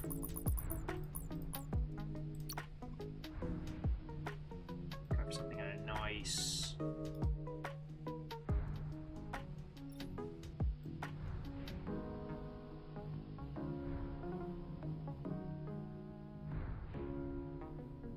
So a nice ice white. I'm going to go for like almost like a glowing kind of a glowing cape of sorts.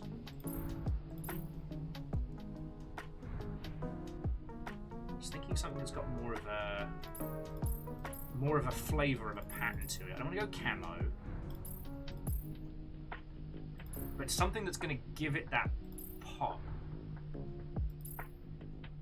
Oh, this might work.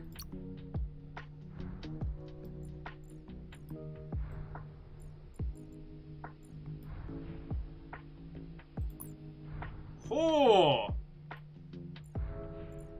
that is. Ah! That is extremely bright. I have fucked up now. I mean, this is some end of Evangelion tier nonsense. My eyes! People in the front row, you should have been provided with protective eyewear. Kestrel, Cult of Land didn't want to play ball. I mean, we could. There we go. We can bring the fade down a little bit. Also, I didn't realise the back of the kitty ears glows. How's that? That's not too bad. How's that? Yeah, there we go. There's a nice, sensible glow. Now, what I was hoping is the pattern would offset the glow, but it doesn't change it.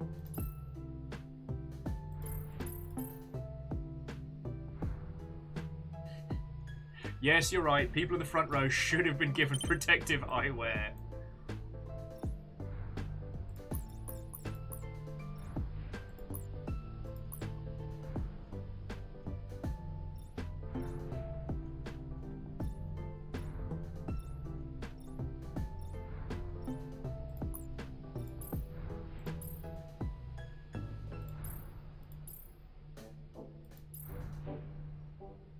Alright, we're gonna ease up, give it some nice where is that? Nice silver. See, there we go. See? Oh, maybe not quite so shiny. It did not like playing ball with the glowing components.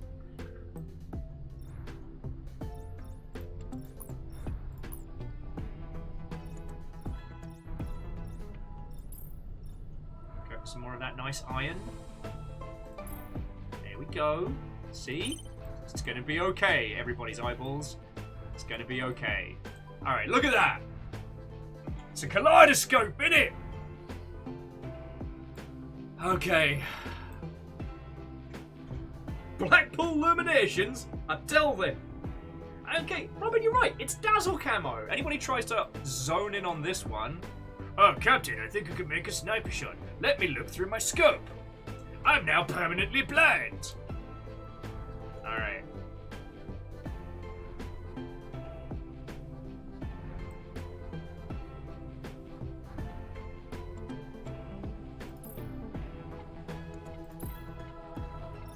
Friends, I think we've done it. Introducing the Mech Force WOM. Now let's set up the weapons.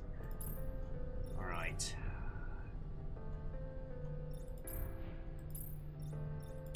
I forget how we choose weapons.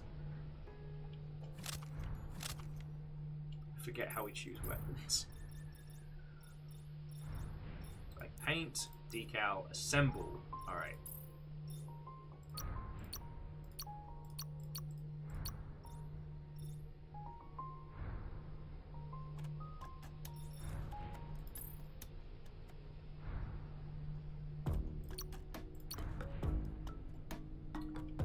I don't know if the lovely individual who played a whole bunch of this is chilling and illing with us. Because currently we've got like a whole like He-Man She-Ra kind of blade, which, let's be honest, it fits. I just don't remember how to change these. Oh, and there's the bloody shield. Of course there is.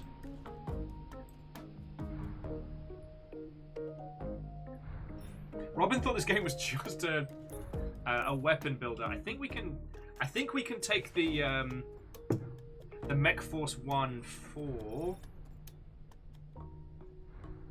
What's this tuning? Oh no, that's. Oh, so these are the points we can spend on upgrading this mother hubbard.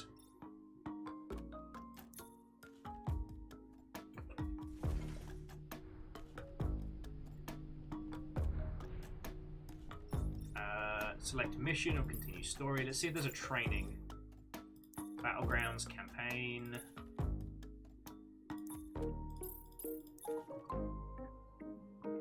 Alright, here we go. Test new mass frame capabilities. Alright.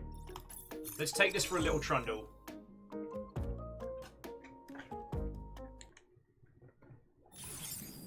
Mission start.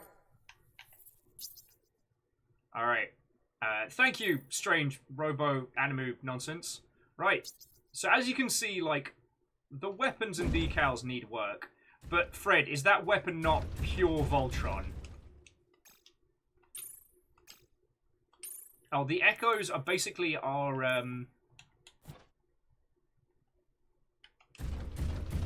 the echoes are basically our funnels.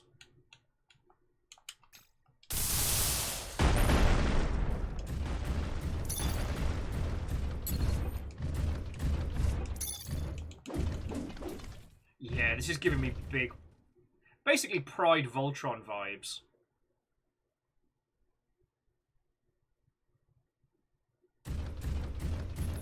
And you're not. There have been a bunch of upgrades to this. Multiplayer is coming, and I honestly think that. Yeah! That multiplayer is really going to be what makes this pop.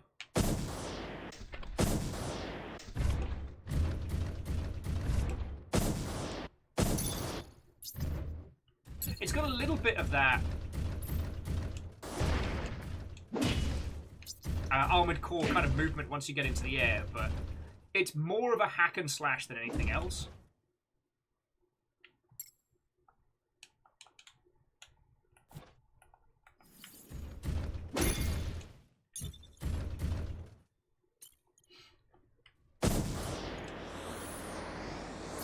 Yeah, Fred, check it out.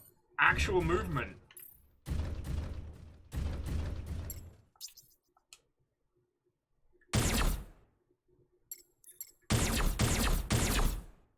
So that's our laser gun. What's this big aspect? Oh, big explosion. It's not very Voltron obvious. Now, Fred, that's where you've made your first mistakes. I'm not going to smite those who are less colourful than me. I'm going to smite those who are less colourful than us.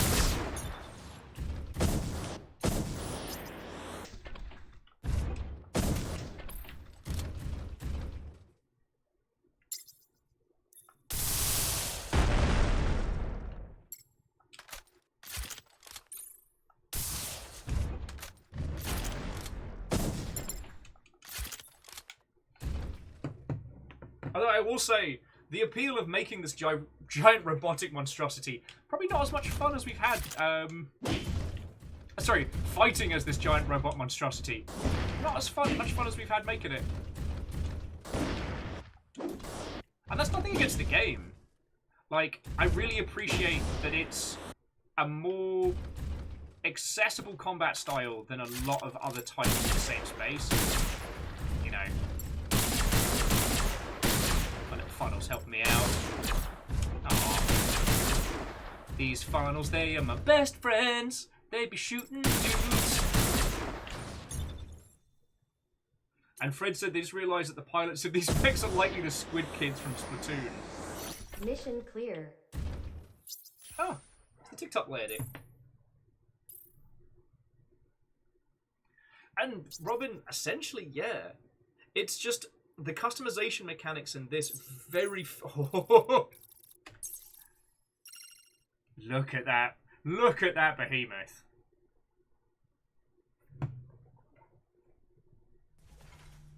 Alright. So now I've got to remember how to do the bloody weapons in this. So we've got our sword. I actually think the sword works for us very well. Now, the question is, do we have a glowing blade?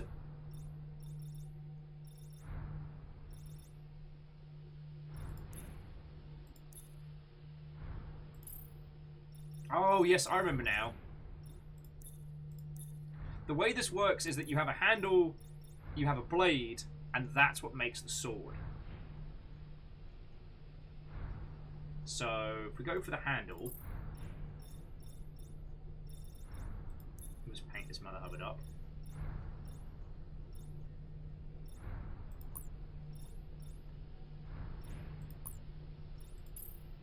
Get a nice silver handle for the hilt, shiny copper, and then for the bits what glow, Select style. Ultimate Radiance! Look at this thing. It's ready to do a murder. And again, same style, so we're going to go silver for that part. A little like bronze. Ooh. Actually, what if we go for...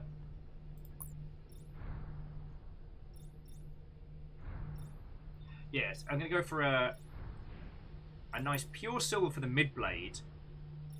And then for the inner edge and the outer edge, that's the glowy bit. Yeah. Friends, I do need a name for this blade, though. Reactor online. Sensors online. Weapons online. All systems nominal. Actually, nah. It's our sword. Ein observer hath arrived to proclaim you. Was up. Oh, compliment, Cap! The official advisor has joined us. Thank you. I see you'll be viewing today's shenanigans. To you also. Yo, what's up? Please, take your seat. We're designing our new blade, which has been... We're not calling it the Throngler! That sounds like the kind of thing that gets you banned off Twitch.television.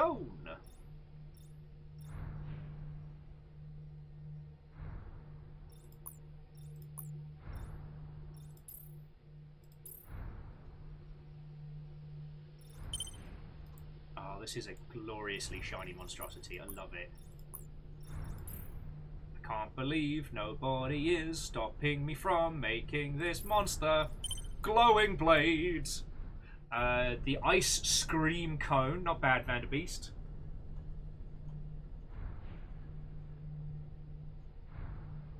Everybody knows the swords with shorter names are more powerful. I mean, Stabather is my usual go-to. Come on! We are mediocre comedians, punsmiths, and writers to a person. We can do this. Flaming. Make it flaming. Way ahead of you.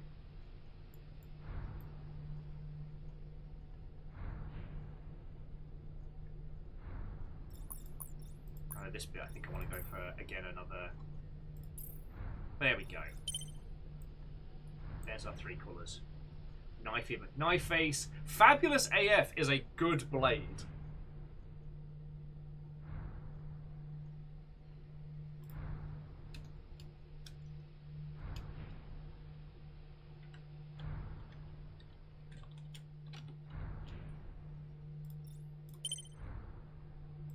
That's a good sword name.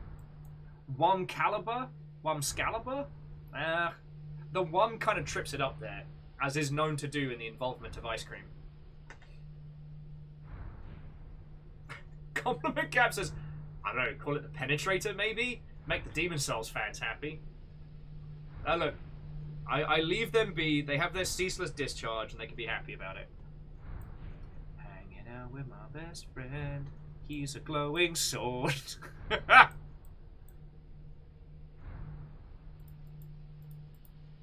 Reactor online. Sensors online. Weapons online. All systems nominal.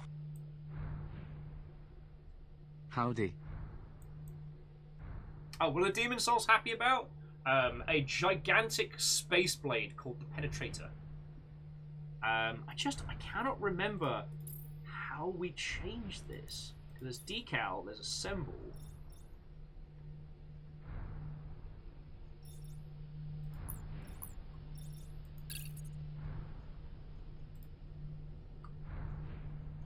I used to know how to do all of this and I have completely forgotten.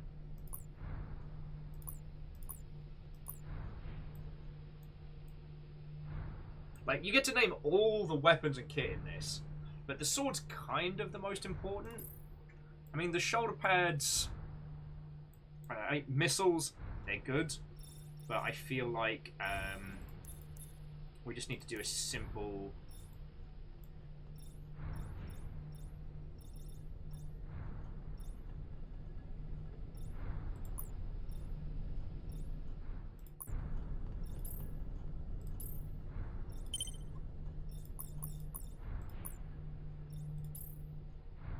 There's a simple, with a couple of extra glowy blobs, because it's like they're already sitting on some good glowing radiance.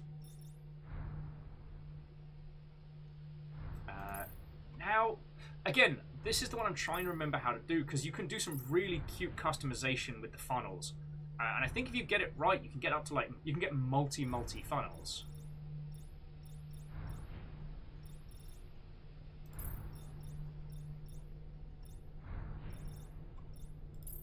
So I think for these ones, again, just nice and simple. A nice simple silver. And for the front of it,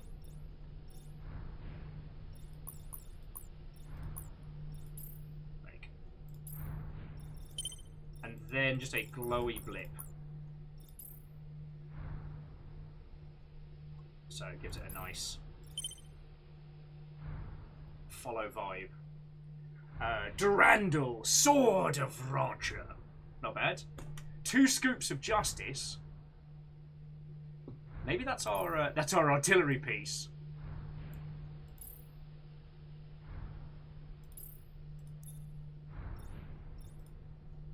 There we go.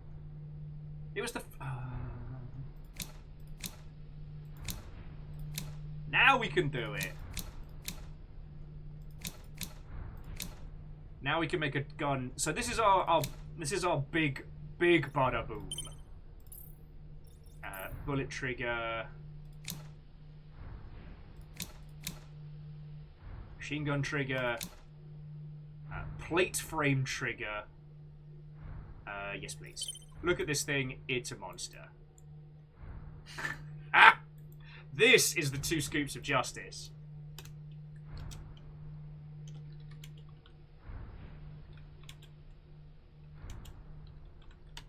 Oh, there's a nut. Look at that. 2 scoops of justice.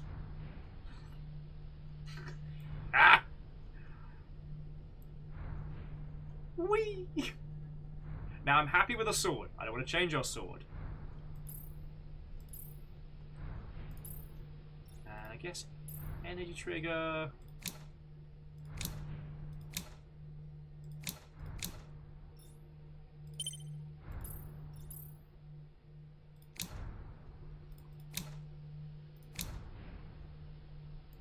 Yeah, just a cute little laser rifle for our day-to-days. Dustin had an accidental crash nap. Hey, no worry. Hopefully it made you feel better. Dustin, have you seen what we've made? Have you seen the giant robot that we have crafted this day? Because, oh boy, I'd say it's a sight to behold. But that's like describing a migraine as a state of mind.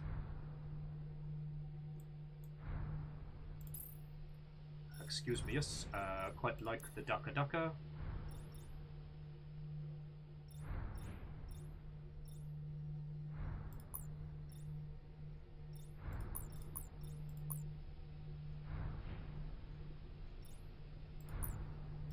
So I'm actually going to give that a kind of like a warning red.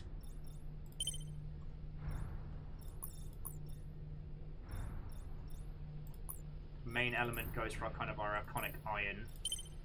And then here, gotta have that glowing radiance in there somewhere. It's legally required.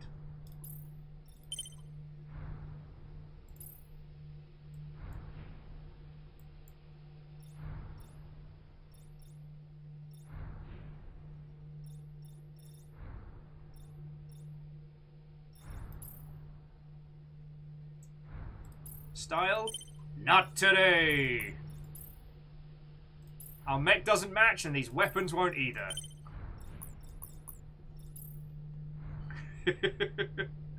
Introducing 2 scoops of justice. Look at it. Look at it! Why is no one stopping me? Yeah, Kestrel's right. It'll give Dustin and people a chance to go get the aforementioned sunglasses.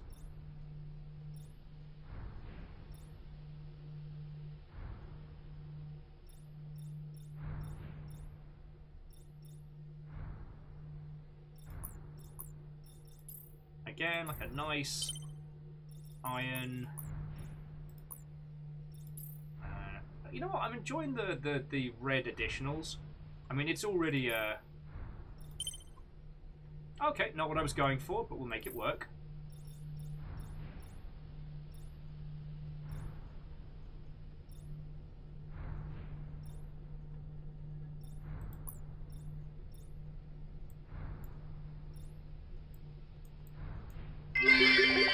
No, don't encourage this. Nothing really matches. Anyone can see. Nothing really matches, and Will is happy. No one can say we're not having fun with this. Like, for example, enjoy some more bright white radiance. Actually, no. I'm very sorry to the bright red. You're not working out. There we go. Oh, our tiny laser needs. Oh, sorry, and Stooge, thank you for the 2,000. How's it going with you, dude? How's it going? He said again with enthusiasm.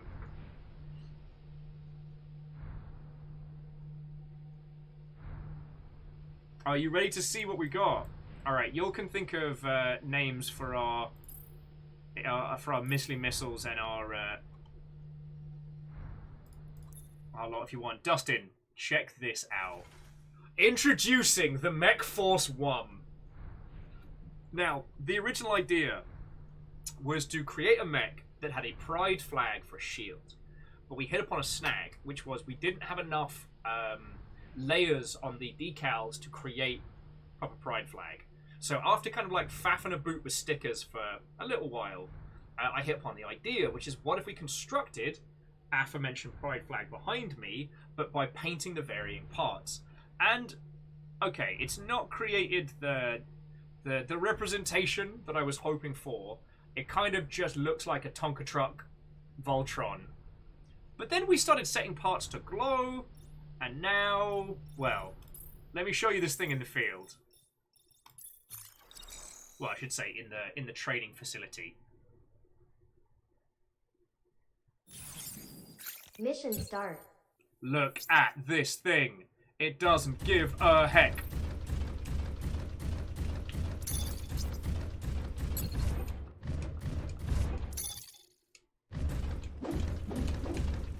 It's got a blade that glows.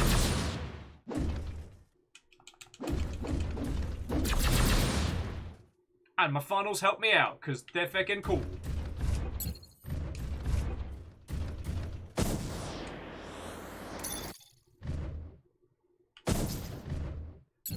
If you're wondering, does it have missiles? Shit, yeah, it's got missiles.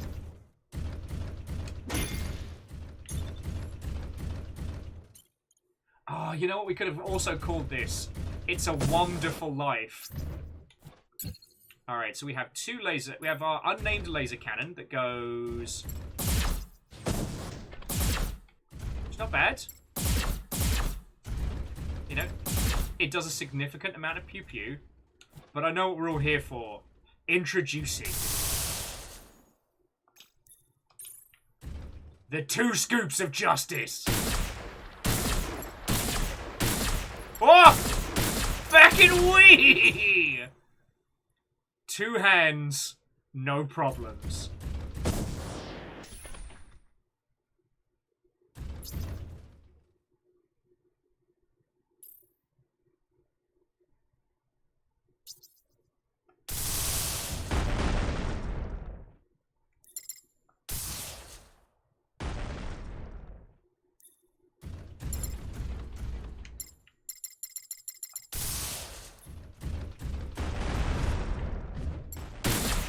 Friends, don't you love it when a day of hard work comes together in a strange, upsettingly bright, potentially haunting giant robot? Zeke, how are you doing, friend? Watto and welcome. Mission clear. Though it does haunt me that the auto voice is the same as the one from TikTok. That's not something I was prepared for. One way in, no way out. 2 mechs enter, 1 mech leaves. Also, I've just noticed I'm getting the same screen glare as bringing up gi.biz. Like, look, friends, you can see on my face the glow of this robot. That's probably not healthy. Zeke says, doing right, getting ready for a class of 0 students. Is that like a divide by 0 kind of error? But yeah. We were initially going to play Cult of the Land today, but I wanted to play using the Twitch integration stuff, which sadly isn't available. So we've just had to kind of make our own fun. And this is the fun we settled on. Now I've remembered how to do this. So, like, here's Fabulous AF, but if we wanted to make another weapon, so we changed the grip, and these are the grips we've got available. So we got this one, we've got, like, a fencing guard grip, that's fine. But then there's a punch grip, which turns it into a stabby weapon. Another one with a fist. But then, you can take the same blade, put it on a spear. Check that shit out. Jobs are good, right? Put it on a scythe, or... suddenly, you can have a feckin' Duel of Fate style piece of glorious nonsense. And the icon next to it tells you what you can do. So, like, the dual combat polearm, you can create a double scythe. Or, if you put on, like a hammer blade. So, like, with this one, cool, right now we've got a scythe. That's feckin' metal. But we can change what we have on each side. So on one side, shorter, short fin blade. But we can have a hammer on one side and a blade on the other. We can make ridiculous war picks. Like, I'm sorry it took me so long to remember how to play this ruddy game, but like, we can do some loopy stuff. Now, pretty sure with these ones there aren't any that change how many barrels you can put on, but don't quote me on that. But like with the missiles, you have a ton of different accessories. Now,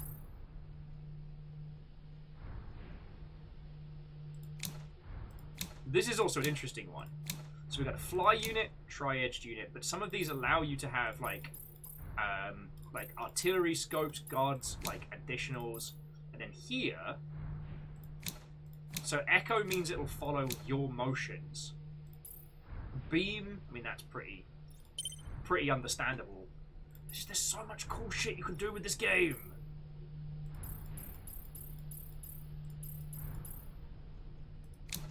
Like, I don't think there's any here that, again, let you do double lasers, but... So Zeke's saying it's more like I have 6 students, but they don't show up. I mean, they're still paying you, right? Like, that feels like that's on those dingleberries to not fail.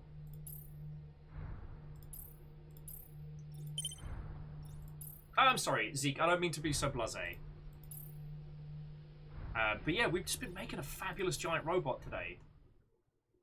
And I gotta say, I'm pretty bloody proud of it. I will also say that my cravings to go back out to the Sea of Thieves have been very high. But there's a particular thing I want to try and do before tomorrow. But I don't want to tell anybody, because if I don't succeed, it'll be lame. But if I do pull it off, it'll be awesome. So, I don't know, maybe after pub quiz tonight, I'll try and do it.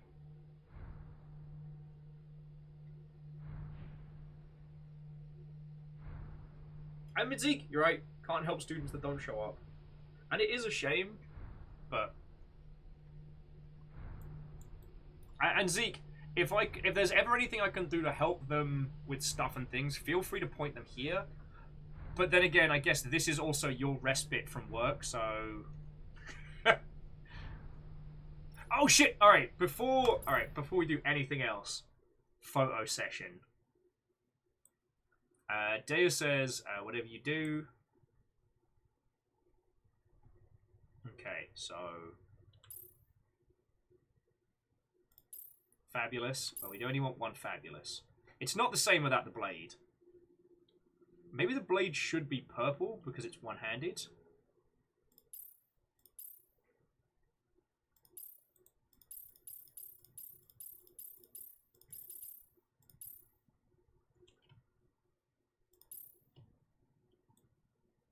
Do like that.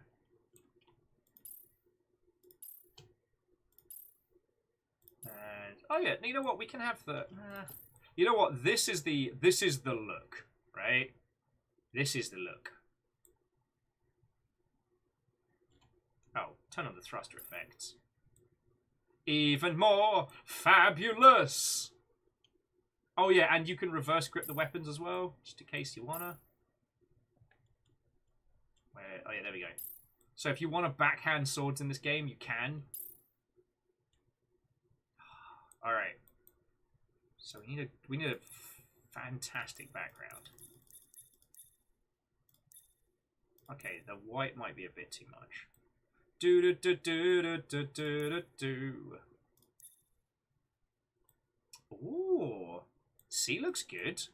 Let's see if there's a good like flight pose we can work with. The problem is we need something kind of symmetrical, otherwise it breaks the. Oh, there we go. Strut that stuff. Point that blade. Okay, that's not bad.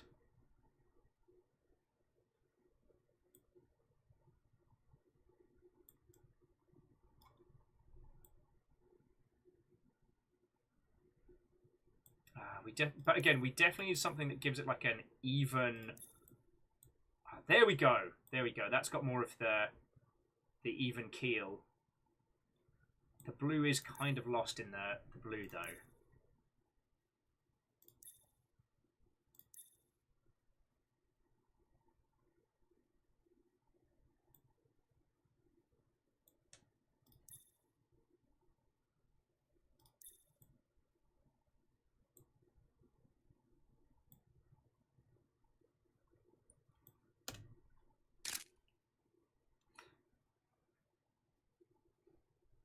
Fred says we should add a Slanesh sigil. No.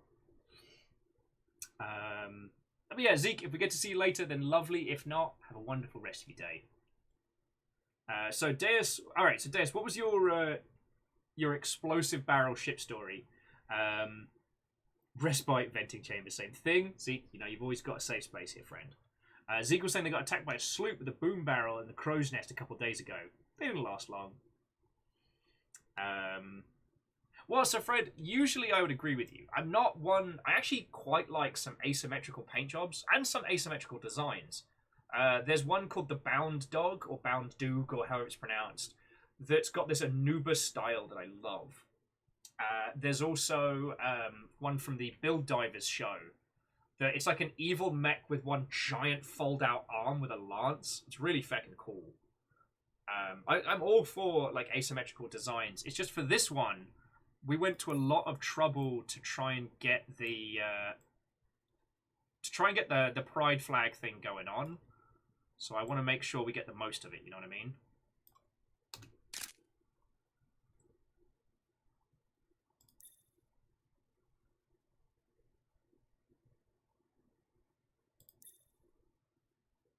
All right, Zeke, go. Have a lovely rest of your day. If we see you, great. Otherwise, have a wonderful one.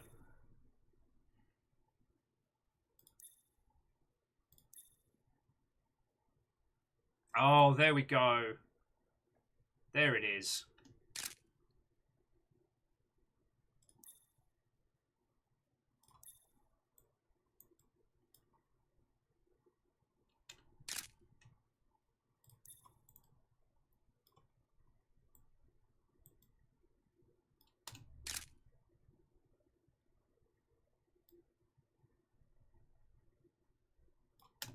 Look at these cracking shots. There we go.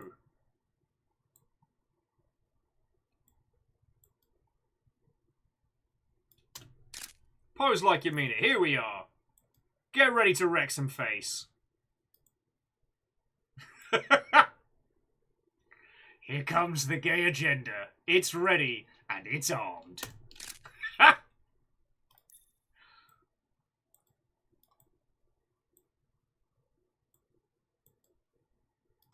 The problem is this angle doesn't show off too much of it, but...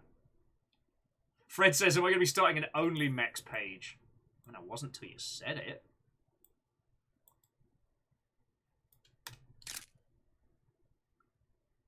You know what, friends? I am legit proud of this. I'm legit proud of this.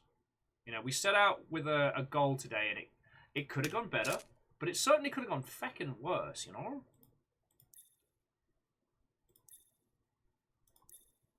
Wait, there's one pose I kept seeing. Where is it at? It's not big arms.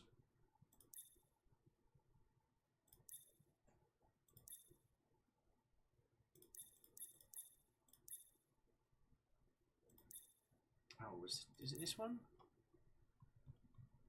No. But that one is feckin' cool.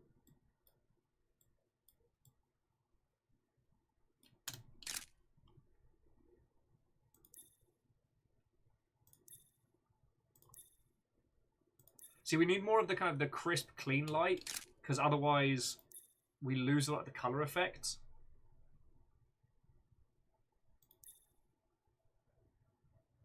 Ah, and Phyllis, that would explain Threshold Kids.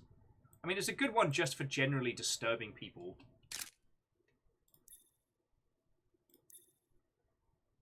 Sorry, let me put the smooth jams back on, because I realise we don't have the shooty gunbang nonsense. Dustin saying it's Rebecca Sugar's Mobile Suit Gundam. Fucking, yo, give Rebecca Sugar, like, an 8-episode OVA of Gundam and just let gloriousness occur.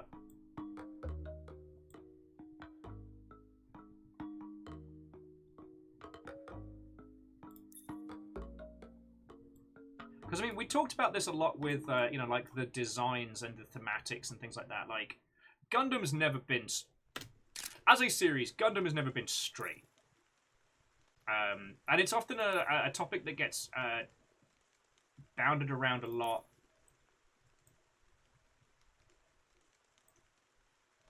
Sorry.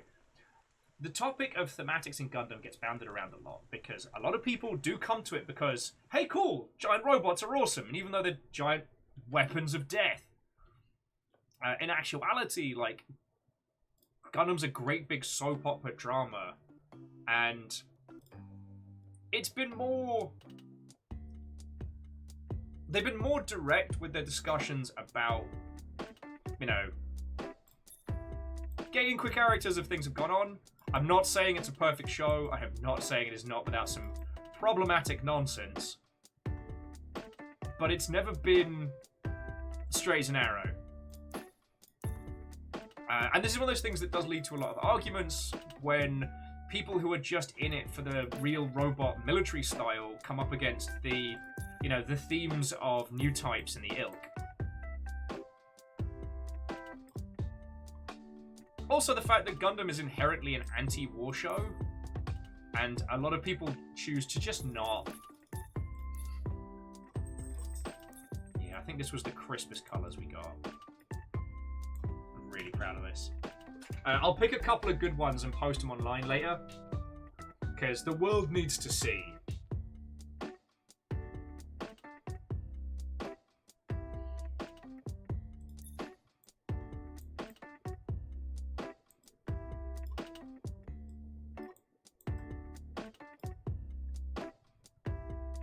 I still think the orange and blue got done dirty in this, but there we go.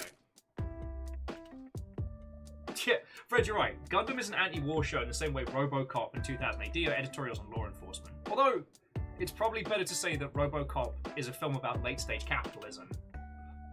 But, yeah. It's one of those shows that the bits that are super cool about it are very... They aren't disconnected from the thematics. Oh yeah, we've got to get a booty shot. If we're doing this only Mechs page, got to get that booty shot. Sorry, if you haven't seen Gundam, the original Gundam series, the Universal Century, is all about... It's not about... It's not about leaning into war, it's about fighting against it. Ultimately, both Char and Amuro's values against war are what come into clash. I think that's kind of why Char's counterattack hits so true, is that it's two people who want to end conflict. They want wars to stop. And they're both prepared to go to very different paths. Amuro is definitely more of the pacifist of the two of them. He does not wish to see any more conflict. Char is the realist. Char's basically like, we just have to splat Earth. Once Earth is gone, once there is no dominant force trying to rule everybody, conflict will cease. And neither of them is 100% correct. But neither of them is doing what they're doing to rule or to destroy or to be the most powerful. They want no more fighties. That's the whole Universal Century. And, you know, Char goes through multiple crises of faith. You know, he goes from being the hotshot pilot, you know, who's going to fight for the freedom of Xeon, to very questioning all of that nonsense. Yeah, you know what, Fearless, I think Professor X and Magneto, I agree with you. I think they're the best analogy for the Char Amuro idealism, the Char Amuro philosophies, you know. Although, it like, with X-Men, Professor X wants everybody to live in harmony. Magneto is like, fuck people. People do awful, horrible shit. Let's mess them up.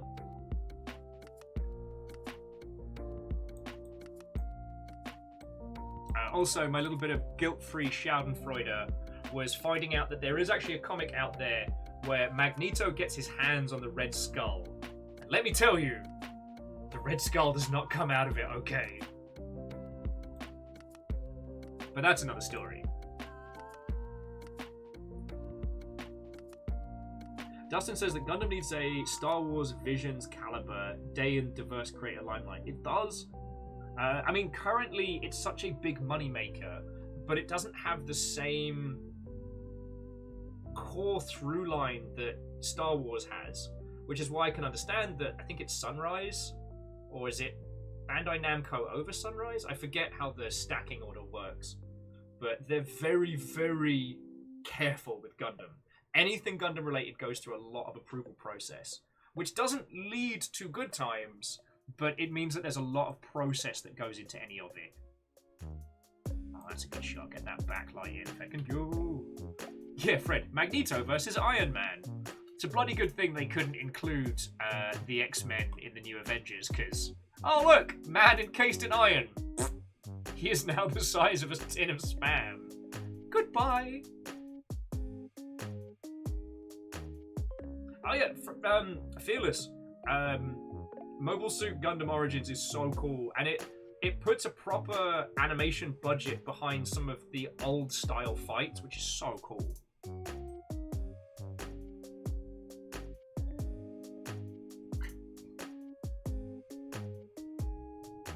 Although, yeah, Tony Stark's just a person with money. Magneto would wreck his day. Because I was like, I used to talk about this a lot with a friend, and a friend was like, yo, in the X-Men movies, how come Magneto doesn't just pull Wolverine's skeleton out of him? Like, why doesn't he just do that? And it's because, while Magneto considers Professor Xavier's team to be fighting against him, they're not his enemy. He hates people, because people do bad shit. Mutants on the receiving end of that bad shit. So even though Wolverine's a pain in his ass, he's not going to pull his skull out through his nose. He could, but he doesn't.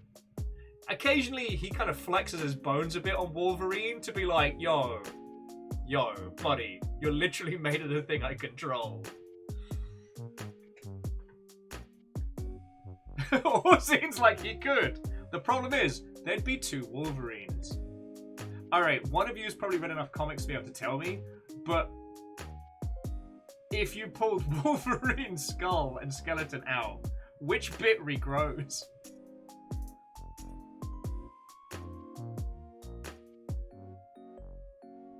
Yeah, you know what, and Deus, I feel like those of us that grew up with the 90s X-Men comic definitely got a dose of empathy through these discussions. Because Deus is saying that Magneto's not wrong. He and the rest of his following understands the pains and struggles of being marginalized, that until massive changes are put in, there is no longer this, outnumbering issues, prejudice will remain. Xavier agrees, but he wants a different approach through diplomacy, which, though effective, won't have a goal to realize in their lifetime. Yeah. And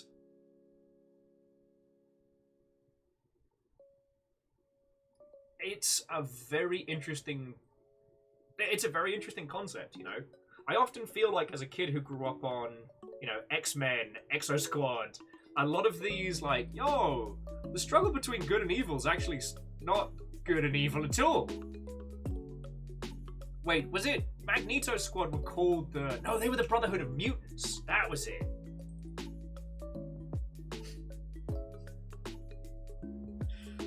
We were talking about this the other day, and I was saying, if Wolverine is at Xavier's school, that makes him a teacher, what does Wolverine teach in class? And someone was like, survival, obviously, and Canadian history as much as he can remember.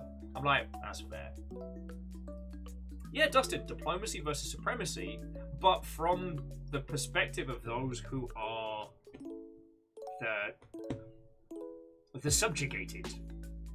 I mean, Exo Squad was a great story because Exo Squad is essentially, it starts with the revenge of those that have been subjugated. You know? If you're unaware of it, Exo Squad was a surprising nobody, a show involving giant robots that aired 1,000 years ago. It's actually most of it on YouTube if you want to sit and watch it. The TLDR is we follow a special forces group in the Earth Forces, the Exo Squad, because they have power armor, exoskeletons, and whatnot. It was a vehicle to sell toys, but the story of the cartoon, holy crud. So, mankind has managed to colonize the solar system through the use of vat-grown slaves called they were like the Super Sapiens or something. They rebel on Mars, throw out humanity, the slave owners, and take control of Mars. The show picks up just as the Neo-Sapiens, thank you Phyllis, as the Neo-Sapiens are launching an attack against the Earth. They are doing some justified payback, and that's where our story begins. And we're following the perspective of the humans in this conflict. And that was a kid's cartoon! Saturday morning! Fuck! You know? And Gundam's no different, you know? Oh, cool! Here's a boy! He drives a robot! Isn't it awesome? Nah. There's war crimes, PTSD, child soldiers. There are brutal deaths. For those of you who weren't there the last time we did like a Gundam watch party for the OG films, the deaths of physical people in Gundam, it's fucking hard. And one thing that becomes apparent is the differentiation between the people in power and the people actually fighting. You know? I think that kind of philosophy definitely culminates in some of the OVAs, like Gundam War in the Pocket, 8th MS Team, feckin', I guess an F91 Gundam, though that one's kind of condensed and weird, but you know what I mean.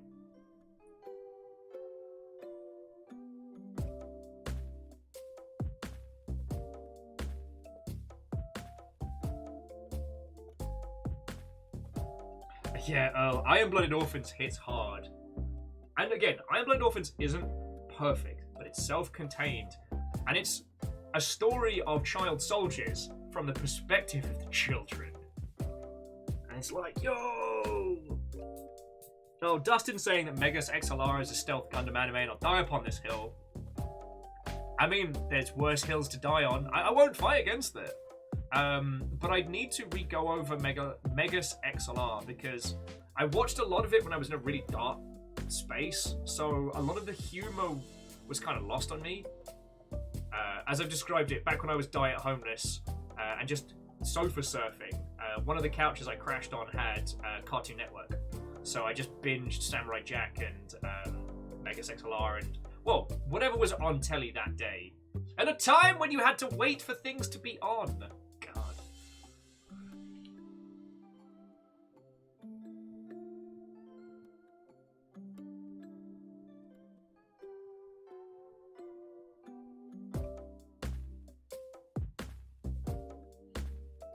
So Fearless, I'd have to go back. I may be misremembering the plot points, but suffice it to say the core crux at the start of Exo Squad is those that were a vat-grown slave race are returning for some fucking vengeance on the people that subjugated them, and that's the start of the show. Is the XGP Outlaw Star a Gundam? No, it's only if it's from the Gundam region of space, otherwise it's just sparkling fuckery.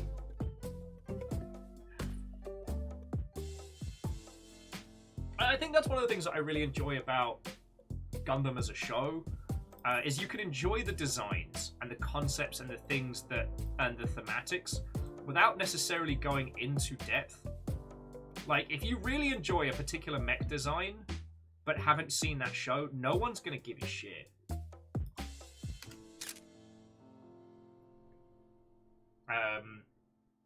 Plus, there's a lot of designs in Gundam where the show sucks, but the mechs are awesome. There is the flip side. Like, if you grew up watching Gundam Seed, I mean, no disrespect, but the red Astray frame is one of the coolest frame designs throughout the series, which is probably why it's had so many variants and models. You know, it's a feckin' jet red. It's a jet red super fighter samurai. You know, this thing is the ultimate wandering samurai mech combined with like a high-speed super jet fighter. Its pilot is the biggest fucking dweeb of all time. It absolutely does not fit. It's kind of like if Death Scythe was piloted by... I'm trying to think of an equivalent. Not someone who's like funny dorky, but just regular dorky. I'll have to go into the memory banks for that one, but... Yeah, Shinji. But with less things that make him interesting, like trauma.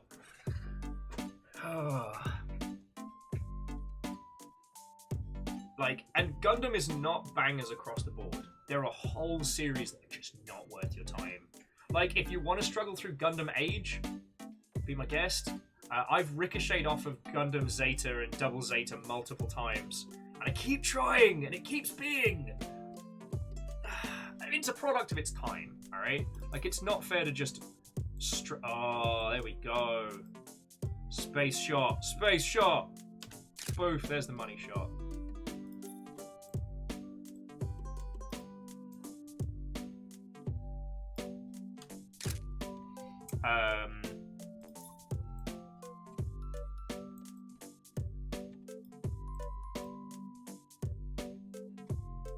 Nah, not feeling that one. On my way to go steal your lunch. Yeah, so not everything pumped out by Gundam is good. Is Eureka 7 a Gundam adjacent? At least as I remember it, Eureka 7's very much a personal story that happens to have giant skyboarding giant robots in it. Sorry, every time I hear the term skyboarding, I think of the utterly dreadful Power Rangers the movie. And I keep thinking, like, why is skyboarding? You're already falling. What's the board for?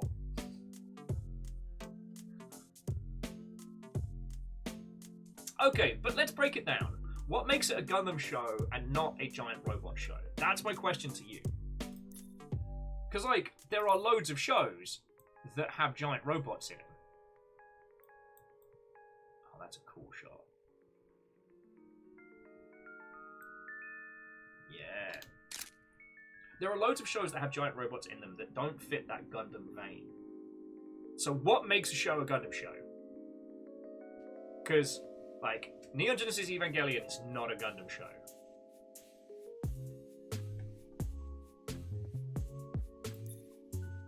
Also, I think we've hit the. I think we've hit some banging photos.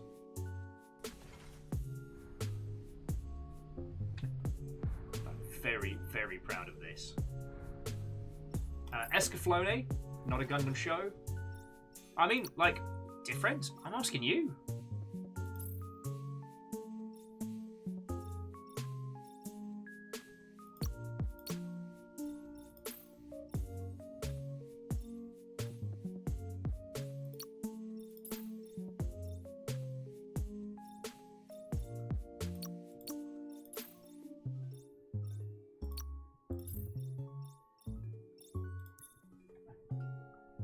Now, Fred was saying branding. But, I mean, okay, so what are the core elements? So, as Fred was saying, it requires a certain tone. They really feel like Gundam has so many shows, some of which are way out there, that really, it has the Gundam been slapped on the side. I mean, that's true. We start hitting things like G Gundam, SD Gundam, then we're batting for some weirdness.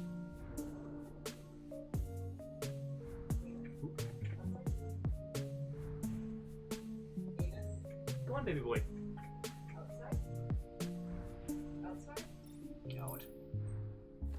Sorry, so this is Mech Force 1. That's Jim. Silent Night, which will eventually be Santa Mech. Still a work in progress. And there was the one we made the first time. The other shoe. Because originally my shoe was the mystical sword of the Longship. Yeah. Mech Force 1 is definitely super being. So Orchardini was saying humanoid mech on humanoid mech combat, usually what causes them to think Gundam. That's very true. I usually find that a focal point on character over conflict is definitely a continuing through theme. But anyway, this isn't like, I'm not trying to trap any of you into like a logic box or anything. I have that, you know, that thing where you can look at something and go, that is X. And when someone goes, can you explain that? You go, no, that's me with the Gundam stuff overall. All right, so friends, you know what? We've had 5 hours, 2 hours of banter, 3 hours of giant robots, and I think this is a good time to bring our adventures to a close. I'm very proud of what we made. And I know I wasn't feeling it midway through because I was a bit worried we'd made basically shite Voltron. But I'm really happy with this. I'm really happy with this. Numbers, I did not know that 69 days is 19 and a half years. But nice.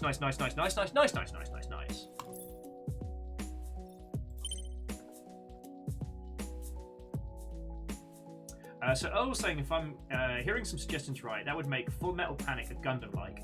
I would agree, because the mechanical designs of Full Metal Panic are very milsim, very grounded real robot.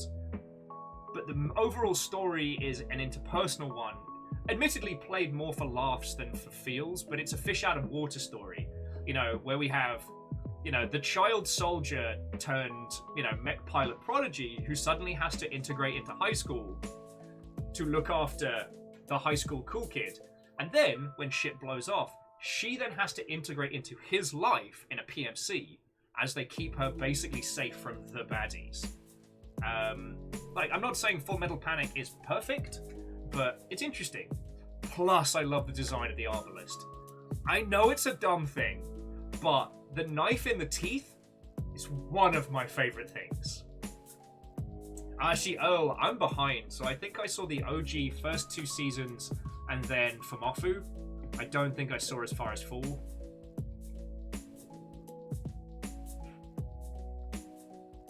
Oh yeah, and numbers, the thing is, like, I feel without Full Metal Panic, we wouldn't have gotten Iron-Blooded Orphans. Like, so Tessa, who Numbers mentions, is the person basically in charge of this PMC group. They have a stealth sub, they go around the world taking contracts to make the world a better place. You know, the mercs with a conscience kind of thing. And Tessa is in charge of this, despite being a feckin' high school girl. And one of the things that they don't delve into fully, but they do touch on, is that is a lot of responsibility and a lot of lives to put on a child. Because, I mean, let's be honest, you're barely a grown-up by the time you're in your 20s. And asking one person to be responsible for the lives of tens, if not hundreds of people, that's a lot. And to put that on a kid? Fuck! Now, Iron-Blooded Orphans deals with that very well. And, again, for all that show's weirdness, like I said, I love the Babel over here, but the pilot, he is a scumbag. For all that show does wrong, it deals very well with the idea of these children that had to grow up immediately. They never got to be kids, and the pressures put on them just to be, you know?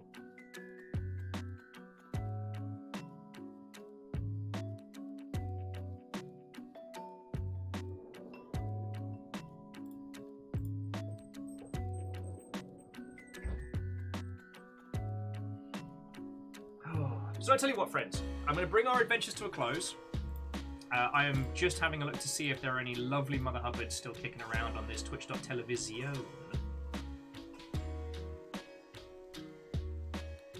I know where we're going after this. I know where we're going. Right. So, you lovely Mother Hubbards. I need to say a lot of thank yous because you lot threw in so much today. And I am probably going to have one of those moments where I just have a little cry in the toilets after the stream. Because I feel like I haven't stopped talking for 5 hours. Which is a really good coping mechanism. But eventually the banter has to stop. So, fucking wee. No, seriously, there was so much today. And I really, really appreciate it. You know?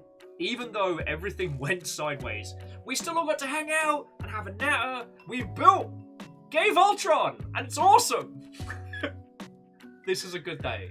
This is a good day. But specifically, I would like to thank the following people. Because, I mean, friends, as you know, everything that comes into the stream is what keeps us going. And I cannot say thank you enough for that. Like, every day this whole little corner of the internet of nonsense continues. That's because of you lot. Thank you. And to that end, I would like to thank guinea pigs. Don't judge me. I'm thanking the people that feed you. I turn round and Perun and Atticus are just feckin' dead-eyeing me. So friends, bits are still the biggest thing that keeps us going on a flow. Strager, who will be Jarl for a great deal of time. Thank you so much. That was a huge, huge drop. Thank you. But also to Professor Farnsworth, ET3 Stooge, Eraman, Bacon Avenger, Akira Zero, Wolfcrat, Asari Green Fire, Fearless Sun, Spooky Ghost Anonymous Cheerers, which they are very high up the rankings. Camille and Vanderbeest and Thrame and J-Post and Stammering Gamer, Pun Spectre and Durry Quill, and some numbers. All of you, thank you so, so much. Your moderator today was not just Nightbot. I'm sure we saw Lizzie today. And User was a person who said hello and chatted with us. Hopefully some more. To those that suddenly subbed or were hunted by House Carl, because Camille did a bombing run along with Megaboss today. So, to Durry Quill, to Baby Gaia, Mad Flute, Umbral Raptor, Hate the Drake, Aegis Trafalgar, The War Llama, Quetzalcoatl, the Legion, Toaster Archer, Boa Cat Close, War Striker, why am I like this? War Striker, Jester Joda, Pixel Paradiso, Tasty Little Snack, The Dismook, Max Atreides, Alleged Man, Fiona Yates. I gotta stop. 3, Secretly Robin, Baron Sheep, Captain Stephanie Barnes, Goku, User, Gines, Ozymandias, Impact Rabbit, Dustin Your Eyes, Willing Outcasts, The Chatot Maestro, Hookshot, Armin Ishtar, Hillian, Robot Will, who's different from regular Will, he has wings for some reason, Andorf, Compliment Captain Dreamer. Whether you were celebrating huge sprees, or if you were just hanging about and House Carl was like, Papa-cha! All of you, thank you. And also Burios, who brought a raid in, which is fucking cool. Now, on this, twitch.television, our good friend and hero of the people, Dan Jones, it's his birthday! It's his birthday and he's doing a stream. So let's go say happy birthday. Well, I'm just going to give it a second because I have to suffer through these godful adverts. Just making sure that he's still going. Yes. It's alright. Let's go say happy birthday to DJ. Alright? So, friendos, tomorrow, Sea of Thieves.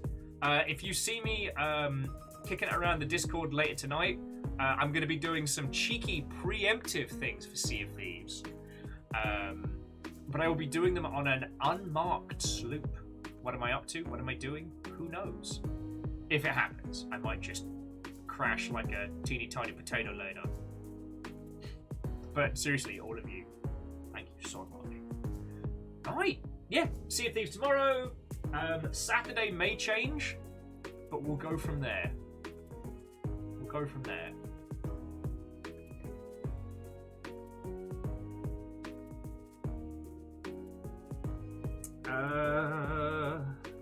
Sadly, numbers both are bad.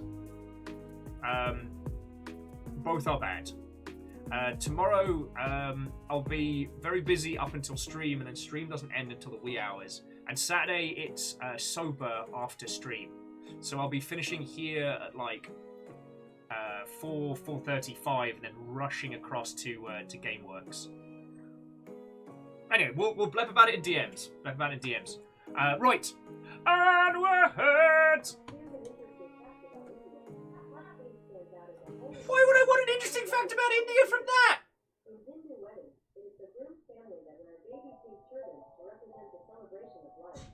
What?